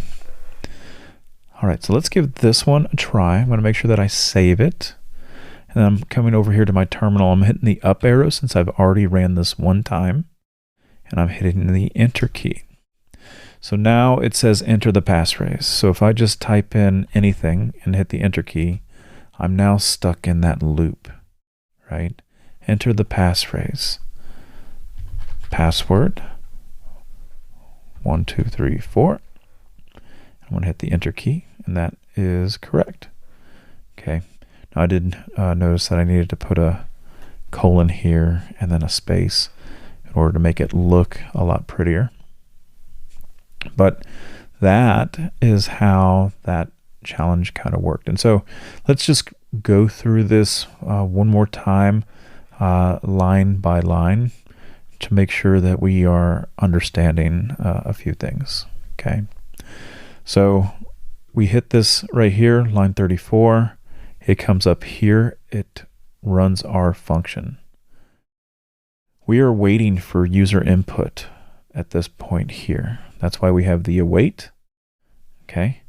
And then we have the standard question text in here that we're going to see over here, right? So as you can see, this part matches this right here. So now we have whatever the user typed in, it's stored in this variable here. We created a new variable, passphrase. We stored in and hard-coded in the password. So down here we get an evaluation. If I already at the very beginning typed in password 1, 2, 3, 4 at the very beginning, it's going to do a check here. And in order to go inside this loop, the passphrase and the user passphrase are not matching. Okay, so let's go ahead and try that real quick and see what we get, because I do want to show you here. So I'm going to go ahead and clear that out, and then I'm going to hit the up arrow twice, and we're going to run this program. So if I get it right at the very beginning, password 1234, and I hit the enter key, notice that I automatically just get passphrase correct, because if we look at this conditional that we have here in our while loop, they already match, and we're never going to go inside this while loop. Okay. But if we do, we get the console log message of wrong passphrase, and then we ask for it again. And if it is incorrect again, we're stuck inside this loop over and over and over. Okay. Side note, if you do get stuck in the loop and you want to exit the program, you can do Control-C on the keyboard. Okay. All right, and that is really it. We're outside of the loop at this point, and that means that the passphrase is correct, and then we just exit the terminal of waiting for it to finish the program. So we just exit it right here. Okay, so hopefully that made sense. Again, we're going to try some more challenges out throughout this module to get us used to this. Again, for your final project for these modules here, this is something that you will experience of getting put in a while loop. Okay, so anyways, let's go ahead and continue on with the other modules. One challenge, since we just learned a little bit about utilizing some math object functionality. So this challenge here says we need to write two functions that take in a number of students that need to go on the field trip. We have two types of buses. There's a large bus that holds 40 students and a small bus that holds 20 students. The first function should return the number of large buses needed, and then the other function should return the number of small buses needed. You'll need to solve this problem with the least amount of buses possible. So that means that if we have this example here, 61 students, it would require one large bus, and then we want two small buses, right? Because if one bus can hold 40 and then the small bus can hold 20, well, we have one large bus, there's 40, then we have 20, then we just have one student for the other one. So we need a total altogether of 3 buses, but one large and then 2 small. Okay. All right. So let's go ahead and try to tackle this problem here. And I'm going to create some constants to kind of help us out here with readability, right? And so the first thing that I'm going to identify here is the large bus capacity. So we'll do that. So we'll do const large bus capacity, and we're going to set that equal to 40. And then we'll do the same thing for the small bus. And that way we, later on when we're doing some funky math here, we'll see what's going on. So the next thing that we're going to do is we're going to create that function that has a parameter in there for the total students to be put in there. Okay. Now this function needs to return something, and it needs to return what we actually calculated on how many buses that we actually need. So let's kind of run through this here just a little bit, and we're going to just return the total students that comes into this function, and we're going to divide that by the large bus capacity. Okay, so let's just do return, and then we're going to do the total students divided by the large bus capacity, and then let's just go ahead and console log this. So we'll do the following. We'll say let large bus needed, and then we're throwing in the 61, right? Which is the total students. So matter of fact, let's do this. Let's do a const total students, set that equal to 61, and that way we can put total students in here. So that way we can change just one thing up here and it will affect all of these other things. And then I'm just going to console log the large bus needed. All right, let's go ahead and save that and run it. And so I get 1.525, okay? And I really, there's no way for me to split a bus in half, right? So I need just the one. Is there a way for me to get just the one based off of the previous module that you saw? And to get that, we have to utilize the math object, and we'll use math.floor, okay? So if I go ahead and do math.floor, I put a parenthesis on there, and then I put a parenthesis over here. Now I go ahead and save this, and then I run it. Now it's as if I chopped anything off of that decimal point that we saw right here. It is now gone, and I just have 1. Okay, so pretty simple so far. All right, so our function for the large bus is complete. Let's go ahead and do one for the small bus. Okay, so we'll talk about the logic with this one. We'll do function small bus, total students. Now, as far as the return for this one, we need to take a look at how do we get the remaining students, right? So how do we get that? So we have access to something, and you learn this very early on in these modules, which is the remainder is coming from the modulus, right? So if I simply just did the following, if I just said return and then total students, and then we want to modulus that based off of the large bus capacity, okay? And let's just see what we get here, because ideally we'll say 61 modulus 40. What does that give us? So let's take a look. So down here we'll say let small bus needed equals small bus with the total students. And then down here, we'll just console log the small bus needed. So we'll save that. I'll clear this out, and then we'll run it here. Okay. So obviously, the one comes from the large bus, and then the 21. Okay. So that's how many students are remaining. Okay. So let's take a look at this. What if we were to then do the following? We can say, hey, you know what? Okay, I understand we have 21 students remaining. Well, let's see how many buses we need if we divide this by the small bus capacity. Okay, and so that should tell us how many buses we need.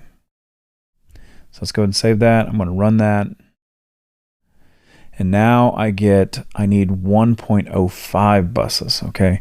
So how can I get that 1.05 to be rounded up, okay? So based off of that previous module, take a look at that chart, or take a look at that module and see what tools do we have available that automatically would round things up no matter how low the decimal point is. Because right now that 0.05, if we use rounded, it's not going to work. What do we have available to us? So the answer is going to be if we use something here called math.seal. Okay, so math.ceil, which is like the ceiling, right? Automatically go to the ceiling. So we'll save that, and then we'll run it. And now we get 1 and 2. So we need 1 large bus and then 2 small buses. Pretty cool. Go ahead and test that out. And if we put in here, what if we had 80 students, right? Let's go ahead and clear that out, run it. We need 2 large buses, 0 small buses, okay? What if we had 100 students that needed to go on this field trip? Save it, run it. We need 2 large buses and then 1 small bus. All right, cool. So we just solved the problem there, utilizing 2 functions and utilizing some of the math object that you've learned about in the previous module. All right. So hopefully that kind of made sense, and this helps prepare you for utilizing these for your final project for this section. All right, so you made it this far. You've gone through some modules, and guess what? It's time for a project or a major challenge, right, for you to kind of go through. All right. So what kind of challenge do we have set up for you? Let me run through it first, run through what you're going to be building, and then we'll talk about some of the instructions as well as the challenges to get you set up on the right foot here. Okay, so again, you can see right here in my terminal, this is a terminal game, and you're going to enter in your guess. Your possible choices are red, blue, green, yellow, orange, purple, pink, brown, black, and white. Okay, so you're going to try to guess what color the computer is thinking. It chose a random one. Okay, so I can just go down the line here to see which one it is. Typically, when you're coding these out, you'll want to put in just a little test console log of what it actually chose, so that way you're just not guessing randomly. So there's orange, pink, purple, brown, black, white. So there it is. It chose white. So anyways, that is what the game is kind of looking like. It's all going to be ran in the terminal. Okay.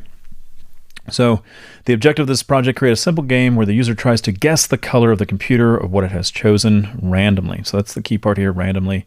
That's just the one that it chose. And if we started up a new game, then it would pick that one as well, pick a new one as well. So as far as the instructions, all right. So we're going to take a look at some of the code here, but you're going to start the game. When the game starts out, the computer chooses and selects a color from a predefined list. The user is then prompted to guess the color, just like what you saw. The user will enter the guess through what we've talked about in an earlier module, which is read line. Okay, so you're going to utilize it. And then you're going to check the guess. You're going to need to check to see what did the user type in, and is it the correct answer based upon what the computer selected. So think global variables on what the computer selected. Start thinking in terms of that. Or also, you're going to want to think about loops, because we're going to be stuck in a loop until we get the right answer, right? And so you're going to have to think about, well, what type of loop would that be? Would that be just a normal for loop, or would that be a while loop, right? So which loop would you pick? And then, of course, the ending of the game. Once the user has guessed the right color, go ahead and display that message saying that they won the game. Optionally, you can also provide it with the option to play again. That way you don't have to quit the game altogether. And so implementation guidelines here, you want to utilize read line for the user input. Again, we're going to give you some sample code that will get you started. Use if statements, compare the user guesses with the chosen color based upon and provide feedback, right? And then we also want to make sure that we're utilizing functions to encapsulate different parts of the game logic. So again, we've hammered home a lot in the previous modules with functions. And then you're going to want to use a loop. In this example here, like a while loop. Again, think about which loop that you'd want to use, a for loop or a while loop, in order to allow the user to make multiple guesses until they actually win the game. I added a bonus challenge to this as well, so it should be somewhat easy to implement if you got the game to work, but you want to keep track of the number of guesses that the user makes and then display that number once they get to their final answer, right? Once they pick the right one, be like, wow, you guessed that in 4. And maybe even come up with custom messages, right? If you guessed it in 4 or less, say this message. If you guessed it in 5 to 8, say this one, right? If you guessed it in 9 and 10, say that they're a loser, right? No, just joking. But you can even take it that further if you're looking to expand some of your knowledge. So we have this right here. We have the read line equals require a read line. Again, this shouldn't be new to any of you if you've gone through some previous modules of the input and output section. So that way you kind of get used to how that kind of works. So let's go ahead and just take a look at something real quick. I just wanted to make sure that everybody is on the same page with this. And let me pull that back over here. So again, this is the startup stuff that you were given, and I just added these 2 lines of code, okay? And that is going to allow us to capture what the user is typing in and storing it in a variable here called response. So really, if you want to go ahead and add these 2 lines to your starter code that we give you, feel free to do so and go ahead and try this out. So the thing that I wanted to pay close attention to is that we're storing it in a variable here called response.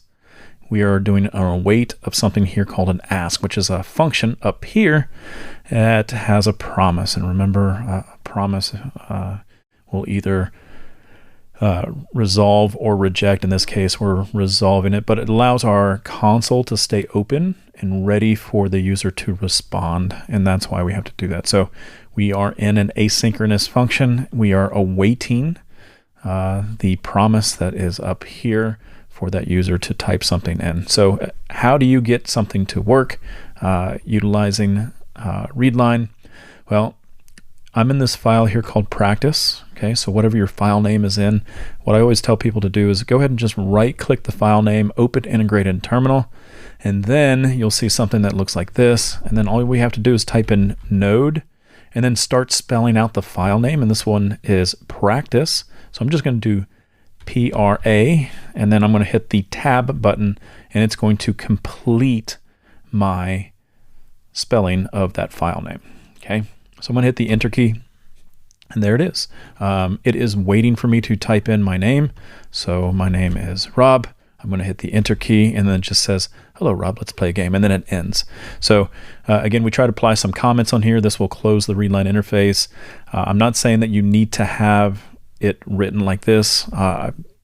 Another hint is your ask is going to need to be inside of your loop that we were talking about earlier. But again, go ahead and copy and paste the code, play around with the response and the console log here just to play around with it. But then eventually this stuff is going to be, you're going to need to put that into some sort of loop, whichever loop that you decide on trying to go with. Okay. All right. Well, hopefully that gave you enough clues. If it didn't, please reach out to anybody on the chat, on the Discord as a group, or you can try to message us individually. Okay. All right. Hopefully this is a good little challenge for you. We'll see you at the tutor session. In this lesson, we're going to be talking about arrays and what they are, how we can utilize them, reference them. They are pretty powerful, and in JavaScript, they are really loose type of data type. They are considered an object, and the arrays, like I said, can have multiple data types inside of it, which is kind of cool. So let's go ahead and take a look at it. I'm going to go ahead and open up our brackets here. Notice that I'm in the JavaScript folder. I have the arrays.js file created. And we're going to call this one arrays. So arrays are objects that have the following characteristics. Arrays are resizable and can combine a mix of different data types. Now, arrays are also going to be indexed at what we call as a 0 position. And we'll talk a little bit more about that. And then, just so we have it in our notes, example data types, they're going to be the following. You can put strings in there. You can put booleans on there. You can put numbers in there. You can put objects, arrays, and function. So again, if you haven't watched any videos yet going over functions, no worries. Same thing with objects, no worries. But we all should know what strings, booleans, and numbers are in order to put inside of our arrays. Okay, so what do we mean when we say an array has indexes? Well, let's first take a look at an example of an array. And I'm going to go ahead and create one right here called let city array equal. And we'll do a few of these. We'll do Houston, we'll do Tampa, and then we'll do Atlanta. Now, as far as arrays go, they have what we call our indexes, and they start off with 0. And what I want to show you here, first of all, that an array is signified by these brackets that you see here. They're on every end, so that will indicate to you that is an array. Later on, once we get into browsers and looking at APIs typically will have arrays built inside of them. And so that's one indication that you know that you're dealing with an array is those square brackets. The other thing that you'll notice here is I have a string here. And then, like I said, you can have the data type strings in there. Each one of these is considered a string. Notice by the quotes. Notice that each one of these is separated by a comma. So that's also another clue that you're in an array.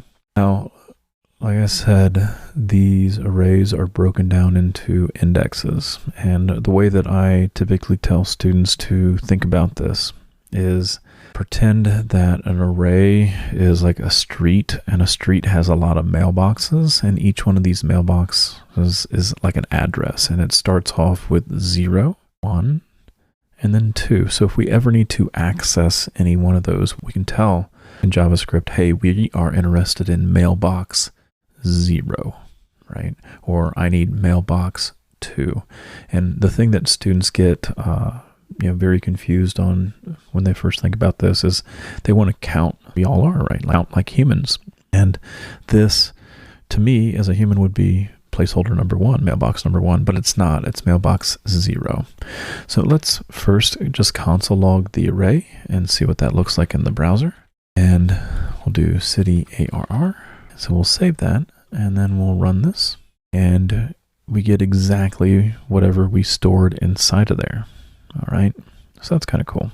Next, let's do the following. Let's say we only wanted Tampa. And so I'll put a question mark in here. What if we wanted Tampa? Well, in JavaScript, we will annotate this with the name of the variable first. And then notice that we have brackets on here, right? We have 2 brackets. We have an opening bracket and a closing bracket. Typically, Visual Studio Code, once you do an opening bracket, it will automatically autocomplete for a closing one. And if I told you that we wanted Tampa, well, that's 0 right there, the 0 mailbox. And then this one is in the 1 mailbox. Okay, so if I go ahead and save this and run this, I do indeed get Tampa. Okay, well, what if I wanted to grab Atlanta? Okay, well, let's count. 0, right? 0, 1, 2. So that is what we want to have, is city and then R, square brackets, 2. And that will get us whatever value is inside here. All right. So another thing that we typically will want to do, and again, you're going to have to reference this later on whenever you're doing any kind of challenges. So we'll put a few questions here. Can I use to determine the length of the array? And when I say length, noticed when we talked about strings, if you watch that video, if we want to know how long a string is, we use something called the length property. And arrays have length properties as well. And so I can do a console log, and then I grab the variable name, and then I use the dot length just like we saw for the strings. Okay, so if we save that, run that, we do get 3. So that's very helpful. Okay, and why would that be helpful? Well, that becomes very helpful when we want to talk about loops. And if we ever want to loop through an array using a standard for loop, it becomes very easy. So let's see what we can do about that. So what can I use for loop to iterate over this array? Okay, so let's do this for an example. Again, you may have a challenge that looks very similar to this later on, so you may want to pay attention. So we have for, and then we're going to do the let I equals 0, and then we do want to use those semicolons, right? And we want to do this iteration as long as I is less than, well, how long is this array? Okay, well, if I count it, right, we did the length over here, it is 3, so I could put a 3 in here, and then I want to do an I++. Now this loop that we have right here will console log the cities one by one. And notice that the I, right? So if we think about this from a program point of view, we start off with 0, okay? So we're saying, hey, we're starting off with 0, console log, city R, and then this is 0. Well, what's in the 0 position? Houston. So it's going to print out Houston. And then once it gets to this curly boy here, it's going to increase the value of I. So I is no longer 0. It is 1, right? So 0 plus 1 is 1. And then we come down here, city RRI. I happens to be 1, which is the Tampa position. And then it moves on to Atlanta. So if we save that, run it, notice that we get Houston, Tampa, Atlanta. All right, let's add another city in here. Let's add Dallas. We're going to save that, and let's go ahead and run this. Well, I get Houston, Tampa, Atlanta. All right, well, why am I only getting these 3 still, right? Well, that's because I hard-coded in the value 3 here. It's only going to go to the third position here. We need it to include Dallas. Well, instead of us putting a 4 here, which I meant we could put that there, but we want something to be a little more dynamic. Let's go ahead and add this in there instead. So instead of the 4 or instead of the 3, if you added it in there, I'm going to go ahead and save that, run it, and now I get the Dallas. So that's a real quick example of looping through an array. Okay, so as a little challenge here, let's create a variable called greeting names. So I'm going to do a little challenge here with us. And this is where you're going to be able to pause the video, give it a try. Okay, so we're going to create a variable called greeting names. This variable will store an array of strings, and they will be names. Okay, so this will store an array of strings that are names, and you can make these names whatever you want. But in this example here, I'll do Bill, I'll do Ben, Brenda, and Kim. That's what I'm going to put in there. And then I want you to use a loop to iterate over that array, just like what we did before. But I want to have a greeting on there this time. Utilize string interpolation. So use string interpolation to console log the greeting of each name. but this is what I would like you to say. Example is going to be name of the person. So maybe Bill. I hope you have a good day. And you want this to iterate over every single person. Okay. So go ahead, pause the video. I'm going to have this little challenge part inside of the lesson so you can just copy it and paste it. But that's what I would like you to do. So go ahead and pause it, and hopefully you end up getting it. All right, well, hopefully you did end up getting it. Let's go ahead and go through this here. The first thing that I'm going to do is I'm going to create a variable called greeting names. And inside there, I'm going to make them an array, right? So make sure that we have the square brackets, and then each name does get a comma to go in between them. The next thing that we need to do is we need to create the for loop. So we can say for let I equals 0. And then we're going to utilize our iterator over here. We want to do this as long as the greeting names dot length, and that's going to be very similar to up here. Hopefully you're starting to see a little bit of a pattern. And then we're going to console log the greeting name with the square bracket I, and we're just going to add on the extra part of the string that we saw right there. All right.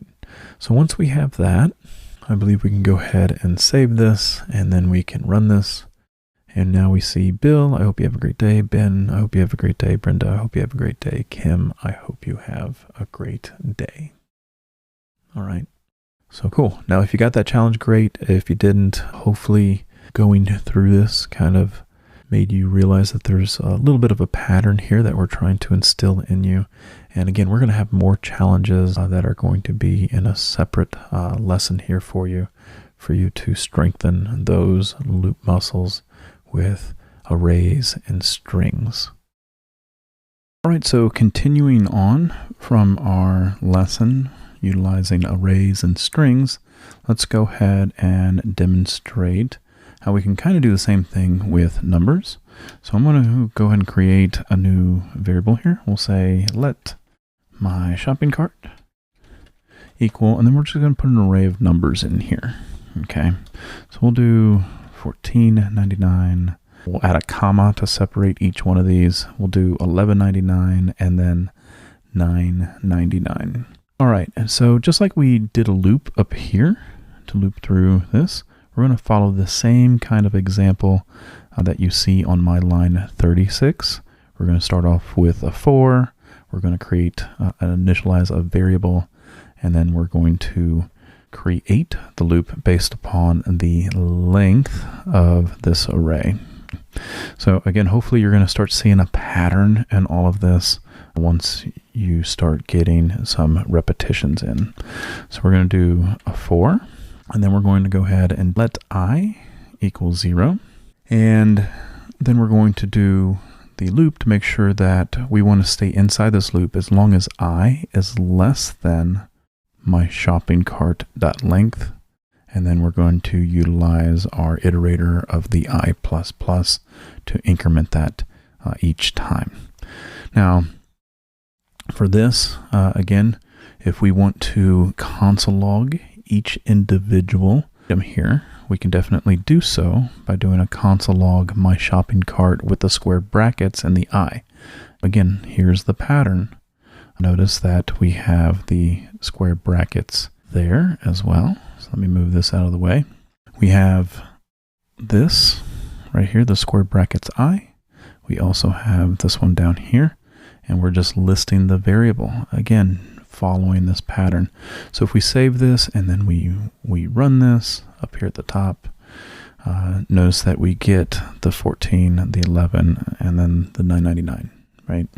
But we want to do something a little bit different with this. We would like to accumulate a total from it, right? So let's go ahead and see what that looks like. Let's create a variable on the outside of the loop. We'll say let total equal, and then we'll just initialize it to 0.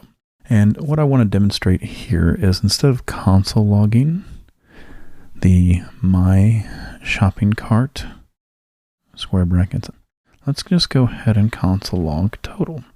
What do you expect to see when we run this? Well, notice that we haven't really changed the variable at all throughout this process, right? So I would expect it to only be zeros in there 3 times, right? So let's give that a try. So we're not actually adding anything to the total. So let's go ahead and try this one. What if we were to do total equals whatever total was before, and then add my shopping cart to it? Let's go ahead and save that. I'm going to highlight that, and then I'm going to run it. And notice I now get a $14.99 to start off with. I get a $26.98, and then I get a $36.97. So it looks like it is adding it up, which is really nice.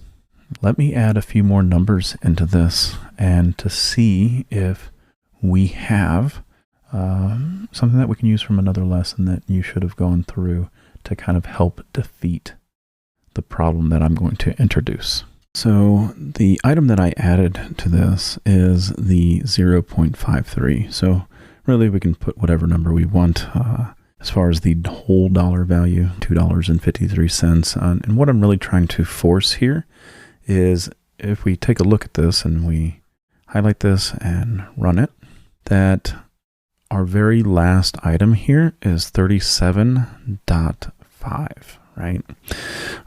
That's what we're trying to represent dollars.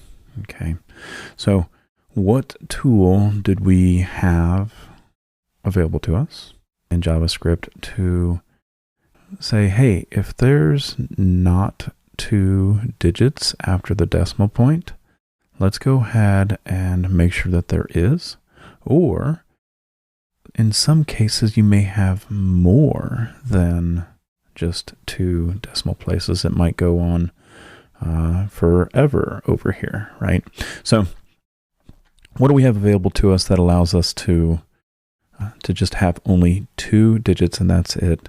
And you've seen that lesson before, going back over the basic section, and right when we were talking about the numbers, it was a follow along material that you should have read through, and that is utilizing the toFixed. So again, that's going to be something that you might reference in some other challenges, right? So if we do toFixed and we put the number 2 in there, it means we're going to get 2 digits, right?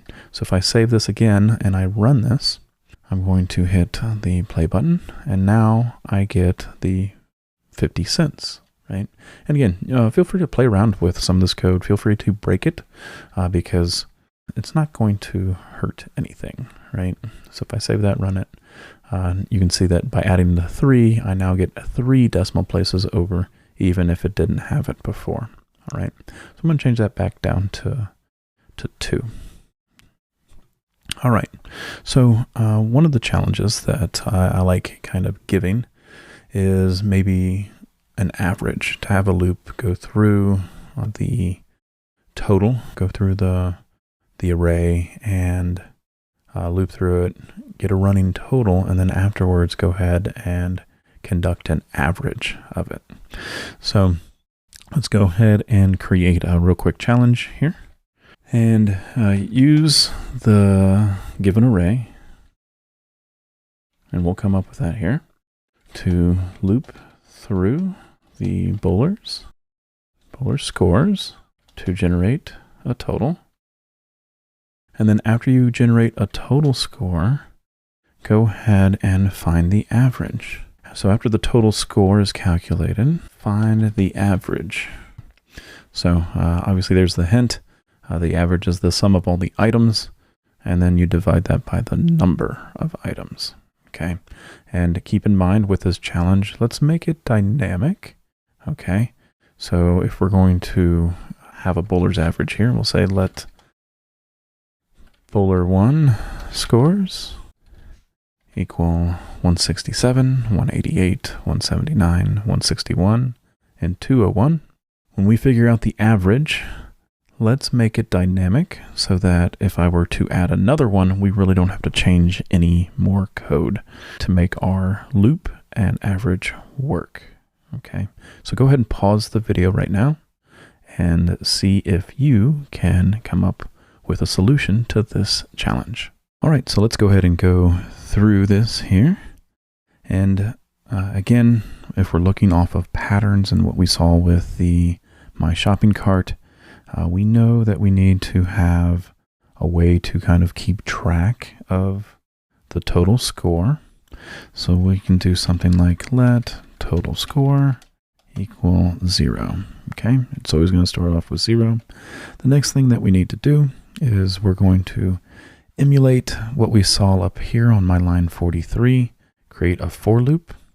And so I'm just going to do for, and then we're going to, again, utilize that variable on there of let I equal 0. And then we're going to make sure that we stay inside this loop until the bowler scores, right, the array, as long as we're less than that length, okay? So we're going to stay inside that loop as long as this array is. Again, so if I add another score in there, it should total it up just fine. And then at the end of here, I'm just going to go ahead and console log the total score. I don't need it to accumulate or see it accumulate. Of course, you can always put the console log inside the loop, but I only care about the final total, right? So I can do a console log of the total score. So let's go ahead and save that and run this. So I'm going to save it here, and then we're going to run it, and we get 896. Okay, so that is going to be the total. But I said that we wanted the average. Okay, and again, what a lot of students will end up doing to kind of get in the average, we'll do console log of the average. I'll put this in quotes here, just so we know what numbers they are. And what I see a lot of students do is they'll do the total score and like how many scores do we have here? 1, 2, 3, 4, 5. So they'll do total score divided by 5. And that's what I usually see when I look at a student's screen. And of course, this answer here is going to be correct.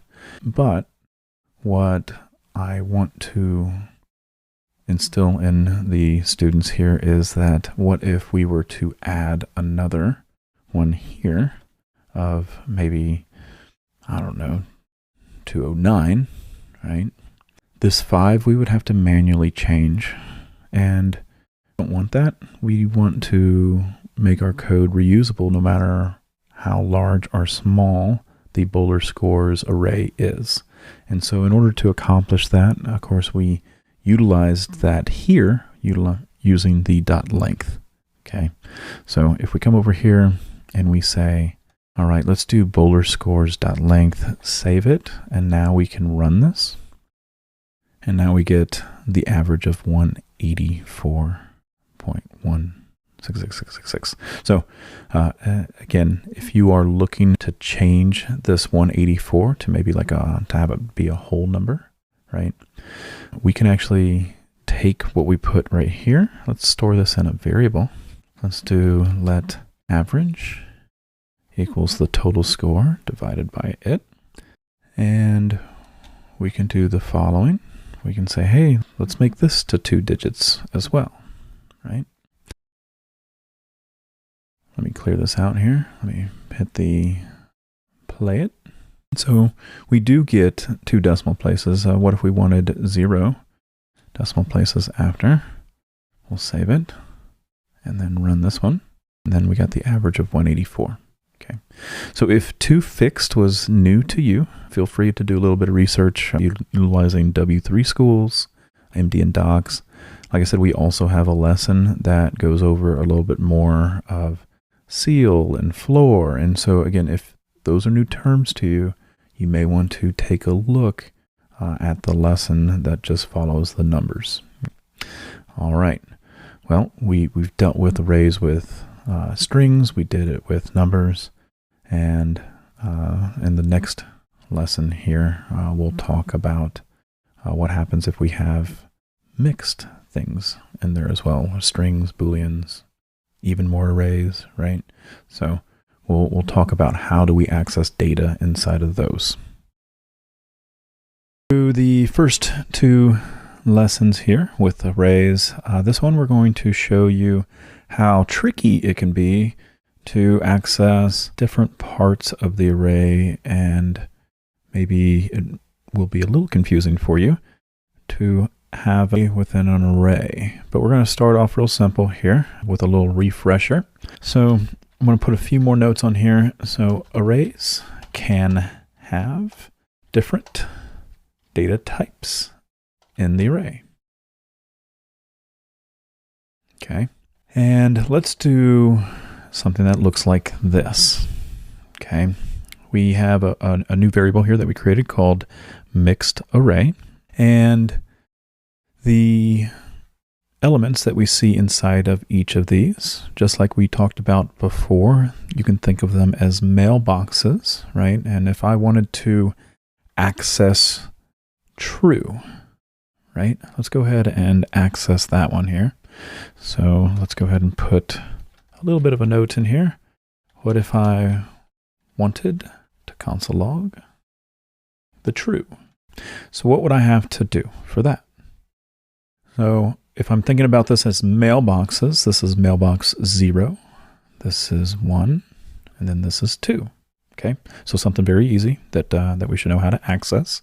So we'll do a console log of mixed array, or mixed ARR, square brackets 2. And let's go ahead and save that and run this. And there we go, we got true. Okay, now how do we get to this bucket right here? In this entire one with the square brackets, right? Again, it looks kind of funny, but we are able to access it, and it will give us back the entire array back if we do it. But let's go with the mailbox theory here. So we have 0, 1, 2. This is in the third position, right? So let's go ahead and console log that one. So let's do another what if. I wanted to console log the array within the array, right? So this is where we're going to do a console log of mixed ARR and the 3. Let's go ahead and save that and run it. And there we go. We got an entire array. Okay. So kind of the way that I want you all to kind of look at this, we can put a little bit of notes in here, and we can think of this as levels, right? So on our very first level that we have, so we'll do level 1, we're going to be able to access, so we'll put a 0 in here for that mailbox, right? And then we'll have a 1, and then we'll have a 2, and then a 3. All right, I'm going to go ahead and save that there. And so that's what we just demonstrated, right? Where we are trying to access the true, right? Well, that's in mailbox number 2. Okay, the array is in mailbox number 3. Now, what if we wanted the 15, right? Let's do that down here.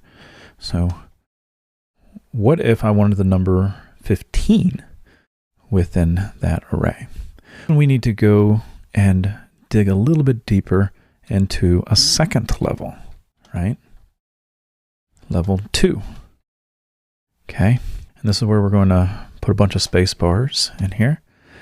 And so we also have a 0 and a 1 and a 2. Mailbox for it. Remember, anytime you see an array, you can think of, hey, there's like a mailbox associated with it.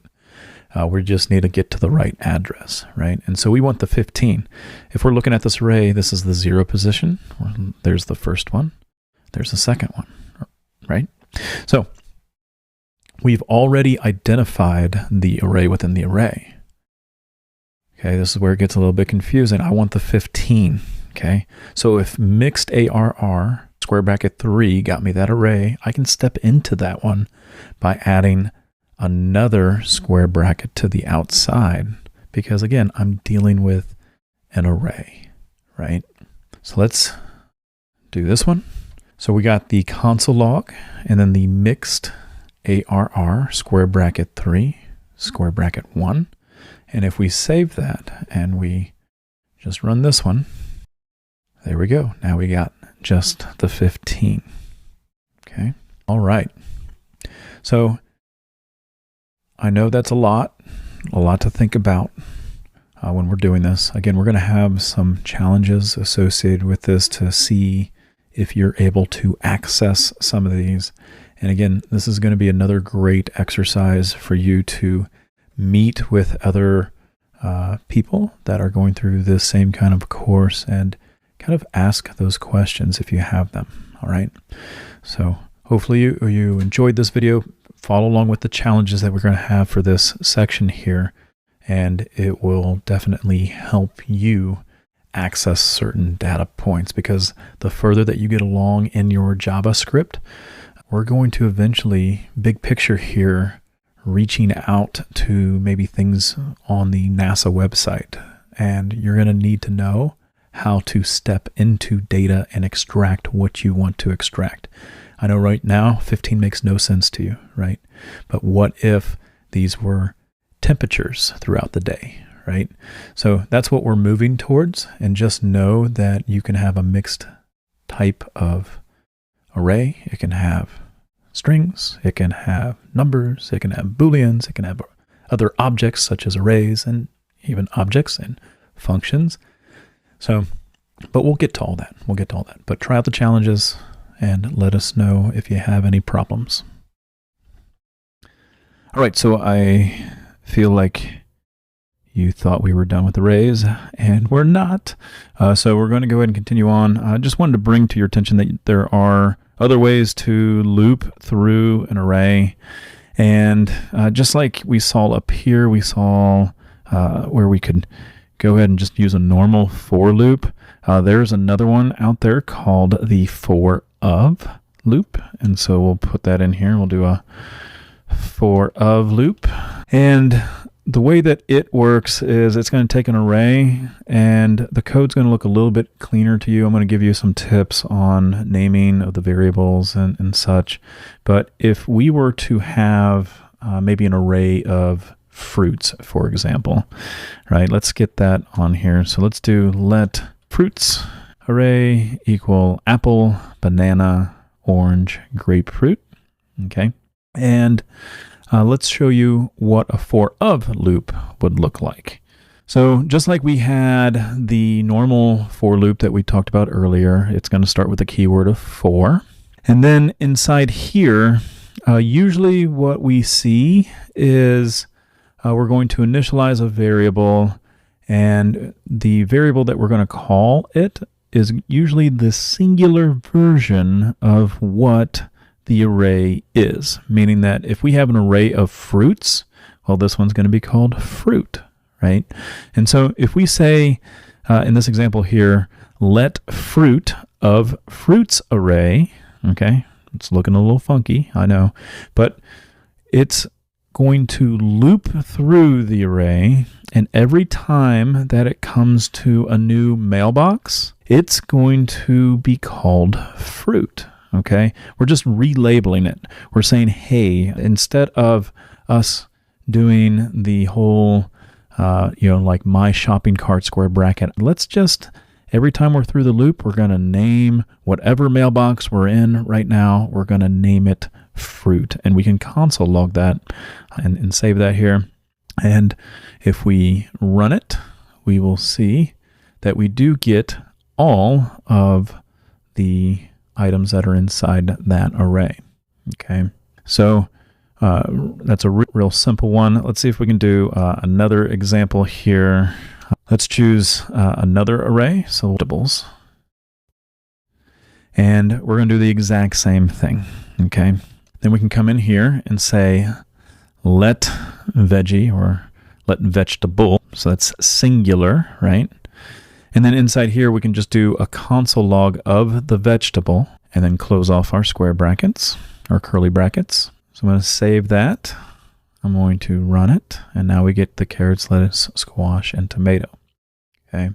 Let me go ahead and scroll up, and let's see if we can grab this up here.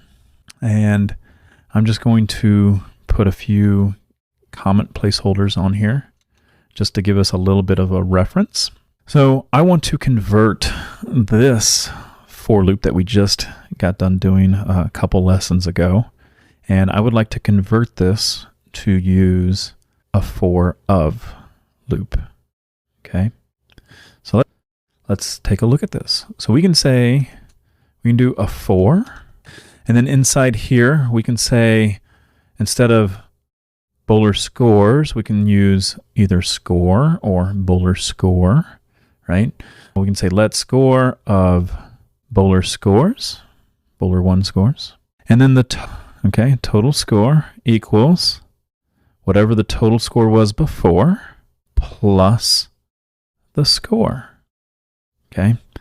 And so if we loop through that, we can come down here and now we can go ahead and console log the total score. And before I do anything, I do want to zero it out because up above we kind of added to it. So I'll do total score equals 0 just for here. All right. So now I am going to have to play the entire file that we have in order to get this to work. But I'll hit the play button and notice down here we do get the total, right, of 1105. So again, that's just another way to take that loop that we did up above and notice that that's exactly what we got from the other loop as well, right? So another way to conduct a loop, some people like to use this way of doing it. If you have an array, some people like the for loop. There's no performance difference whatsoever. It's more of developer preference. So this one is a little bit less typing. You don't have to do the iterator, but the other one kind of allows students to, it makes sense to them using the other way. So again, no difference on either or. I just wanted you to be aware that there is something out there called the for of.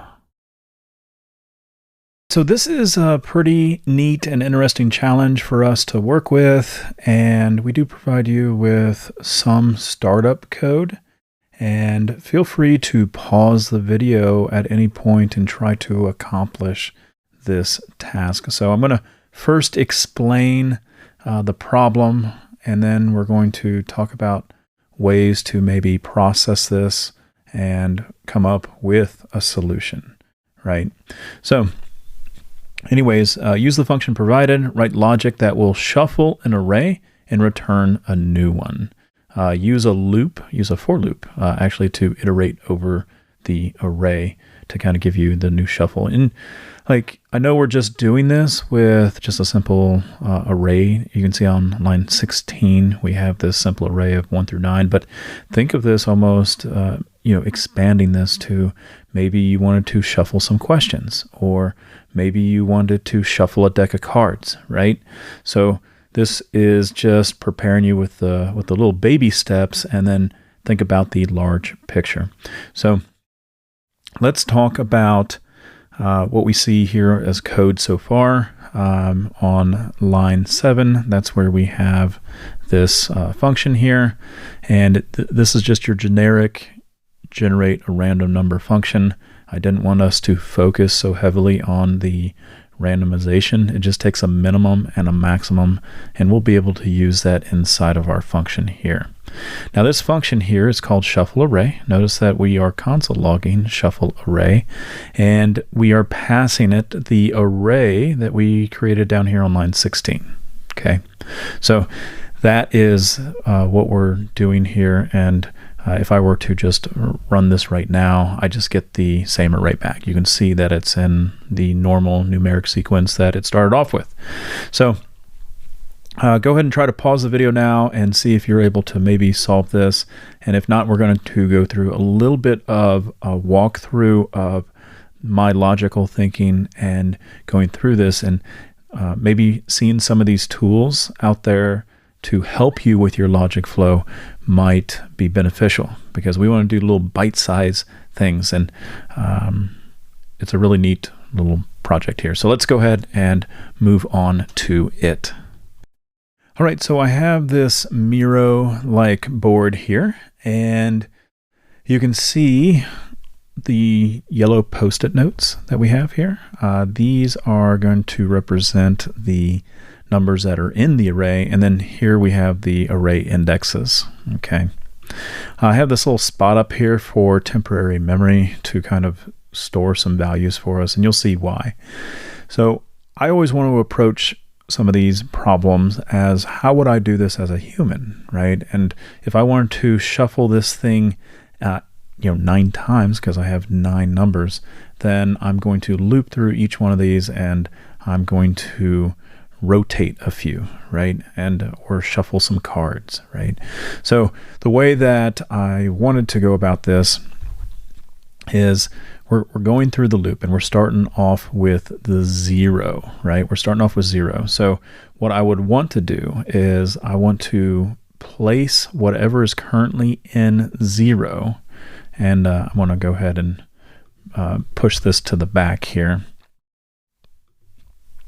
And I want to put this in temporary memory. I want to store it because I'm going to then generate a random number, and say that random number is 7. I want to be able to pull the 7th index over here, and I want to put it in the 0 position because I'm already on loop 0, right?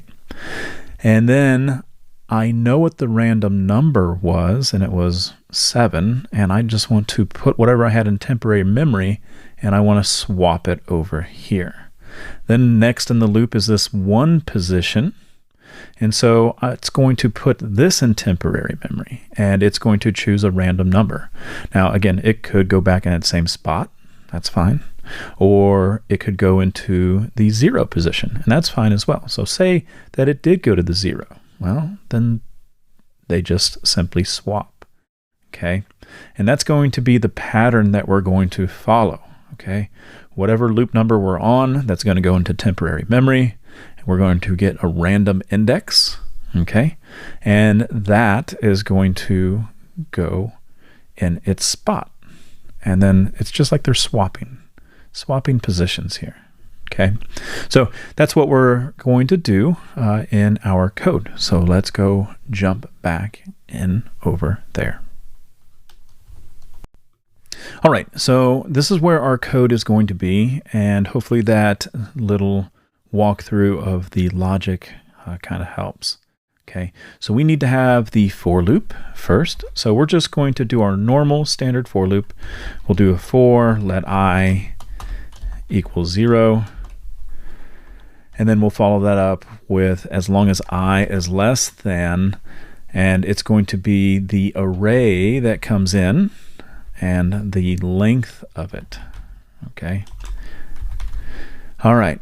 So once we have that, then we can do the iteration, and that's going to be the I++. And then we're going to open up the curly brackets. Okay.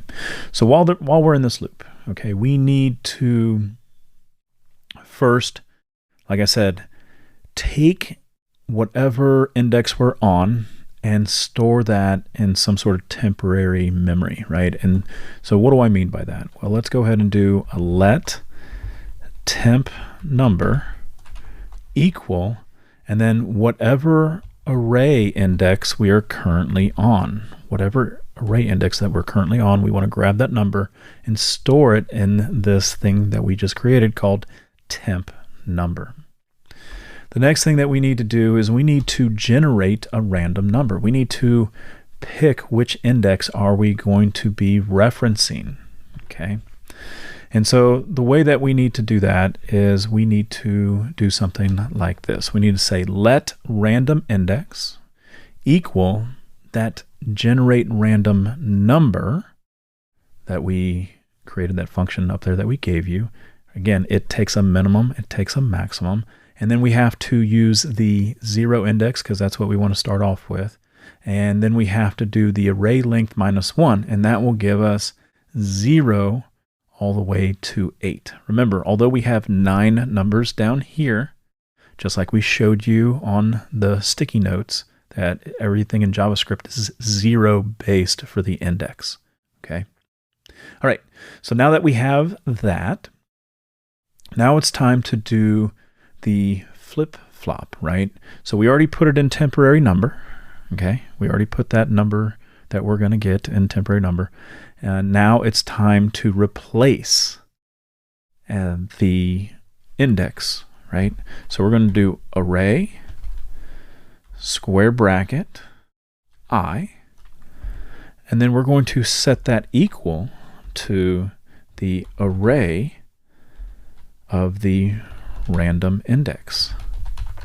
Okay, so again, this is the part right now where we took, this is the part where we took the index. So let me go back to it real quick to kind of explain here. So if we are on the third loop, right, we have put this into temporary memory. We went to the random generator, got a random index. It told us it was index number 5. And now we are assigning what was in 5. We're assigning it to the index of 3. Okay. So that's all we did right now. So that's what we did. Now the next part is we need to assign what we put in temporary memory and assign it to the index that we took from. Okay, so let's go back to the code for it. And so we're going to do array, square bracket, random index, and we want to set that equal to the temporary number that we stored in memory. So this is where that swap happened. Okay, so line 16 and 17 are responsible for the swap. So now that we can save this, and now I'm going to go ahead and run this here, we should see that they are now randomized in a different order. So we just created our own little shuffle. Cool. Well, hopefully you enjoyed this lesson. All right, so one of my favorite things to kind of talk about and go into are array methods. And array methods really just are functions that are built into JavaScript that we can use in order to perform various operations on an array. And there's a lot out there, to be honest with you. We're only going to cover a few, but we're going to provide you with documentation and links on where can you go to get more information. I think the reason that I like this so much is because I love logical thinking. I'm always thinking, hey, I want to do this with the data. I'm sure there's a way to do it with some of the methods that are out there. And some of these methods are like, hey, how do I add data to an array? How do I remove something from the array? And I combine two arrays, right? All those kind of questions that you might be thinking as well will hopefully be answered in this video. And if not, we'll provide you with the resources in order to move forward. But anyways, I'm inside our JavaScript folder. I have a brand new file called array-methods.js. And that's where we're going to be for this lesson here. So as always, let's go ahead and put in a few notes. This is going to be array methods. And just like I told you before, array methods, they're functions that are already built into JavaScript. And they're just used to perform various acts that you would like to do on the array itself. And what do I mean by that? And again, we're going to be going over some of these topics here, but we're going to be introducing to pop. We're going to be introducing you to what we call as a push. We're also going to be introducing you to something called a shift, an unshift, a join, and then we're also going to introduce you to something called a split, and then a reverse, and then a join. And again, like I said, there's tons of methods out there. I kind of paired these up with opposites, right?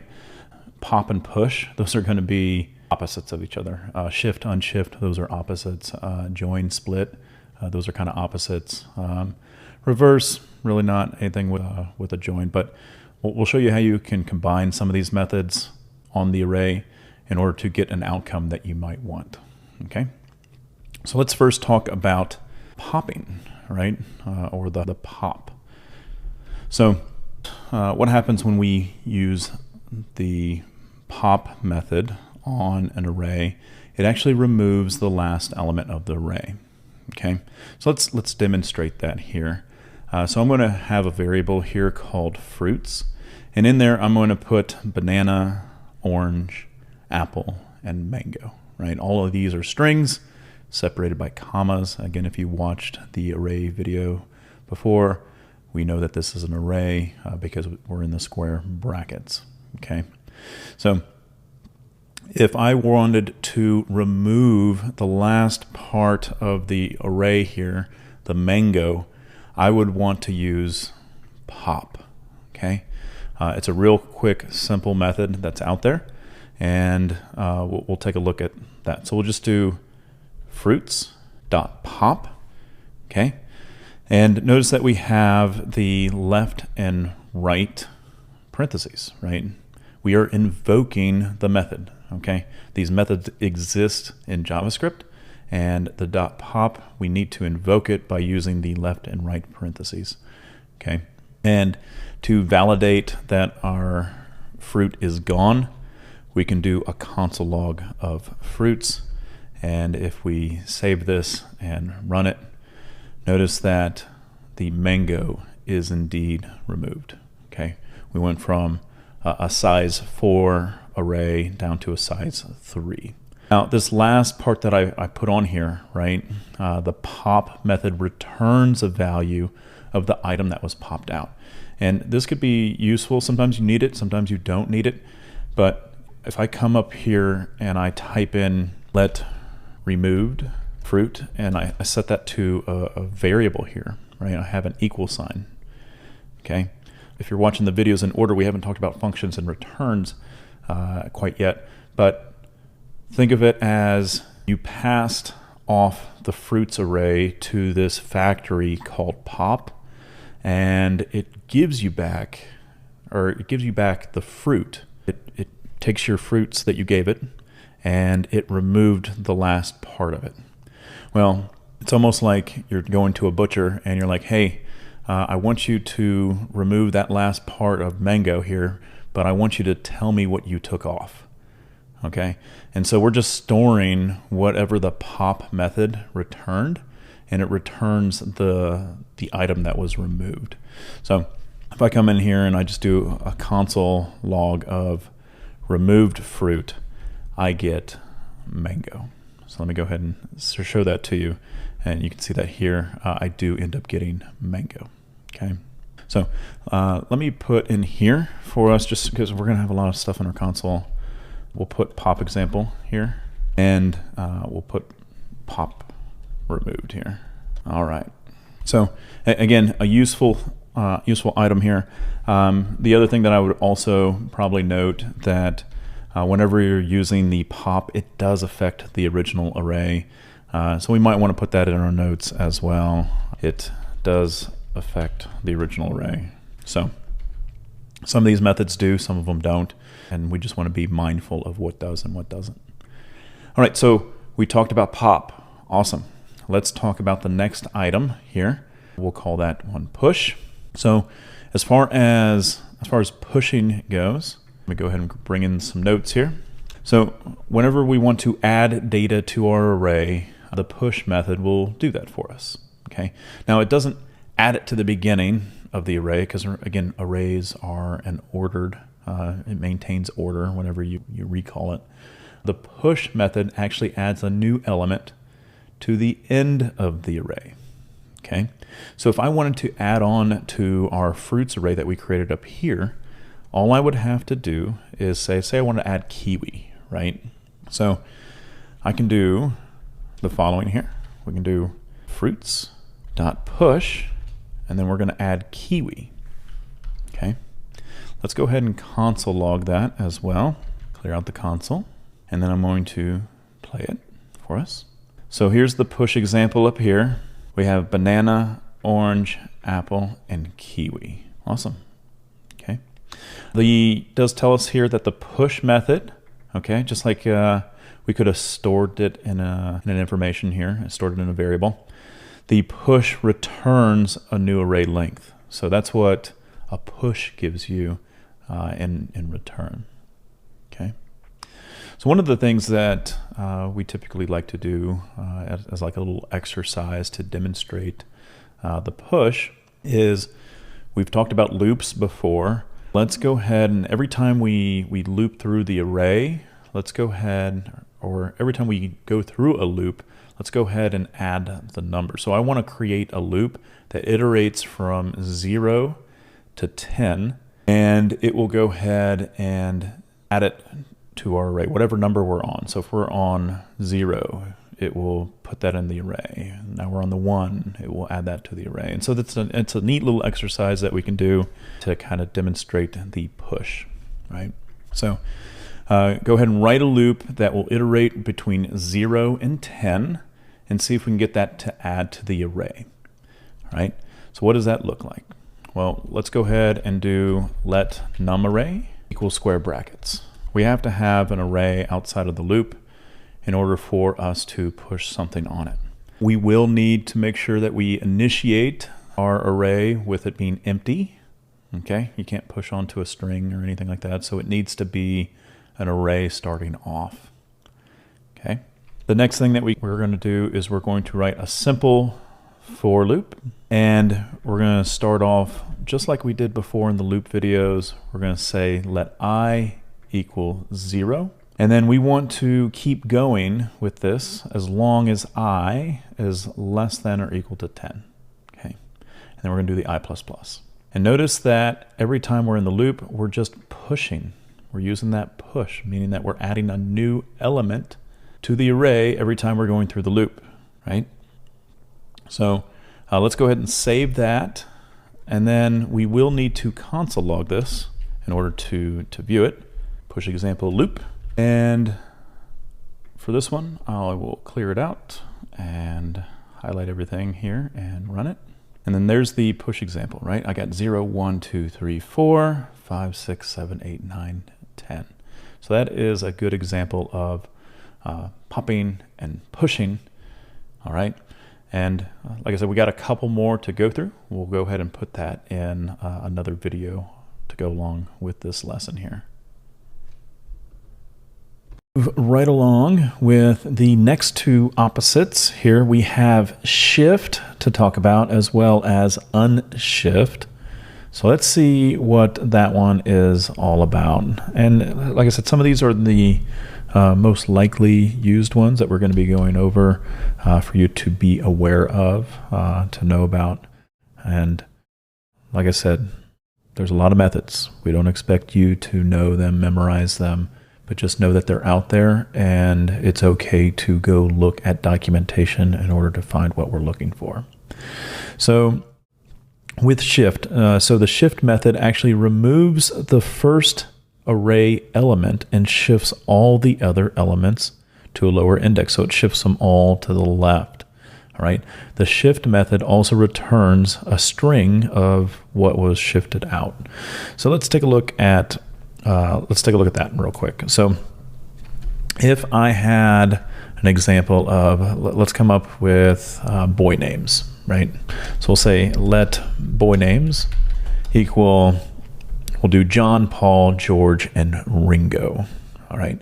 Now, if we want to remove John from this array, we would want to use the shift. All right.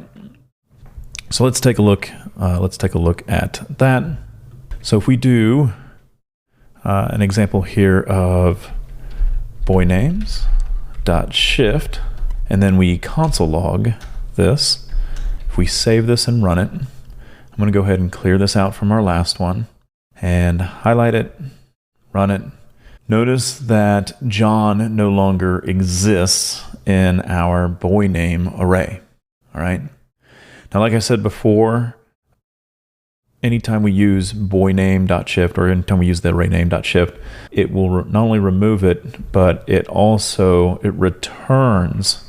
So just like we talked about before, it returns a string of what was shifted out. So we can store that in a variable just like what we did before by, we'll say something like this. We'll say let removed name equal, and then we'll go ahead and console log the removed name here. And go ahead and save it and highlight and run it. And notice that we stored that value in a variable of what was removed. All right. Now you're not always going to store it in a variable just like we talked about before, because it's only on a case-by-case basis on if you are trying to track what was actually removed and not. All right, let's go ahead and talk about the opposite of shift, which is unshift. This is where we're actually going to be inserting. It's very similar to the push, but we insert it at the beginning of the array.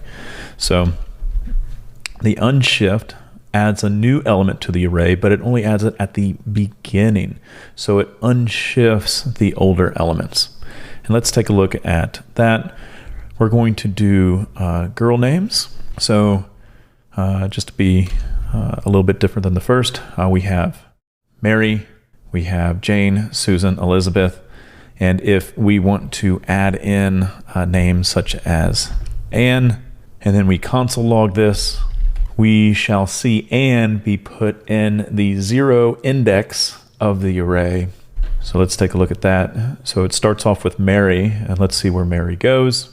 And Mary is now on the first index. Mary got shifted over on to the other side. So it unshifts the array and makes room for the 0 index for it to go and be inserted into it. All right. So again, this is the shift and unshift. We're trying to show you some opposites here just to get a little bit exposure with this. So continue on watching the next video series. We'll go over join, split, and reverse. All right, so let's talk about these 3 methods here. We're going to be talking about join, split, and reverse. And the join, believe it or not, you may be using it more than what you think. We're definitely going to provide you with challenges that involve join. You're going to be probably doing projects in your code camp that involve join. So it's a real interesting one of why would I ever want to convert an array worth of information into a string, but that's what join does. So let's take a look at it. Let's add some notes. So we have a join. The .join method joins all array elements into a string. It behaves just like the toString, but in addition, you can specify a separator, which is really nice. We'll show you an example of maybe why you'd want to do that or how to even put spaces in between your items that we're going to have in here. So if we take a look at this example here, let's just have a variable that contains some vegetables in there, and we can do the following. We're going to add carrot, comma, potato, comma, onion, comma, broccoli. All right. The next thing that we're going to do is, again, it returns a stringed version of whatever's inside of the array, right? So ideally, what you'll do, just like what we did before in some of these other ones, is we're going to create a variable that will store the return. And again, the .join does not affect the main array, doesn't mutate it by any means. It just turns this for you. So let's go ahead and do this. We'll say let veg string equal, and then we can do vegetables .join. And if we just do the .join with left and right parentheses, we're going to get something funky in the terminal for the output of this. So I'm going to highlight all this here and run it and play it here. Oh, forgot to console log it. So let's do a console log of the veg string. And this time we'll save it, highlight it, and run it. All right, so we have join example, and then it's going to go carrot, comma, potato, comma, onion, comma, broccoli. It did exactly what we wanted, except for human readability wise, it didn't do it right. Like there's no spaces, right? So let's see what happens when we add a space. So inside the join, if we add quotes and hit the space bar, we're going to see the following happen. We're going to hit the play button. Notice that there's no more commas in there. All right, well, again, it says it on here. It behaves just like toString, but in addition, you can specify what the separator is. Right now, we're just using a simple space, right? Well, let's just go ahead and add a comma in there, and we'll save it there and run it. Well, let's me clear this out. We'll highlight it and run it since we have a lot in our console. And then we get the carrot, potato, comma, onion, comma, broccoli. All right. And the more that you play around with it, the more that you're going to know how to do a few things to this. But maybe eventually in a challenge, you may see something to the factor of, hey, I have an array worth of information. I have an array worth of vegetables. How can I make this a little more human readable by throwing an and in there, right? So carrot, comma, potato, comma, onion, and broccoli. And again, that's going to be one of our challenges that we're going to give you. And based off of the knowledge that you have just from watching these couple videos, whatever code that we currently have on this file, you should be able to do that without a problem. It may take you a couple minutes to kind of think about it on, what array method do I have that could solve that problem. All right. So again, really great example of a dot join is doing something like this. Again, you may be asked to think about creating a game, and you need to list out all the items that person has on them, right? Or maybe you can list out every single thing that is in a given room of a game that you're making, right? So various ways to kind of go about that. And again, crazy as it sounds, join is actually very useful, and it's going to be one that you use a lot when you're trying to make things a little more human readable. All right, let's talk about the opposite of join. And again, this kind of goes into a string, but a string can be converted into an array. All right, and again, the split, another powerful one that you're going to want to put in your tool belt and know about is the split. So let's look at that. So it's a string that can be converted into an array utilizing the split. And if we utilize this here, let's go ahead and convert the vegetables back into a normal array, right? So let's see what that looks like. So we're going to create a new variable here. We'll say let veg array, and inside here we're going to put what do we want to split them by. All right. So if we noticed up here, we have a carrot and then a comma, right? We have a carrot, comma, potato, comma. And so how do you want to split this string up?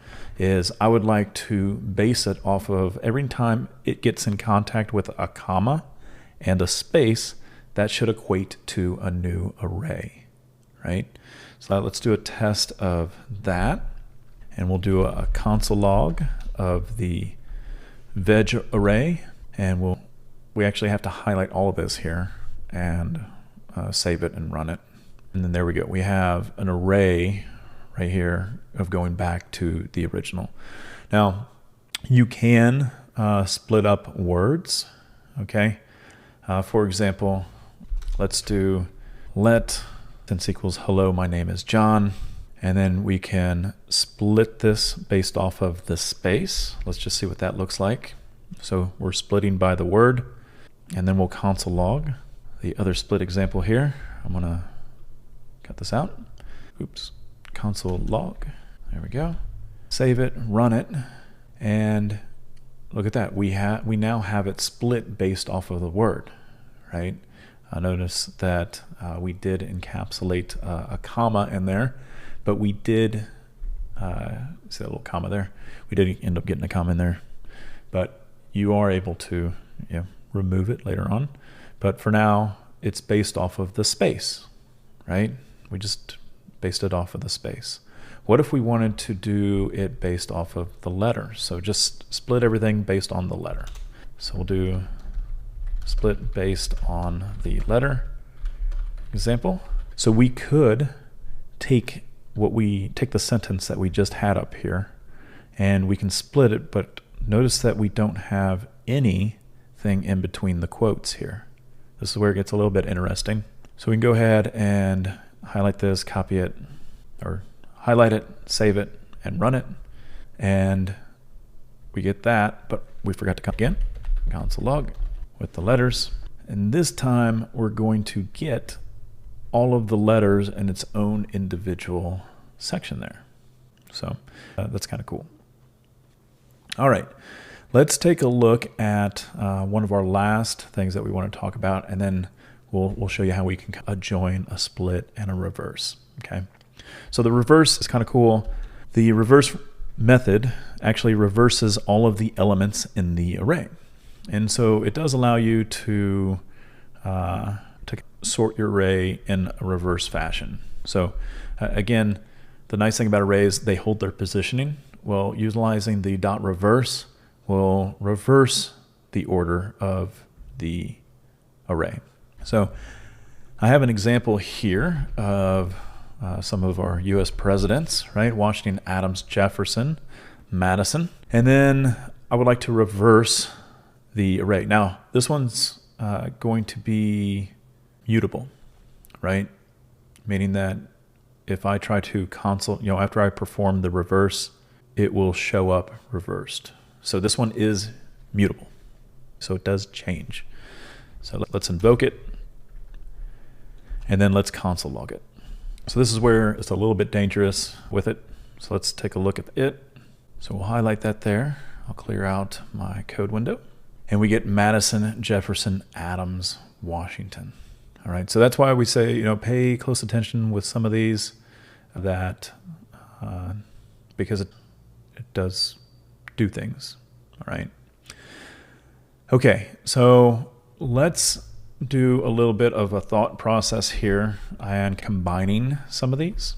So I have the word wonderful, and I would like to reverse it so that it prints out like this in the console. Okay, so we can do the following. We can say let word equal wonderful. Then we can say let equals word dot split, and again we're splitting it based on the letter. Okay, let's go ahead and console log what this is. Just show that in here, save it, run it. You see how it's split up individually into its own little letters. Okay, the next thing that we can do to this is we want to, because it's an array now, we can reverse the array. So let's go ahead and do that. Split word dot reverse, and again it's mutable, meaning that once we do this, it changes the array whenever we reference it again. So let me go ahead and run this, and we can see that again, we didn't have to assign this to any other variable. We just did split word dot reverse. And over here, this is what we got. It's now reversed. Okay. Well, now that we split it all up into an array, is there a way for us to put it back together? There is. And that is with the join. Remember, we did join, split, and reverse. So now let's do it in a little bit of a backwards order here. Let's do a split. Then we're going to reverse it, and then we're going to join it, right? So then we can do let join word equal split word dot join. And notice that we do have to assign it to a variable, because a dot join doesn't change the original array whatsoever. And now if I highlight this and I save it and then I run it, let me clear this out here. There's the joined word after we got done splitting it. So that's how we do it in stages, right? Obviously, later on, while you're going through things, there's a way to refactor this, and they are daisy chainable, which is a really neat thing to see. And so if we were to daisy chain this, this is what it would look like. And then we can go ahead and console log the daisy chain, right? So we're going to take the word, we're going to split it. So that's exactly what we did here, right? So if we're looking at things, we got the split and the split. And then what did we do next? We reversed, and then we joined, right? So there's a way to daisy chain this so that it all happens at the same time. Let me go ahead and comment out this stuff up here, just to show you that if I highlight everything here and hit the play button, I get the same exact thing that I did before with the joined word. So again, daisy chaining looks really nice. You don't have to assign it to other variables, but As you're going through the course, you probably want to slowly transition to the daisy chain way. However, what I recommend as going through this as a student, as a learner, is to do this in your mind and go ahead and do exactly what we just did here. Break it up into smaller chunks, and then later on, once you can internally visualize this, you can refactor. Obviously, if you're going to a job and you're going to have a code review, right, the daisy chain one is the preferred way. But while we're learning, totally fine for seeing it split up what you see on my lines 86 through 91. Okay, nothing wrong with that whatsoever. The logic is there. Later on can come the code cleanup. All right. Well, we're going to have some challenges that are going to go along with what we just learned with all these methods. And that way you're going to feel a lot more confident, a lot more comfortable with utilizing some of them. And if you don't get some of the challenges, that's totally fine, because you're going to see the repetition, you're going to see the problem, and you're going to be able to chunk those problems out. Right? If you have any questions on any of this, please feel free to reach out. We'd love to hear from you. All right. All right, so in this video, we're going to be talking about objects. And it may seem a little bit confusing to you at first, but don't worry. Hopefully we'll get enough repetitions with this that it will totally make sense. All right. So I created a brand new file called objects.js. And let's go ahead and do what we normally do, which is create a little bit of room for us to do some comments, right? So this one's going to be objects. Now, when it comes to objects, objects are going to be variables too, but objects are going to be able to contain a lot of data in it, and it's really used to describe data. And many times if you go take a look at some sort of MDN documentation or W3 schools, in there they talk about explaining it to you as, hey, this is to describe a real object, right? And they give an example of a car, for example. But objects have what we call our key value pairs. So we have key value pairs that are going to be associated with this, and they are written in the curly braces. And once we start defining some objects here, you're going to understand about these keys and values. Now, as far as keys go, these are just strings that are names, and the values can really be any data type. And when we say any data type, we're talking things such as strings, numbers, booleans, arrays, even objects and functions can go inside of these as well. So I think we made this very abstract as of right now. Let's go ahead and create our very first object. All right.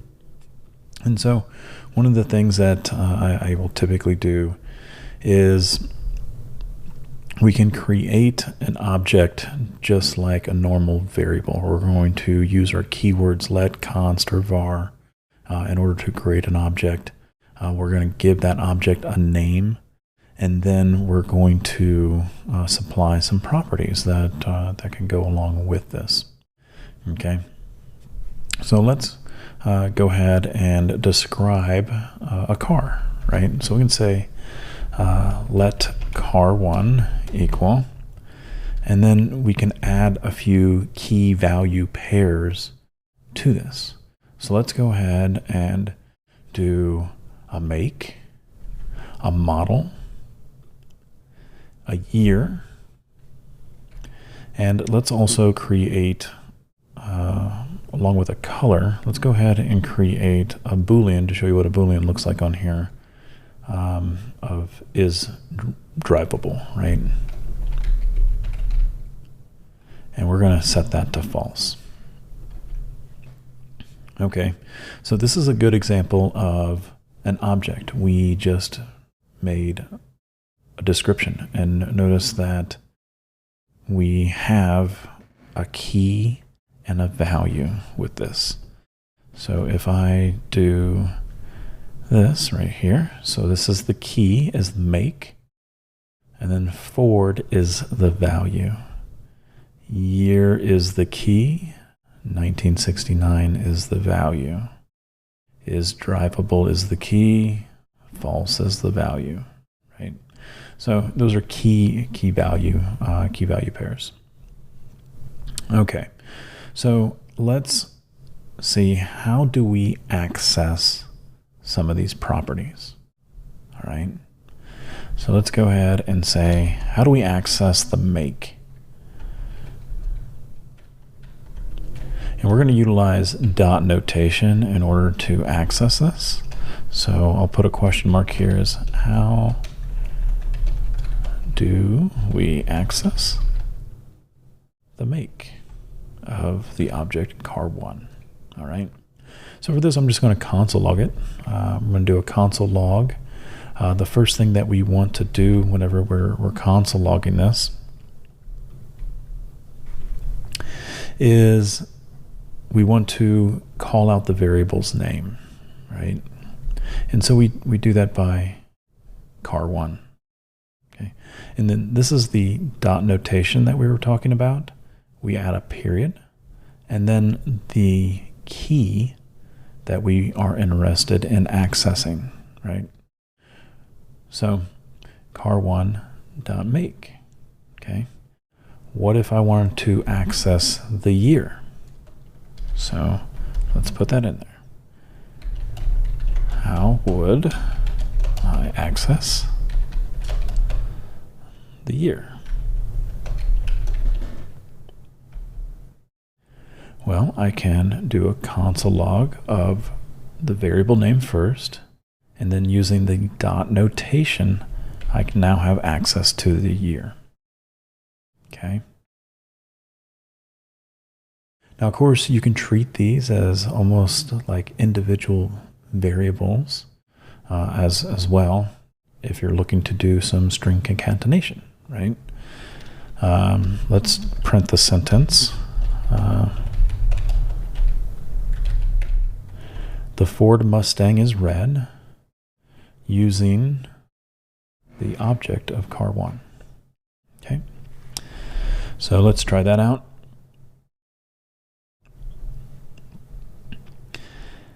So just like we've done before with string concatenation, where we can go ahead and spell out the word the, add the plus sign, and then we can just access these values that we see here. car1, using the dot notation, and then make, okay? And that's going to get us the Ford. And then we're going to add the next one, car1.model is, and then the color, period. Right. So we're going to go ahead and save, and then we're going to run. And there is where we have it, right? The Ford Mustang is red. Okay. And of course, you can play around with these properties that we've set in here. You can change the make, you can change the model, you can change the year, and so on. Okay.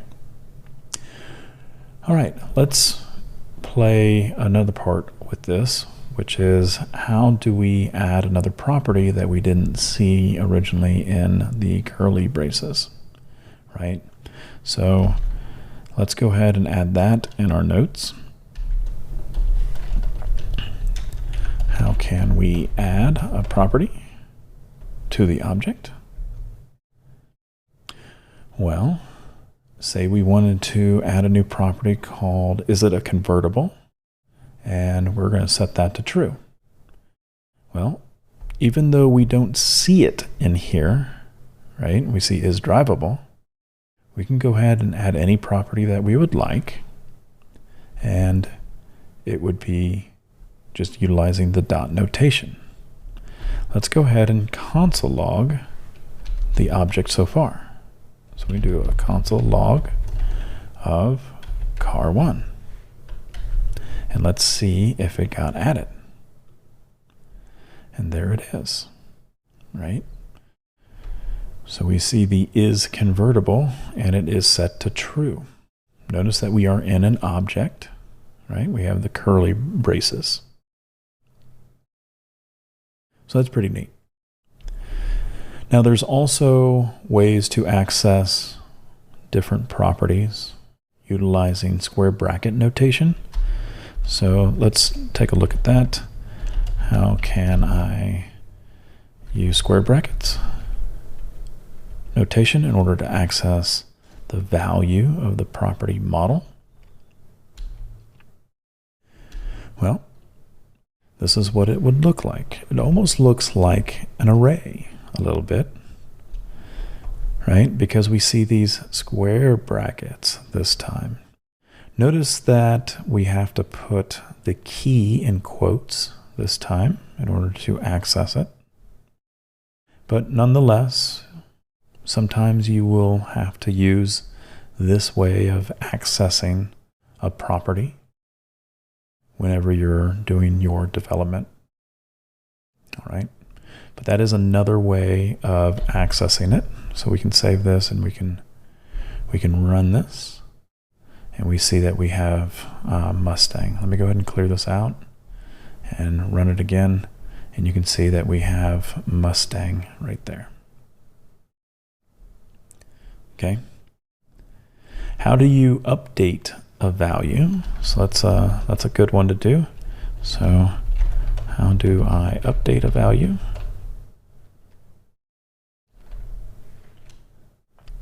So say we wanted to change the color, right?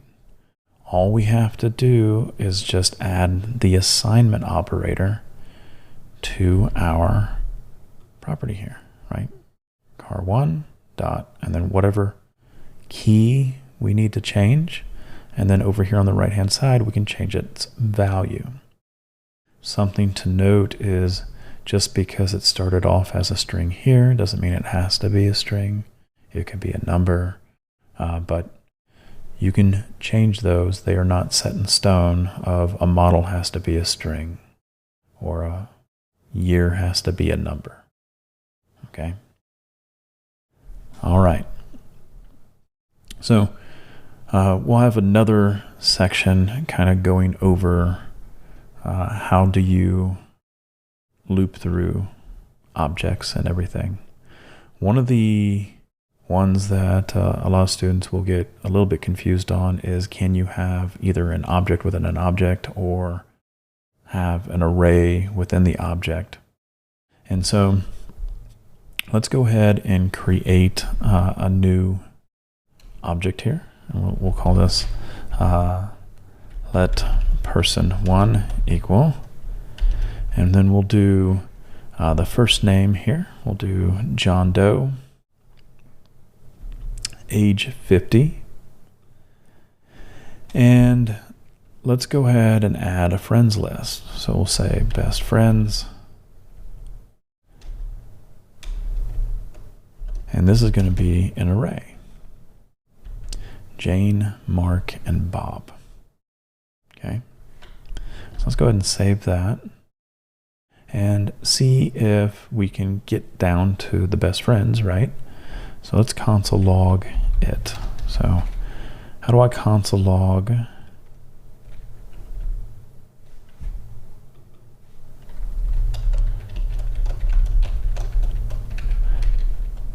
best friends?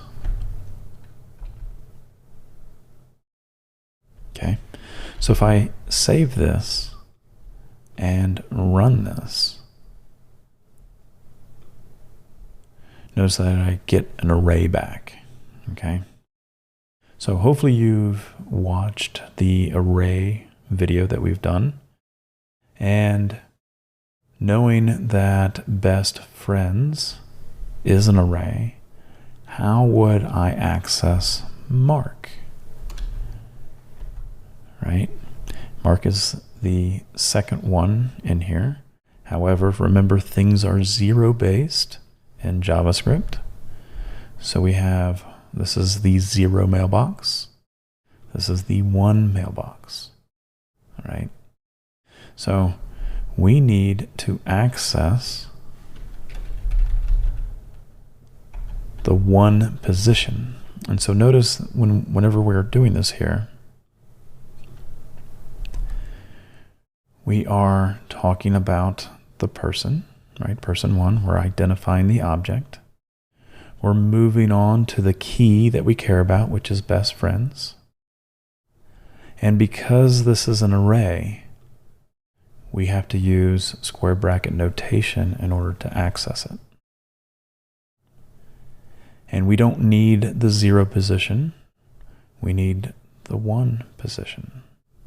And so that's what this one is right here. So let's go ahead and save it and run it. And there we go. We have Mark. Okay, and so that's how you can access something in an array. So what I would challenge you to do is think of a pet or think of an animal that you have or that you've even seen, and let's create an object for it. Okay, so let's do a practice one. We're going to create an object based off of your pet. Okay, again, this could be a fish, it could be a dog, it could be a cat, right? And so some properties that we're going to have on here, right? Some keys.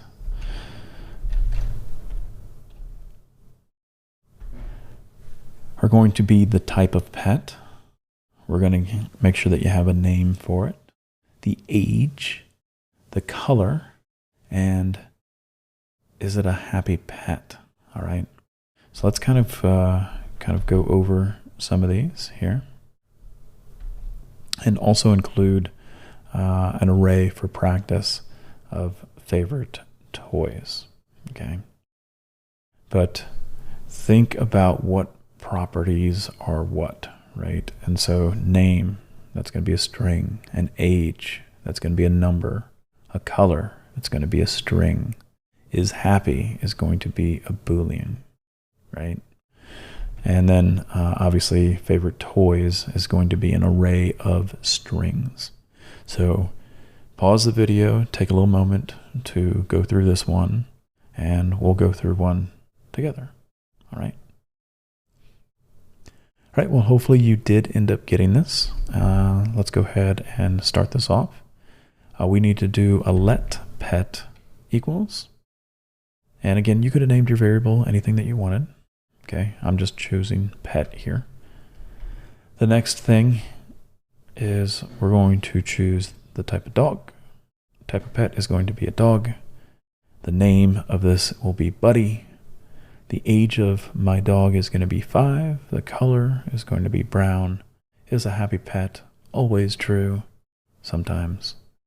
And favorite toys are going to be a ball, frisbee, and a bone. Okay.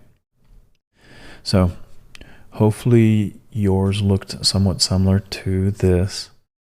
Something also that I want to point out to you, that whenever we're dealing with an object, it doesn't have to be in any certain order. A lot of times when you go to your job, they will have some sort of prettier, maybe, or their SOP or standard operating procedures will be for you to alphabetize your object list to make it a little more readable. So really up to you, but as far as our demonstration and our purposes and our point for here is the order does not matter when it comes to creating objects. When it comes to arrays, order does matter, but objects, it does not matter. It doesn't matter if it's alphabetized, mixed, Z to A or A to Z. Okay. All right. And then one last challenge here for you all is access the name, the age,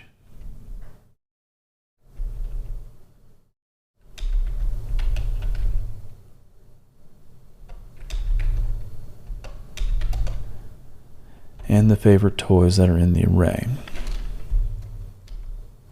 See if you can make a sentence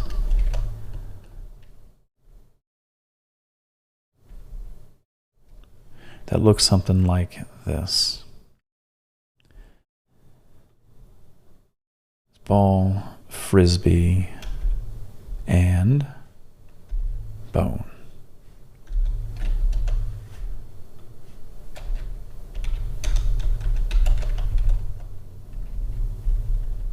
Okay. See if you can get a sentence that kind of looks like that. I'm not going to go over with it in the video, but I will have it for you in the lesson to kind of look at. All right, in this video, we're going to be talking about looping through objects where we can iterate through them, grab their keys, and grab the value that's inside of those keys. It's a real interesting concept, but it's going to take some practice for you to kind of understand what's going on with these loops. So I am in a brand new file called object-loops.js, and it's inside my JavaScript folder. All right, I'm going to go ahead and do what we normally do, is add some notes section here. And so we're going to call this looping through objects. And the one that we're going to discuss here is going to be the for-in loop. Now, whenever we're using a for-in loop, that allows us to loop through the properties of the object. Okay, so we're going to loop through the values of an object. Now, just because we have the properties now, we're going to be able to access what's inside of that object's value. So let's go ahead and revisit a few concepts about an object. All right, so we're going to create an object called person. That person's going to have two things in it. We're going to keep it really simple. It's going to have a name and then an age. Okay, now just to review on a few things, when we're talking about keys, this is a key, name is a key, age is a key, and then the value is whatever on the right side of that colon, right? So the value is going to be John. The value of age is going to be 30. So in JavaScript, they provide us a way to loop through this stuff, loop through this object, but when we loop through it, we only get the properties from it. Okay, and so let's go ahead and demonstrate that real quick with the simple for loop. Okay, so we're going to use that keyword for. All right, we're going to initiate a variable inside of this loop, and many times you'll say the following. You'll say let key, which remember an object has keys and values, right? Let key in person. So let the key, right, inside our person object. So this over here is very specific on what we're trying to reference here. This has to be the variable name that you came up with for the object. So this will work in an object. It also works in arrays, but we're going to use it here in the object to loop through all of the keys. Okay, so again, we're just creating a variable, called it keys. You can name this really anything, but traditionally we'll call it a key. All right, and let's go ahead and access the key. Let's do a console log of just the key and see what we get. All right, go ahead and save it. We're going to run it, and look at that. We get the name, right?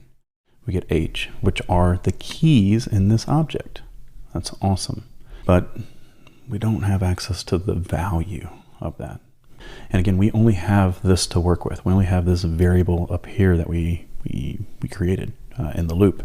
So we have to ask ourselves, is there a way for us to access the value from just providing the key? And the answer to this, we kind of went over this in the previous video when we said, how do we access the data, right, inside of an object? And this is just going to be a little bit of a review, is I can access, how do I access the value of an object? So we had something called dot notation. And for example, we can do a console log of the person dot name, right? We identified the object here with person, right? and then we did a dot name. And many students will think, well, like, cool, well, if key is representative of the object, maybe I can just do a console log of person.key, right? A lot of people will think that they can do something like this, okay? And if I save this and I run this, I get undefined. It doesn't know what key. It's thinking key literally. It's looking for a key in here called key. Then our undefines should be test, right? So we don't really want that. And the other way to access data is square bracket notation. So what does that look like? And again, we talked about this in the last video, but we're going to first identify the object, and then we use the square brackets, and then the actual key name of this, right? Again, if I wanted the age, I can do this, and I would get 30. Let me go ahead and save that, highlight it, run it. Let me clear this out, run it, and I get John and 30. Okay, John is coming from this person's name up here, so let me comment this out so we're not confused on where we're getting information. Save it, play it, and we get 30. Okay, so the age we can reference utilizing bracket notation. So all I'm going to do to change this here is, instead of using the dot, you have to think about this, instead of using the dot, just use the square brackets instead, and don't use any quotes or anything like that. And let me go ahead and add value to this, so that way we can actually see it in action. Okay, so I'm going to comment you out just so I can keep my console kind of clean. Clear it and run it. And so we got the key is name, the value is John. Key is age, the value is 30. All right, so that is an example on how we can access not only the key, but we can also access the value. And that's going to be very important on any job interview that you may have, is, how can I access the data from this object? How can you loop through it and have access through it? So it's, again, another kind of gotcha kind of question. And we have a couple challenges to go over here as well to kind of reiterate some of this. Okay, so let's go ahead and create a new challenge. We're going to start off a little simple, but with a more complex object. So we're going to say loop through an object, and if the value is a string, go ahead and print it out. All right, and here's the object that I would like you all to create. Feel free to pause the video. If you're in a rush, you can go ahead and copy and paste the code that goes along with this video here. But we have a student. Okay, I always say practice typing. It will just help you out. So we have a student. Name is John Doe. Okay, and if we look at this, that's a string. Cool. And then we have the age, and then we have scores. All right, now the age is a number. So if we're thinking about this in our head and building out this loop, so far I should only see John Doe being printed out. Score is an object, so that's not going to get printed out, but it has some keys and values in it for sure. And then we also have favorite subjects. Now this is an array of strings, but it's not a string. Okay. Has a pet. We have that set to false. That's not a string either. That is a Boolean. And then we have vehicle. All right. Vehicle's a Ford. And that is a string. Now, if I were to loop through this, it's only going to loop through the first level of items. So that's all I'm really caring about in this challenge, is the first level. This group right here would be considered like a second level. Same thing with this second level, but the main first level items, the only two things that are strings are the vehicle and the name. Okay, so go ahead, pause the video, see if you're able to accomplish this. The hint that I'll give you is, how do we know what type of data type we're in? And you're going to, hopefully you're thinking about that, and it's type of. Type of is what you're going to be utilizing for this. All right, so hopefully that gave you some good insight. Hopefully you ended up getting it. And the first thing that we need to do here is we need to create our loop. So we're going to create the loop, starting off with a for with a let key in student. Again, we're following that pattern of key, and then in is that other keyword, and then student, which is the object that we want to loop over. So then we just need a simple if statement, right? If the type of, and then the student square bracket key equals string, then let's go ahead and print that to the console.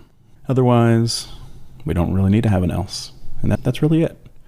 So if I highlight this, I save it, let me clear out the console, and I run it, I get the two things that I told you were a string.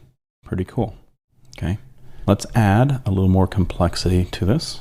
Let's go ahead and change those strings all to lowercase. So loop through the student object, convert all the string values to a lowercase. Go ahead and pause the video, and you should only have to add one thing to this, but we can copy this and paste it. And the only thing that we're going to change on this is down here where we're console logging it. You guys remember the method in order to lowercase something. It's called to lowercase with left and right parentheses, and we can save that. And let's go ahead and run that. Actually, I will highlight them all just so we're not getting all the code from above and running it. And there we go. We see the uppercase ones at the beginning, and then now we have the lowercase ones. All right. So again, there'll be other challenges that will help test your knowledge with looping through this. It's going to take a lot of practice just to start thinking like this. I think this is probably one of the harder concepts to think about, especially starting off, is how do you loop through an object. And this is one of the ways to do it, utilizing a for in loop. Please keep in mind that whenever you're looping through this, it does not maintain the order. So there's no guarantee on the order when it comes to looping through objects. Sometimes it is the way that you had it, just like what we saw right today, but in the documentation it says that do not rely on the order of the object to be consistent whenever you're looping through it. So you cannot be thinking that it has an index of any means. All right. All right. Hi, my name's Rob. I'm with precodecamp.com, and in this video we got another great challenge exercise for you if you're just learning JavaScript. A great way to kind of practice what you're learning. Anyways, we have provided you with a random number generator as well as an object here, and I'm going to explain the challenge here. But we're going to use the provided getRandomNumber function in order to generate a random number between 1 and 6. You can choose either to have our custom object that you see right here with dinner options with what's in there already, or you can create your own, but we'll make sure that you need to have 6 on there. Then we're going to write a function that will get a random number, and that number will correspond to that dinner option. So I don't know if anybody has ever had family or friends and you're like, what do we do for dinner? Well, this might be a great way to kind of solve that problem, right? So anyways, that function that we're going to create here will return the dinner option that was selected, not the number, but the actual dinner option. All right.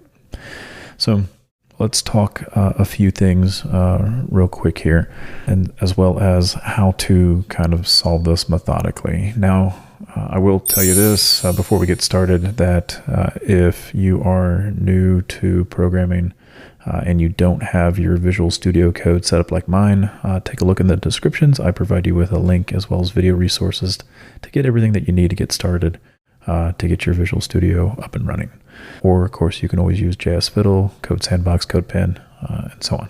But let's think about this logically here with maybe some problems that we may need to solve. Is how do we get random numbers? So that might be one problem. The next problem is, well, we get a random number, then how do we access these options that are in here? So let's first take a look at the code, look at the existing code that's here, and see how we're able to use it really quick. And so in order to get a random number generated here, this function here takes a minimum and a maximum, right? And what we want to supply in it is, for our example up here, it says that we need to choose something between a 1 and a 6. So if I go ahead here, and I'm going to scroll up here just a little bit. If I console log get random number, and I supply a 1 and a 6, and I save this and I run this a few times, I notice that I am getting values that are between 1 and 6, right? So if I change this to 100 and save that, I'm going to clear out this code here, and I play it. There's a 7, there's a 71, right? And so you can see that as we add numbers to this second argument, our range is kind of expanding. So if you are just starting your coding development learning cycle here, this function right here is definitely something that can be reused, refactored to meet the needs of any major project that you might be doing for your learning progress. Whether that be create a random number generator for some dice, create it for guess a number, right? This get random number is a function that you're going to want to keep in your toolbox. All right, so we know now how to use the get random number function. Let's go ahead and see about accessing items in the object based off of what we see here. And like we're not going to want to be able to use dot notation in order to reference items in an object. So usually in an object you can reference things utilizing dot notation, but in this case here we're going to use square bracket notation in order to reference the item here. So let's take a look at that. Let's do a real quick console log, and we're going to do dinner options. And instead of using dot notation, I'm just going to use the square bracket, and then I'm going to put a number in there. And in this case here, I'm going to do 3. So if I save this, it's going to look for the key over here of 3. So if I save that, I do get sushi, right? If I put 4 in here, let me clear this out again. Save this, run this, I get burgers for 4. So imagine if we were to put in a get random number generator and store that value into a variable and then plug that number into here, we would probably get one, right? So let's go ahead and set up our function now. Now that we know how are we going to use the random number that we get and plug it into a return statement maybe, right, for our dinner options and actually get the dinner option that we would like. Okay, so let me get rid of that. All right, so let's create a function here. We're going to call it get dinner option. So we'll put that in here like so. We have the curly bracket, and then we're going to put the ending curly bracket in here. So let's go ahead and get that random number first. So we'll say let random number equal, and then we're going to do the get random number, and we want to supply it with the starting point, which is a 1, and we want to go to a 6. Now that is going to be stored in this variable right here called random number, and then all we have to do here is we'll do a return of dinner option square bracket random number. Okay, so this function is going to return the dinner option that it chose with the random number. Now if we save this and run it, we're not going to see anything. We need to first call this function that we have right here, which is get dinner option. So if I say dinner choice equal get dinner option, and then we can do a console log of dinner choice. All right, so now let's go ahead and save this. Let's run it. And there we go. The first one is a salad. Let me clear this out. Let's play it again. Tacos. Clear it out. Play it again. We get pasta. So our random number generator is working. Our return statement is working. And we're saving it into a variable here called dinner choice. All right. So feel free to play around with this. If you enjoyed this tutorial, subscribe.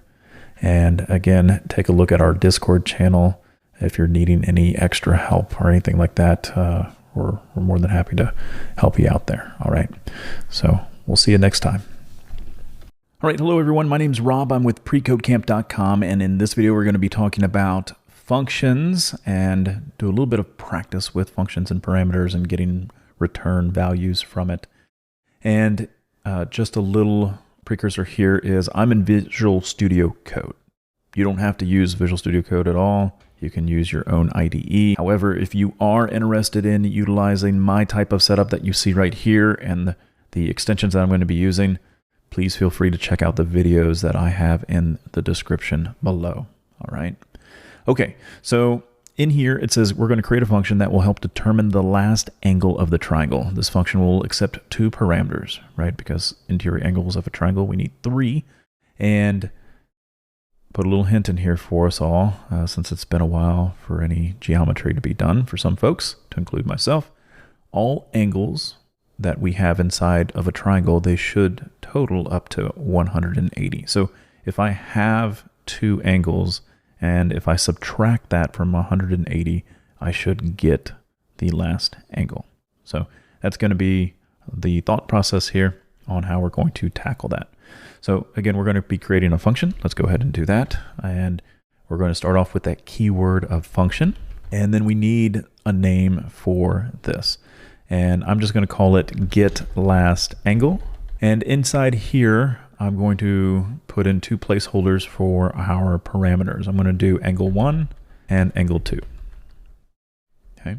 Now that we have our function, I know that we can probably do this with a single return statement, but as beginner coders, I'm always telling people, hey, let's stub this out. We can do it in as little as 1 line, but I think for thought processing, we should stub this out on how you would tackle it as a human, right? And so the first thing that I would do as a human is I would take the 2 angles that I'm getting in to this function, and I'm going to add them up, okay? So I'm just going to put in here, let total equal angle 1 plus angle 2, all right? And so that now in memory, with these 2 angles coming in, if I do 60 and 60, that's 120. I now have 120 to work with for my total. Okay. And then the next thing that we need to do, if we're thinking about this logically, is we need to create another variable, maybe call it last angle. So let's do that. Let last angle equal. Well, what did I say at the beginning for the hint, right? All angles, they will need to total 180. So if I start off with 180 and I subtract the 2 angles that I already have, and that's called total, I now have my last angle here, right? So if you imagine an equilateral triangle, 60-degree angles, they should all be 60, right? And so 120, if we subtract that from 180, we get 60. So our math is right so far. And then a function just needs to return something. So we're going to do return, and we're going to put in here the last angle. All right. Now, as beginners, and we're going through functions, if we were to just save this and run this, we're not going to get anything whatsoever. And that's because we didn't call the function, right?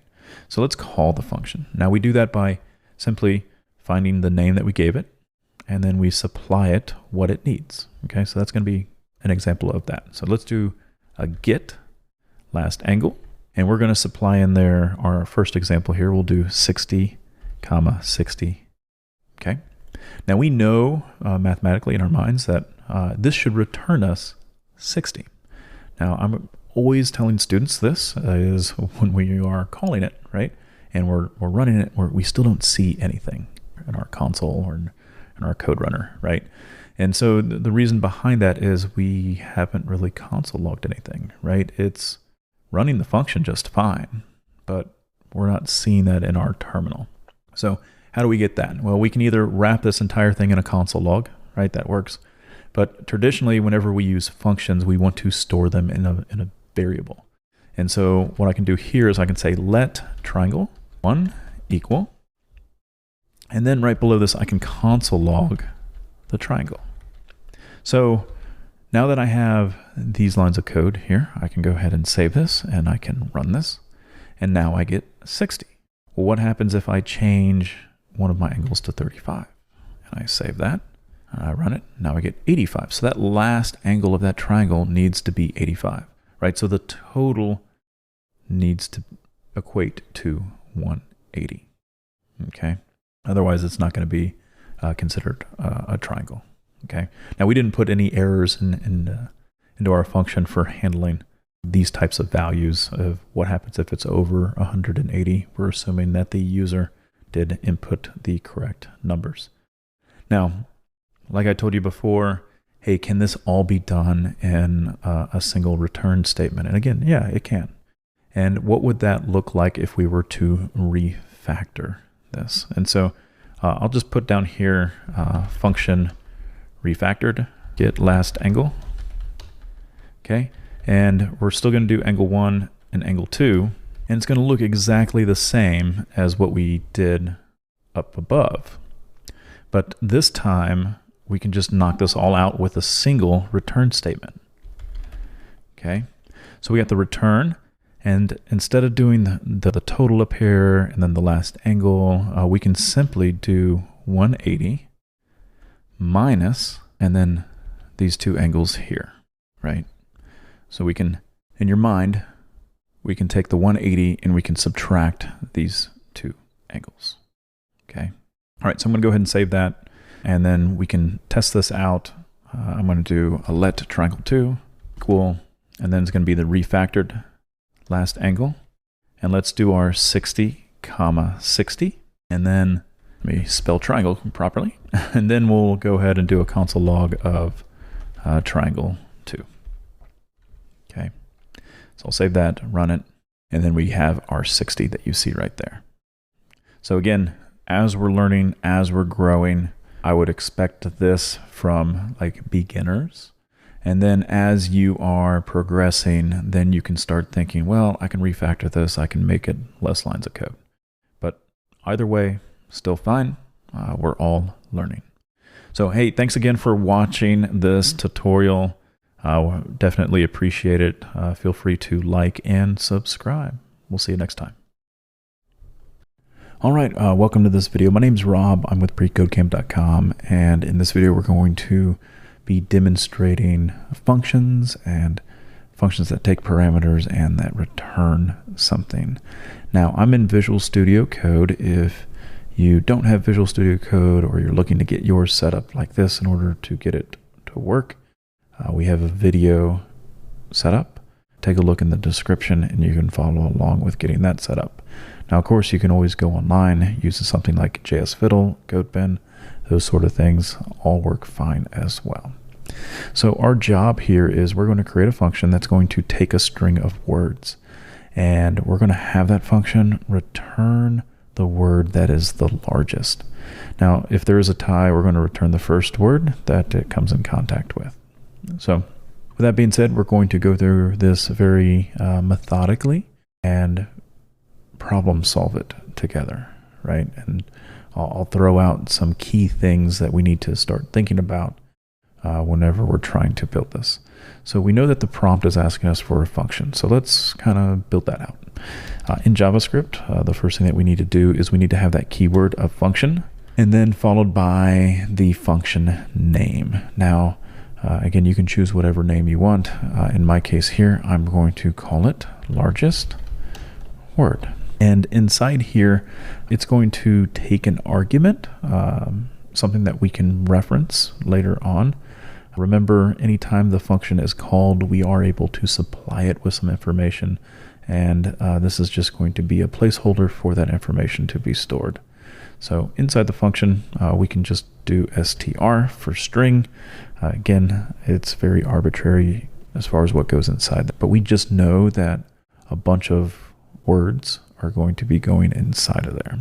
Now, something that we can do right off the bat is if we are looking to to run this and see what we're getting in here, I can go ahead and do a console log of str. And down here, we can actually call the function and see what's going on there.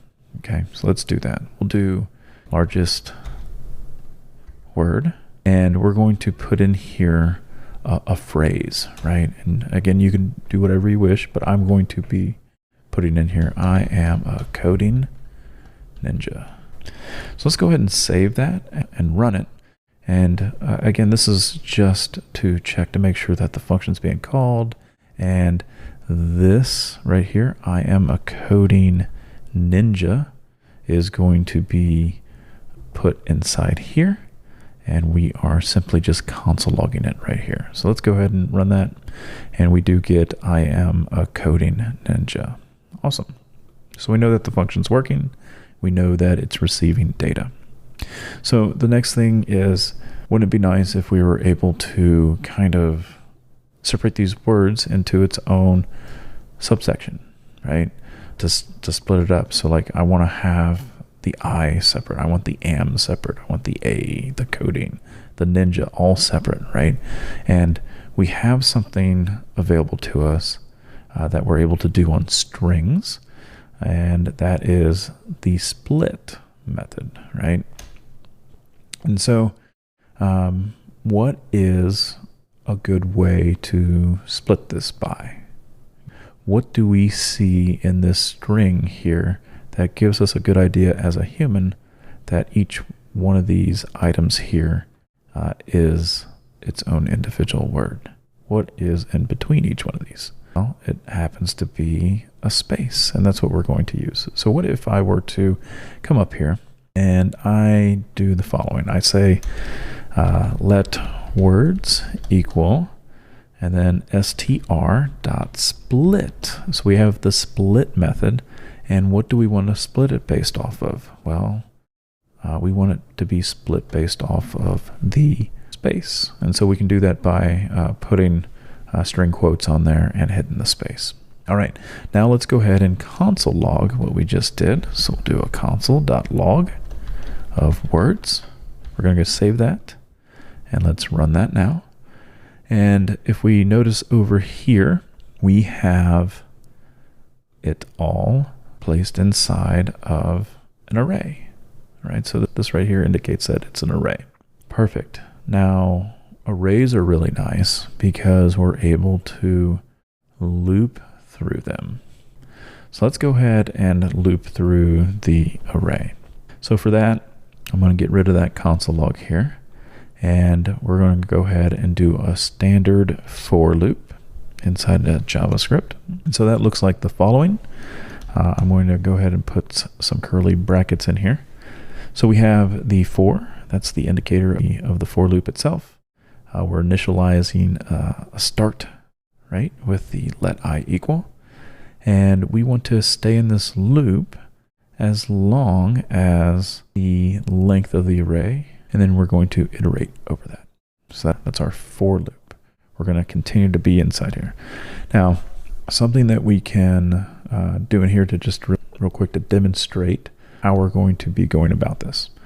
We can do the following. We can say, you know what, let's go ahead and just, for right now, let's console log the word square bracket I. And let's see what that does for us. Okay. Words square bracket I. And I'm going to go ahead and clear this out, hit the run, and we now see it line by line here. I am a coding ninja. Okay, cool. Now, the next thing that we need to think about a little bit is how can we tell, what do we have available to us in JavaScript that will help us determine how many letters are in that word, okay, or in that string, right? And so we have a property on here called length, right? So let me go ahead and save that and clear it and run it. And now I get 1, 2, 1, 6, 5. Okay. So what we need to do in order to check to see which one is the highest, the idea behind this is, again, I always tell students, learners, that we need to picture this as if we are a human, right? And we only get to take a look at something really quick and individual-like, meaning that if the I is coming in first, right? What's the length of it? Well, the length of it is 1. All right, well, I don't have anything to reference anything to, so far 1 is my highest word. Okay, so I want to put it in then I move on to the next word, am. Okay, AM, that has 2 letters. And then I have to ask myself the question, is 2 bigger than the I? Well, it is. Well, then I need to remove that I from that plate that I said, hey, we're going to keep that on. And I need to replace it with the am. And then I come to the next letter and I'm taking a look at it. And like, is 1 bigger than what I already have in my keep pile? It's not. So I'm going to discard it. Is coding more? It is, right? So we need to have some sort of logic, some sort of conditional that is checking these things, right? So what we would like to do is we need to put something on the outside of this loop to help us keep track of what word did we our keep pile, okay? So here we can say let largest word equal, and for right now it's just going to be an empty string. Down here is where we're going to have our nice conditional. We'll say if the word I.length is greater than the largest word.length, then we're going to say, you know what, largest word, you're going to be whatever word we are on now. And then the last thing that we need to do is we need to return largest word. Okay, nothing in here is console logged quite yet, but we could do a console log of this, and we'll save that, and then we'll clear this out, and then we'll run it. Coding happens to be the largest word. Okay, now I'm going to pause this video. I'm going to get the debugger set up, and that way we can kind of take a look at what's happening word by word. All right, so let me get that set up for us. All right, so I found that the debugger got that all set up here for us, and let's kind of go through this line by line. So as you can see, where the yellow is here, we're on this line here, line 7. We've already gone over line 6. So the words, as you can see here, it says it's an array already, and it's split up into its individual word slices there. And the next thing that we're going to get ready to go into is the loop, right? We're initializing largest word here just to an empty string. All right, so here comes the fun part. I'm going to go ahead and step over that and step into this. So I have this watch list over here set up for us.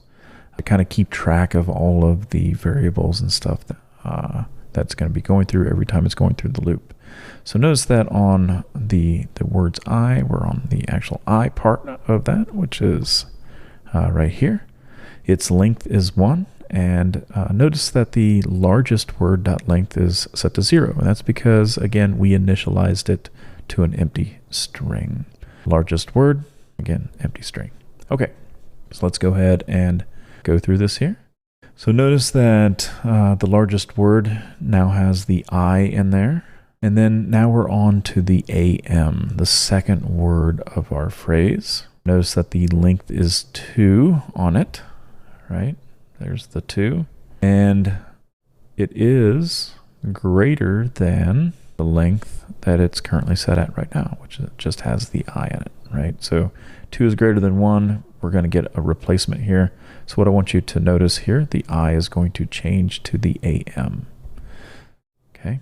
So there we go. You see how that just changed? Now we are on a new word, which is just the letter A. And then we moved on to coding. Coding has a length of 6. 6 is greater than 2. And so now coding gets replaced. The next thing that's what's going to happen is it's going to take a look at Ninja. Ninja is 5 is less than 6. So coding is going to be the one that stands out there. All right. So anyways, hopefully that little debugger thing didn't confuse you, but just know that of what's going on.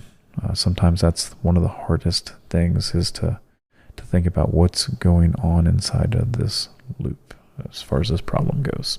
Okay. All right. Well, hopefully you enjoyed it. Again, my name's Rob with precodingcamp.com, and we'll see you in the next lesson. All right. Hello, everyone. My name's Rob. I'm with precodecamp.com, and in this video, we're going to be going over functions that return values. And in this challenge here, we're going to write a function that will count the number of vowels that it finds in a string and returns the number. So for example, we have this right here where it says we can count the vowels. We're putting in there hello, and what we should get back in the console, or what we should get back returned, should be 2, because it has an E and an O. Also put a hint in here. You can use the includes in order to check to see if the string includes a certain character, letter. And so I thought that I would explain a few things as we go along with this. Feel free to pause the video, see if you can conduct the challenge yourself, and play the video. That way you can learn. All right, so let's go ahead and get started. The very first thing that I'm going to do is I'm going to create a function here, and I'm going to call it count vowels. So we'll do a function count vowels. It does take a string, right? The parameter that we put in here is going to be a string, and then we're going to have some code happen in between these curly braces here. And for now, I'm just going to do a console log of string, and I'm going to do exactly what we had up here in our example of count vowels. And I'm going to save this and run this. Now, if you don't have Visual Studio Code looking like mine, and you are interested in features that I'm using with the extensions and stuff, please take a look at the description below. You'll see a link to getting your VS Code set up the way that I'm running this. If not, feel free to use any web-based editor such as JS to Fiddle or Code Sandbox, something of that nature. All right, so we know that this function works. We're seeing hello up here. Now it's time to talk a little bit about includes. What does it do whenever we are looking at something, right? So let's take a look at that. If I use the keyword includes, and we'll do something like this. We'll say let vowels equal A-E-I-O-U, and notice that they're all lowercase here. And if we did the following, if we said a console log of vowels dot includes the letter A, let's see what we get in here. And I'm going to remove that very first console log here, and I'm going to clear this out as well, and then I'm going to run it. And what includes gives us is either a true or a false statement. So it's taking a look at the vowels, and it's saying, hey, inside the string, is there a letter A in there? And if there is, then hey, it's going to come back with a true. So if I type an F in here and save it, and I run this, I do get a false, right? Because F is not included. F is not included in that string that we have right here. Okay, so that's the way that includes works. It's going to take a look at the string in this example here and compare it and say, hey, did we find that letter inside there? And if it did, cool. It's going to say true. All right, so now that we know includes, let's go ahead and also talk about how we can almost like loop through a string in order to compare it to the vowels, right? Because we can't just simply plug in the word hello in here and have it report true, or even try to give us a count there, we want to actually put in an individual letter. Now, how do we do that with a string? So if I did the following, if I did a console log of str, okay, so we already know that that is going to be hello, right? But what if I were to put in here square bracket 0? What would I get? So if I save that and run that, I get the letter H. And that's because what we're doing here is if you can imagine this being a placeholder, 0, right? The H is in the 0 position. If I put in the 1, then we would get the E. If I put in a 2, I would get in an L, and so on, right? So we can test that out here, save it and clear this and run it, and we get the E, right? So that's how we're going to go about this strategy. This concept is we need to loop through the string, and that will help us with trying to see, hey, is this letter part of the vowels that we're kind of checking for, right? So let's go ahead and do that. So we'll do a for, and then we'll do a let I equals 0 with a semicolon. And then we want to do this for as long as our characters are of the string that's coming in. Okay, so the str.length, it's going to supply us with whatever or however long our string is. Okay, and then we just have our iterator right there. All right, continuing on. Inside our for loop, we need to have an if statement.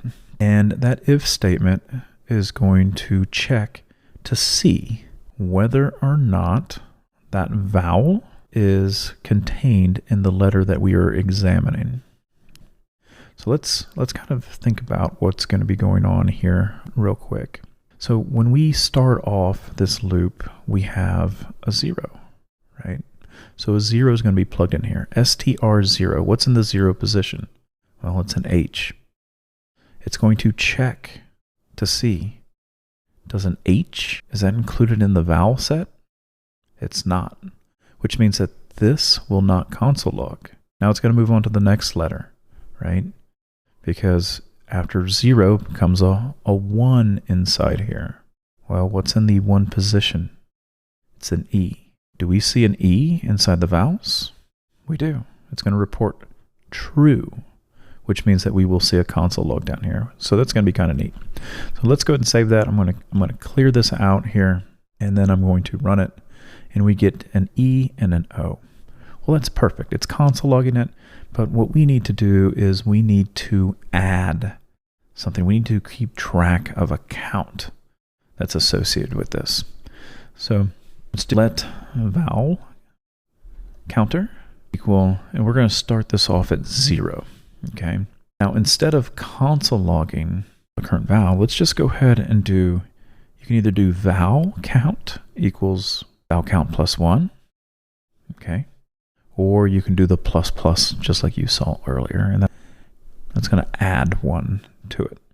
Okay. And then the last thing that we want to do here is instead of console logging the vowel count, we want to return the vowel count, right? Which means that down here we can do something like this. We can say let example1 equal vowel count here, and then we can console log example1. Okay, so let's go ahead and try that one. We're going to save it, and then we're going to run it, and we get 2. Let's do hello world. Save it and run it here. We get 3. All right. So it looks like our function works. Okay. Test this out with a sentence. Test it out with just a simple word. So hopefully you enjoyed this tutorial. Hopefully it was nice and challenging and refreshing for you. Please make sure that you like and subscribe to these videos because more will be coming. All right, hello everyone. Rob here with precodecamp.com, and in this video we're going to continue on and stretching the mind muscles with functions that return things. And in this challenge, we have to write a function that returns an array of 6 random numbers from 1 to 6. And for practice, we're going to be utilizing while loops. Now, we already provide you with a random generator function with this, so feel free to copy this down word for word, and your random generator should work. To test that out, all you have to do is just do a console log, get random number, and throw in something like 1 through 6, save it, and then go ahead and run the code, and hopefully you get random numbers between 1 and 6. Okay. Now, if you are new to VS Code and you don't have yours set up exactly like mine, no worries. I do have a video series going over how to do the setup of this. The link will be in the description. So let's go ahead and stub out a few things that we're going to need for this.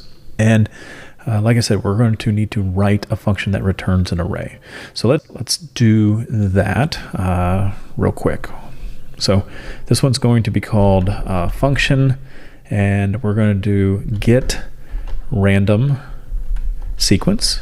And it's not going to take anything inside the parameters. And then we're going to do some curly braces. And again, we're going to think about this logically here. I'm going to just create a variable. I'm going to call it sequence, and I'm going to set that to an empty array. And then like our prompt says, we need to return the array. So we're going to return sequence. Now we're going to run this, and for practice purposes, when we run this, we should see, or you'd think that we would want to see, just an empty array, and we don't see anything. And that's because in order to use a function, we need to call the function, right? And so if I went ahead and called it of get random sequence, left and right parentheses, and then I console log this, I should see an empty array. All right, so let me go ahead and save that and then run it. And you see right here, I do get an empty array. Okay, so now we know that our function's being called and that we are receiving an empty array. So that's part one. The next thing that we need to do is we need to see if we can somehow generate a random number and have it be stored in the sequence after we do that. So again, we're just bite-sized chunking away at this problem. Is I know I need to get a random number. How am I going to get a random number? Well, I already have a function for that, and that's up here. So let's do something like this. We'll say let random number equal get random number, and then we're going to do a 1, 6, because we know that we need to have this between 1 and 6. And then the question that we need to ask ourselves is, well, once we have this random number, how can we put it into the sequence array? How do you get information into an array? And so that is going to be utilizing the push, right? So let's use a push to get it in there. So in order to do that, I'm going to do sequence dot push, and then I want to push in the random number. And so now if I save this and then I run this, I now get something inside my array, right? Let me clear this out and run it again. So there's a 5, there's a 4, right? But I'm only getting 1. I need to have more than that. I need to have 6, right? Well, how can I do that utilizing a while loop, right? So the way that while loops work is as long as the condition that we put inside the while loop happens to be true, it's going to continue to execute whatever's inside of it. So we do need to have these two things work, and we have to think to ourselves, based off of scope, what should we do? Should we include the sequence square brackets inside of our while loop, or does that need to exist outside, right, based off of scope? And the correct answer for this is it needs to live, line 15 needs to live outside of the while loop. So I'm going to start my while loop inside here. So I'm going to do while, and then inside the parentheses, this is where we want to put our conditional statement. So as long as sequence, okay, is how many, we have to think to ourselves here, how many of these random numbers do we need? Well, we need 6 of them. Do we have anything available to us in JavaScript that allows us to know the size of an array? And that's going to be the dot length. Okay, so while sequence.length is less than 6, so as long as our array length is less than 6, we should still stay in this loop here. So anything inside here is going to run until we get to a certain point. So let's go ahead and save that. Let me clear out this, and then let's run this. And there we go. Now we get a sequence of random numbers between 1 and 6 that are inside of here. Okay. Now, as a special follow-along challenge, I would say see if we can do the following, where we can make them unique. So let's make the numbers unique. So if it already exists inside of the sequence, then we need to get another one. We need to go through the random generation process again. So go ahead and pause the video, see if you can think of something on, hey, is there a way for me to check an array to see if it already has something in it? So I would recommend taking a look at the .includes in the MDN documentation or W3 schools to give your head a little bit of pre-knowledge before you try to tackle this and play the video. So go ahead and pause the video, take a look at that, and then come back. All right, so hopefully you saw something that made sense on those document pages. And we can make a simple if statement. So think about this logically, right? If we created a random number, all right, and it already exists, we need to check to see how does that already exist. Now, if it doesn't exist, we need to go ahead and add it to our collection. But if it already exists, let's not add it. Let's just stay in this while loop. So let's take a look at that. So we can write a simple if statement. If, okay, we'll do sequence.includes, and then we're going to say the random number that it generated. So this is going to return true or false. So say, for example, we already have a 1 inside of our sequence, and we got a brand new random number, and it came up with 1 again. Well, this is going to say, hey, did you find a 1 in there? If you did, we need to skip it. So in order for this to happen, you can either do this. You can either do triple equals false. Okay, that's fine for beginners. Or we can go ahead and put the not symbol in front of this, which is the exclamation mark. So as long as we did not find a match, and that's how we can read that, let's go ahead and push on that new random number. Otherwise, we're going to bypass this if statement altogether and go through the loop again, because guess what? We didn't add anything to our sequence length, right? We didn't add a new number. So let's go ahead and save this and run this. And when we do, if we take a look at our sequence of numbers inside that array, we should not see a repeated number. So that's what's really cool about this, because later on you may have a project that you may want to do and follow along with us to create lottery balls of the lottery ball selections to make sure that there's no repeating numbers inside that array, right? All right, cool. Well, hopefully you got something out of this tutorial. Make sure that you like and subscribe to our channel for more challenges to help with your learning JavaScript experience. All right, so I hope you're ready for another great challenge. My name is Rob. I'm with precodecamp.com, and in this video, we're going to be testing our knowledge with function building, as well as some array methods that are out there, as well as loops, in order to kind of help solve this problem. And our problem is we need to write a function that will take in 2 arrays, and it will tell you how many matches there are between the 2 arrays.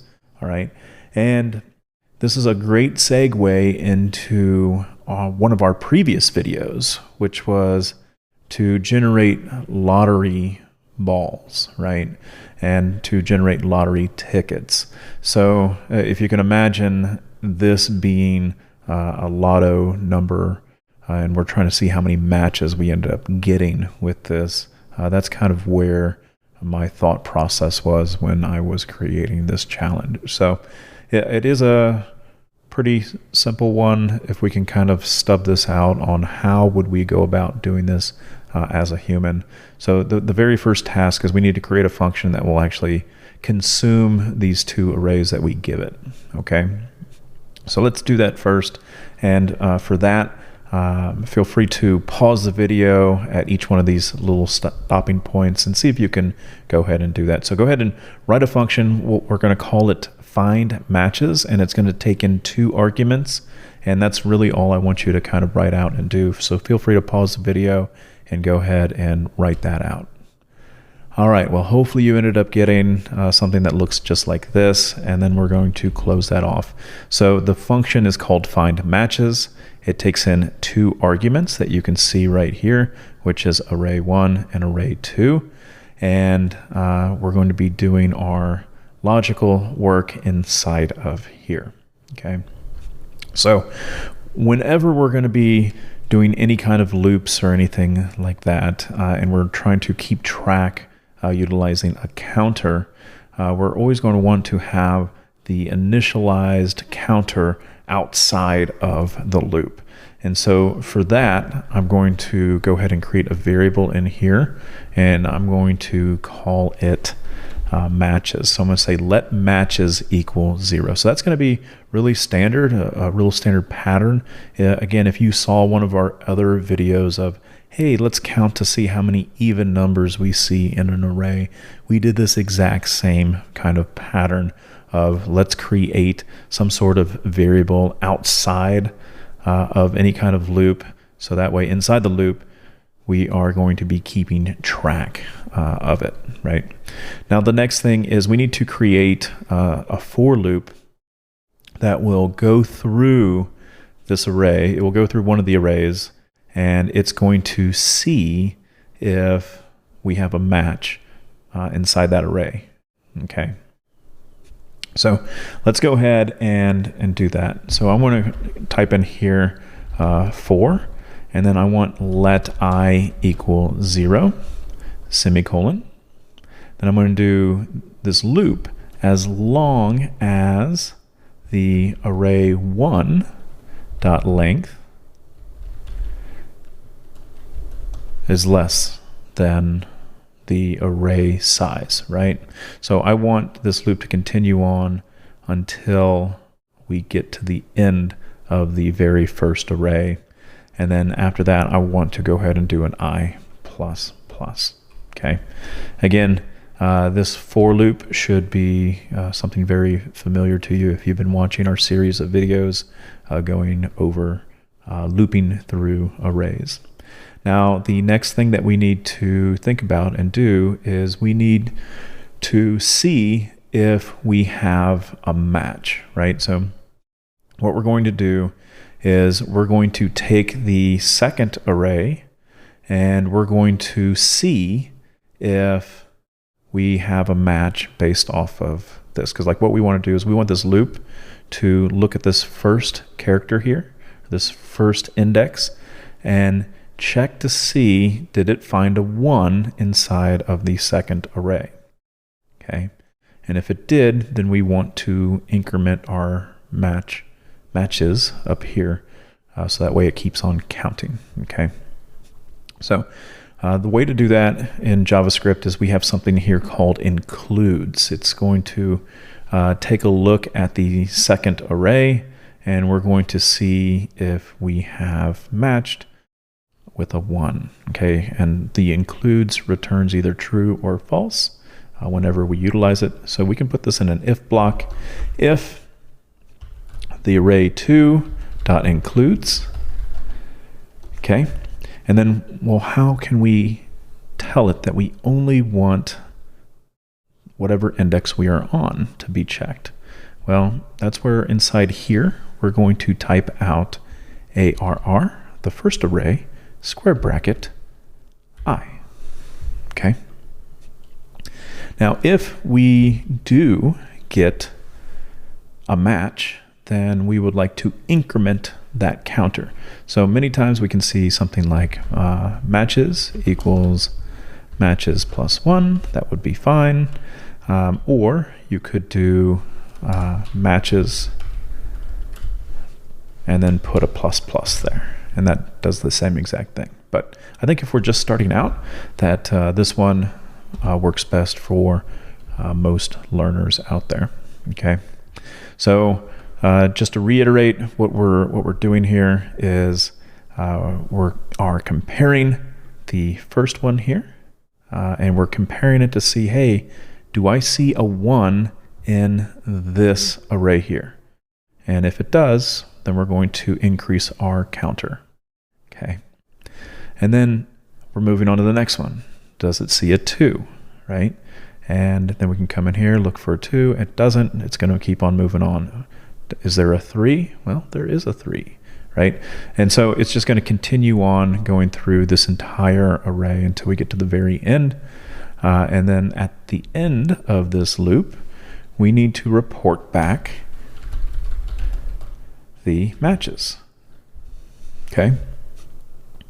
All right, so I'm going to go ahead and save that, and then I'm going to scroll up just a little bit. And let's set up our testing here for these two arrays. So let's go ahead and do something that looks like this. So our first array has 1, 2, 3, 4, 5 in it. The next one has 3, 4, 5, 6, 7 in it. And if we did everything correctly, we should now see that we have matched 3 of the numbers that are in here. So I can go ahead and hit the play button, and I do in fact see 3, which is kind of cool. Okay. All right.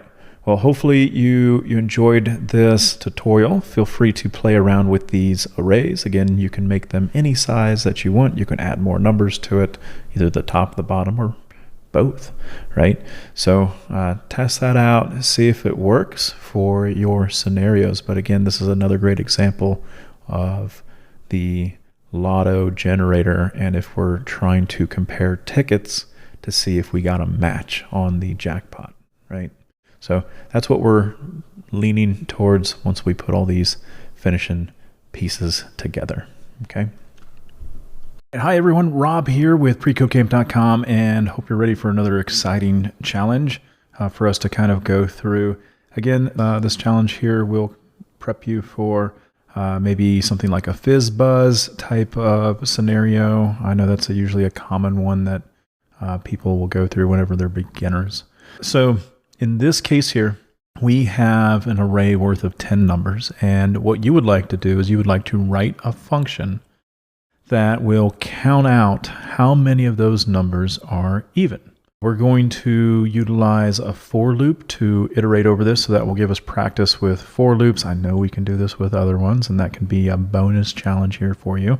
But we're going to use a for loop to iterate over the array. And each time it's going to go through the loop, it's going to check to see whether or not that number is odd or even, right? And if it's even, we're just going to increase a counter, so that way we know that, hey, this one's even. Let's go ahead and add it to the list of it being even, and we're counting it, right? So let's go ahead and write this out here. First thing that we're going to do is we're going to create we'll create the array that we're going to use here. And for this case here, we'll just do let numbers equal, and then for now, we'll just do 1 through 10. So 1, 2, 3, all the way up to 10. And obviously, if we're doing this and we're sending it through a function, we should get 5 out of this, right? So the next part of this is we're going to write a function. So let's create a function here. And we're just going to call this count evens, and it's going to receive an array worth of information here. Okay, so I'll put the curly brackets on here just so that we can maintain scope. The next thing that we need to do inside of the function is we need to establish a counter, right? Because we need to count. We need to go through a loop, and we need to increase this count every time we go through. Now, the way to initialize a variable in here is we'll just do let counter equals 0. And that way, every time we run through this function, we know that our counter is going to be 0 there. Now, the next thing that we are going to do is we're going to loop through the array. Now, we're just going to use a normal for loop for this. And again, we don't know, because we want this to be expandable, right? Maybe we only want to send 1 through 4 through there instead of 1 through 10. And we need something that is dynamic to know how long or what the size of our array is. So we can definitely tap into the .length property out of numbers, right? So if I just did a console log here of numbers.length, and I save this and then I run this, we get 10, right?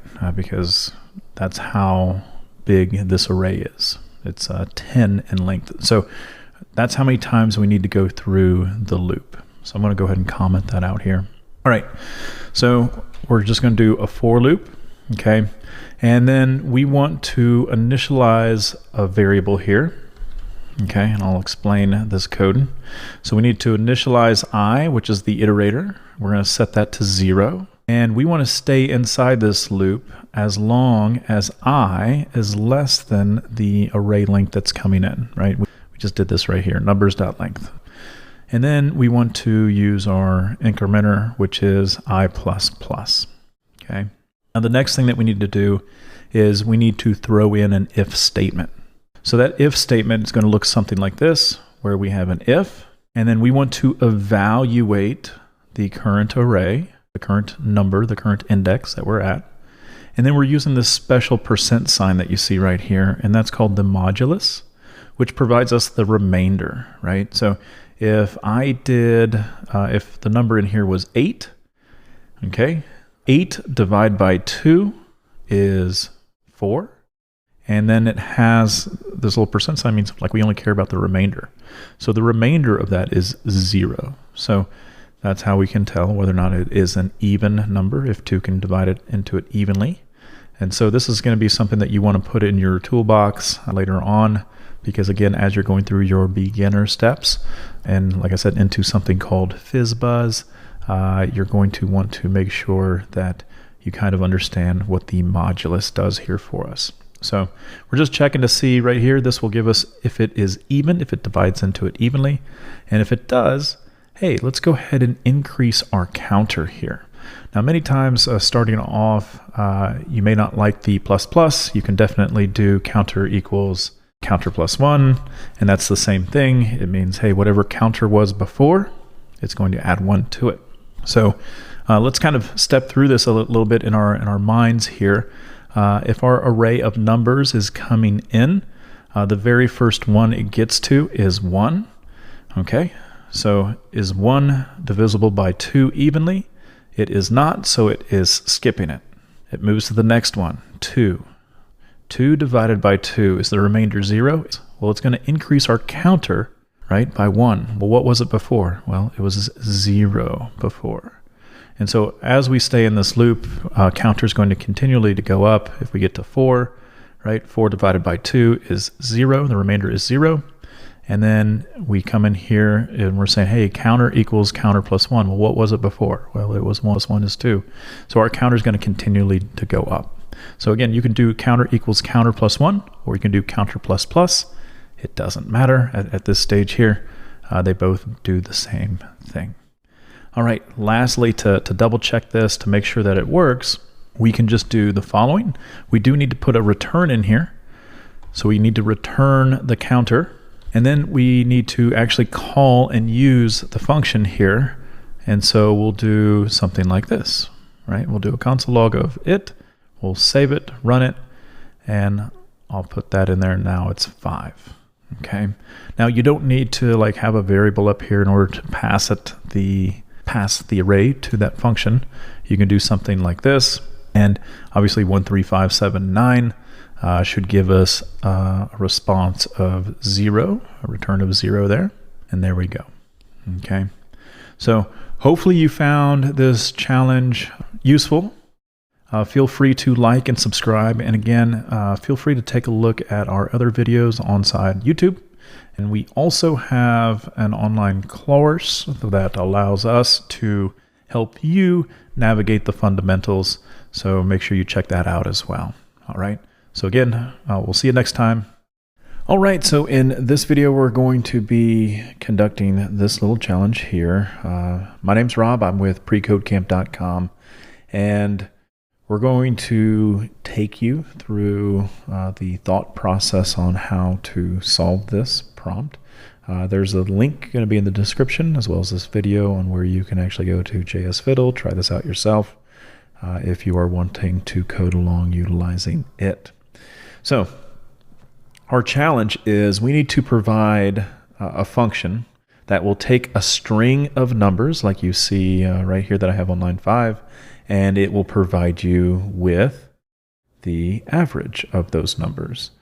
Now, the thing also says that we have to return 0 if we receive an empty string. And also all these numbers are going to be separated by spaces. So that's how we're going to do that. So things that we need to think in the back of our minds is, all right, is there anything out there that can help us with converting a string to maybe an array, right? And then the other thing that we're going to think of is how can we loop through that array and keep track of these numbers being added together, okay? So those are some things that you might want to think about while trying to do this. Feel free to pause the video and see if you can do it yourself. And if not, just unpause the video and we can go ahead and resume with this lesson. So, all right, well, hopefully you ended up trying this out, and this is where we're trying to go with this is we're going to go ahead and create a function here, and I'm just going to call it average. So I'm going to do function average, and inside the parameters here, I know that I'm going to be taking in a string, and it's going to have a bunch of numbers in it. And then I'm just going to go ahead and close off this function. And I'm going to supply this part here with a console log. So I'm going to do a console log of this right here. Okay. So what we first need to do is handle the part where if the string that's coming in is empty, then we need to just return 0. And one of the things that I like doing is let's just do a real quick if check at the very beginning, and then we can go ahead and just exit out of the function altogether, because if it's empty, there's no point of even trying to do the rest of the things that we need to do with it. And readability wise, it really helps that developer see what's kind of going on. So if we can just do that right off the bat really quick, and we can do a real quick test here. So we can do if, and then we'll do num string, and then we'll do equals equals equals, and then in the string quotes, we're just going to do empty, right? We just want it empty. So if it is empty, then we can return 0. Now in JavaScript, you can simply do a return 0 all one line if that's what you want to do. I typically will just go ahead and teach the curly brackets and just put it inside of that scope of a return of 0. Okay, both work out really well.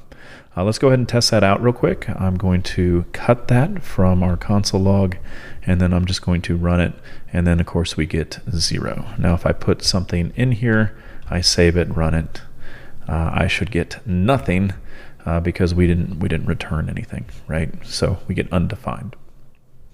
Now, the next thing that we need to do is we need to take our string somehow and convert it into an array. So something that I will always tell students that are trying to learn this is, all right, well, let's go ahead and pause right here and let's do a real quick Google search on how can I convert a string to an array, right? And what we'll see is what we can do is we will utilize the split method on the string. Okay, so we can do something like this. We can say let numbers equal, and then the num string dot split, and then what do we want to split it on? Well, we want to split it on the space. Let's do a real quick console log of numbers and see what that gives us. So I expect to see an undefined still, but I also expect to see what our numbers, what line 14 is actually doing here for us. So I see a 12, a 34, a 56, and so on. And things that you will hopefully point out here is you see those little tick marks in here. That tells me that this is still a string. It's really not a number quite yet. Okay, but we'll handle that inside of the loop that we're going to be doing. Okay, so let's see if we can go ahead and write out a simple for loop. Again, another good point to kind of pause this is let's just go ahead and write a simple for loop going through this new array that we created right here. And maybe we can even console log the numbers that are going through that loop. Okay, so let's go ahead and try that out. So I'm going to get rid of this console log here, and I'm going to do a simple for loop. I'm going to say for let I equal and 0. And then the next thing that we want to do is we want to make sure that I is less than, we want to keep on going through this loop as long as I is less than the length of the array, because we made this very customizable as far as our functionality goes. Like, we're not looking for specifically, hey, let's only do 5 numbers. Maybe we can throw a 6th one in there or a 7th one. So it's very flexible. It's not hard coded. And inside here, let's just go ahead and console log. And we'll console log the numbers square bracket I. Okay, let's go ahead and save that, and let's run it and see what we get. So now I get 12, 34, 56, 78, 90. Now if I wanted to know the type of this, because notice that there's no quotes around it anymore, but I can do type of, and we can see what it is. And we get string, string, string, string. Let me clear this out so we can see it a little bit better. I'll go ahead and run it, and then we get string still. Okay, so that's why we're going to need to convert the string value here to a number, and multiple ways to go about that. And usually I'll have students Google, hey, how can you convert a string to a number, and see what you come up with. And you'll get an array of different methods that are out there that will do that for us. So in our case, we're going to use the parse int on it. So if I do something like this, I can do a real quick console log of the parse int, and I can throw in the numbers, square bracket I, and then I can do a type of right before it. So let me save that and run it. And now we actually get number, number, number, number. Okay, so now we know that it's a number. So what I can do now is I'm going to get rid of this. I'll still keep the parse int. And just like in our previous videos that we've shown you, is anytime you're trying to have some sort of accumulator out there, then we're going to have an initialize a variable on the outside of a loop to kind of help us keep track of that stuff. So what we can put in here is we can say let sum equals 0. So we're going to initialize it to 0. And then inside this loop here, we can say sum equals sum plus, and then whatever number we are now deciphering in our parse int. Okay, and then the last thing that we can do is if we just do return sum, we're going to get the sum, right? We're not going to get the average. And so the next thing that I want you all to think about is, and maybe Google if you want, is how can I tell how many numbers are in this array, right? What property do I have access to know how many numbers are in this array? And so what we could do is we can say, you know what? We're going to divide that by numbers.length. Okay, so now I can save this, and then no longer will we see 270. We will see 54, which is exactly what our prompt up here kind of gave us. All right. So hopefully by going through this and seeing the different things that we added to our functions, as well as our return statements, will help you out. Of course, we could go a whole heck of a lot more into this by adding some more precautionary features, such as, hey, let's check to make sure that this is an actual number inside of here and it's not going to give us back any not a numbers, right? So anyways, hopefully you enjoyed this video. Make sure that you like and subscribe to our channel, because we're just going to be producing a whole lot more of these types of videos if you found it helpful. So thanks for watching. We'll see you next time. All right, hello everyone. My name's Rob. I'm with precodecamp.com, and this video is going to be for you JavaScript beginner learners out there, just looking to get exposed as well as expand your minds just a little bit with some challenges, because the best way to learn JavaScript is to be challenged and have these possible learning lessons here. So here is the prompt. You are provided with an array of names of different students. So as you can see on my line 10, I have Martin, Thomas, Peter, John, and Nikki. Now your task is to utilize this provided array and split them up into two teams, right? Where every other person is part of the team. Use a for loop in order to complete this challenge.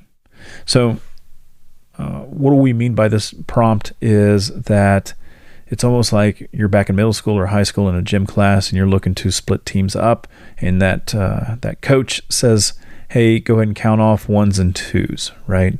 And so you're counting off, hey, there's a 1, there's a 2, there's a 1, there's a 2, there's a 1, right? And so you're just splitting them up into two separate teams. So that is what is meant by that prompt.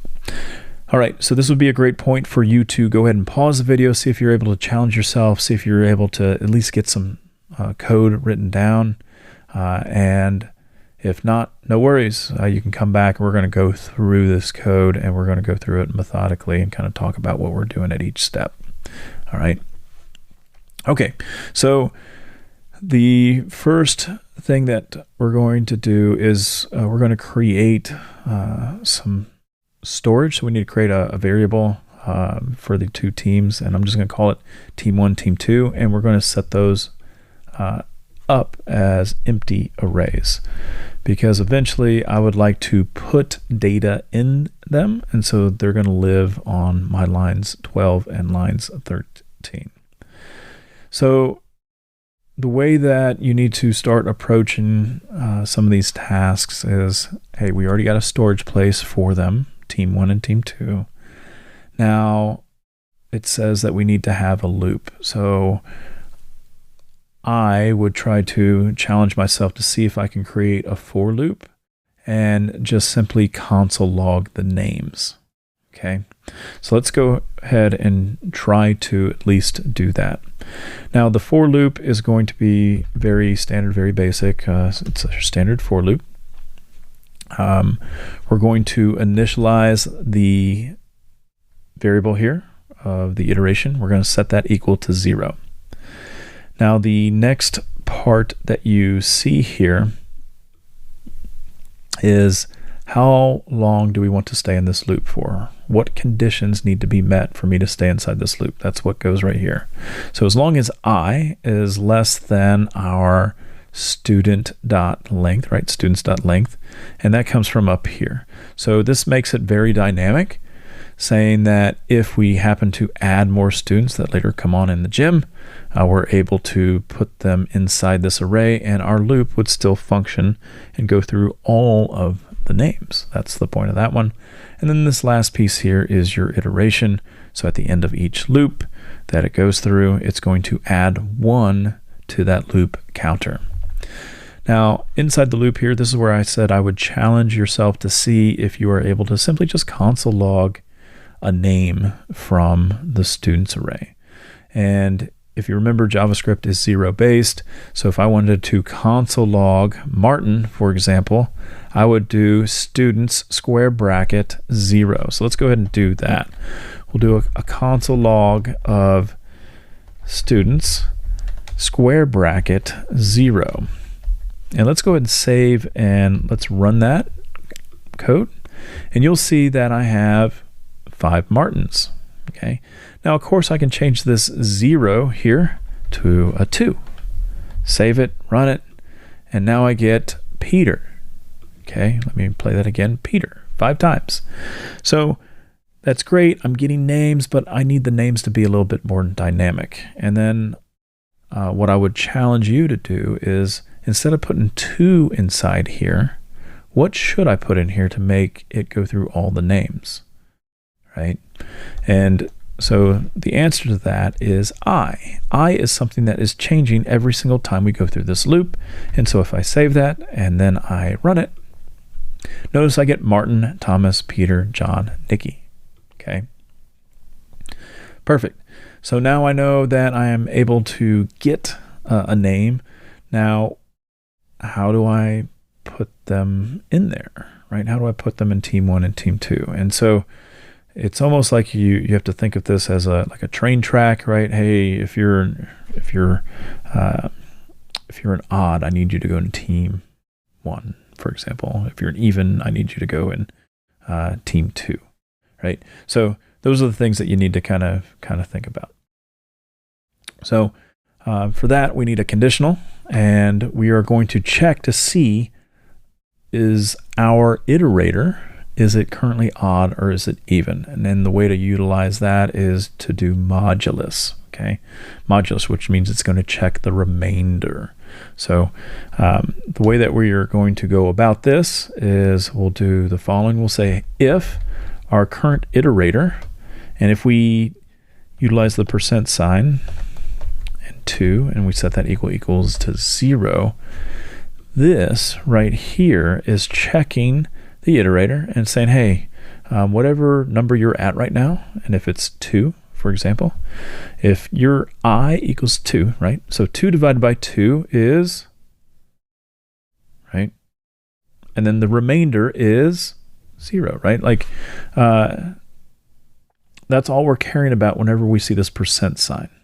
So we're checking out the remainder. So for example, if 4% 2, okay, so that's really saying 4 divided by 2 is, okay, and what's the remainder? Is the remainder 0? Yes, it is, right? So that's what this % is doing.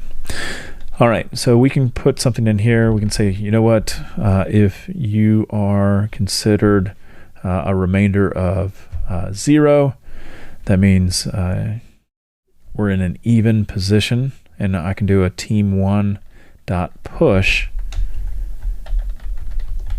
and then we can set that to students square bracket I, okay? And then with every if statement, you're totally okay to do an else if you need it.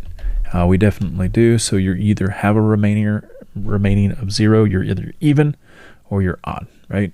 So the next part is then we need to put you in the other team, right? So push students square bracket I, okay? All right. So now that we have that outside of the for loop, let's go ahead and console log. And we're going to do, we'll do team 1, team 1. And then we'll go ahead and put in team 2 in here. So I'm just copy and pasting this to make it a little bit easier on me. Okay, let's clear this out. I'm also going to comment out my line 16. I don't want to junk up the console too much. And so there we go. So now we have Martin, Peter, Nikki are on team 1, and then we have Thomas and John, they're on team 2. All right. So there we go. We solved our team problem. And again, feel free to add more names to this to test out your code to make sure that it truly is dynamic, because I can come in here, I can put a comment here, we can do Jody, save it, and then we'll run it. We should see Jody in there as well. So again, pretty neat way for you to test out your knowledge utilizing arrays in JavaScript. We touched on for loops in JavaScript, and then we also talked about the modulus as well. So hopefully you enjoyed this video. Make sure that you like and subscribe to our channel. We're going to be producing more and more challenge videos as the days and weeks come. Thanks for watching.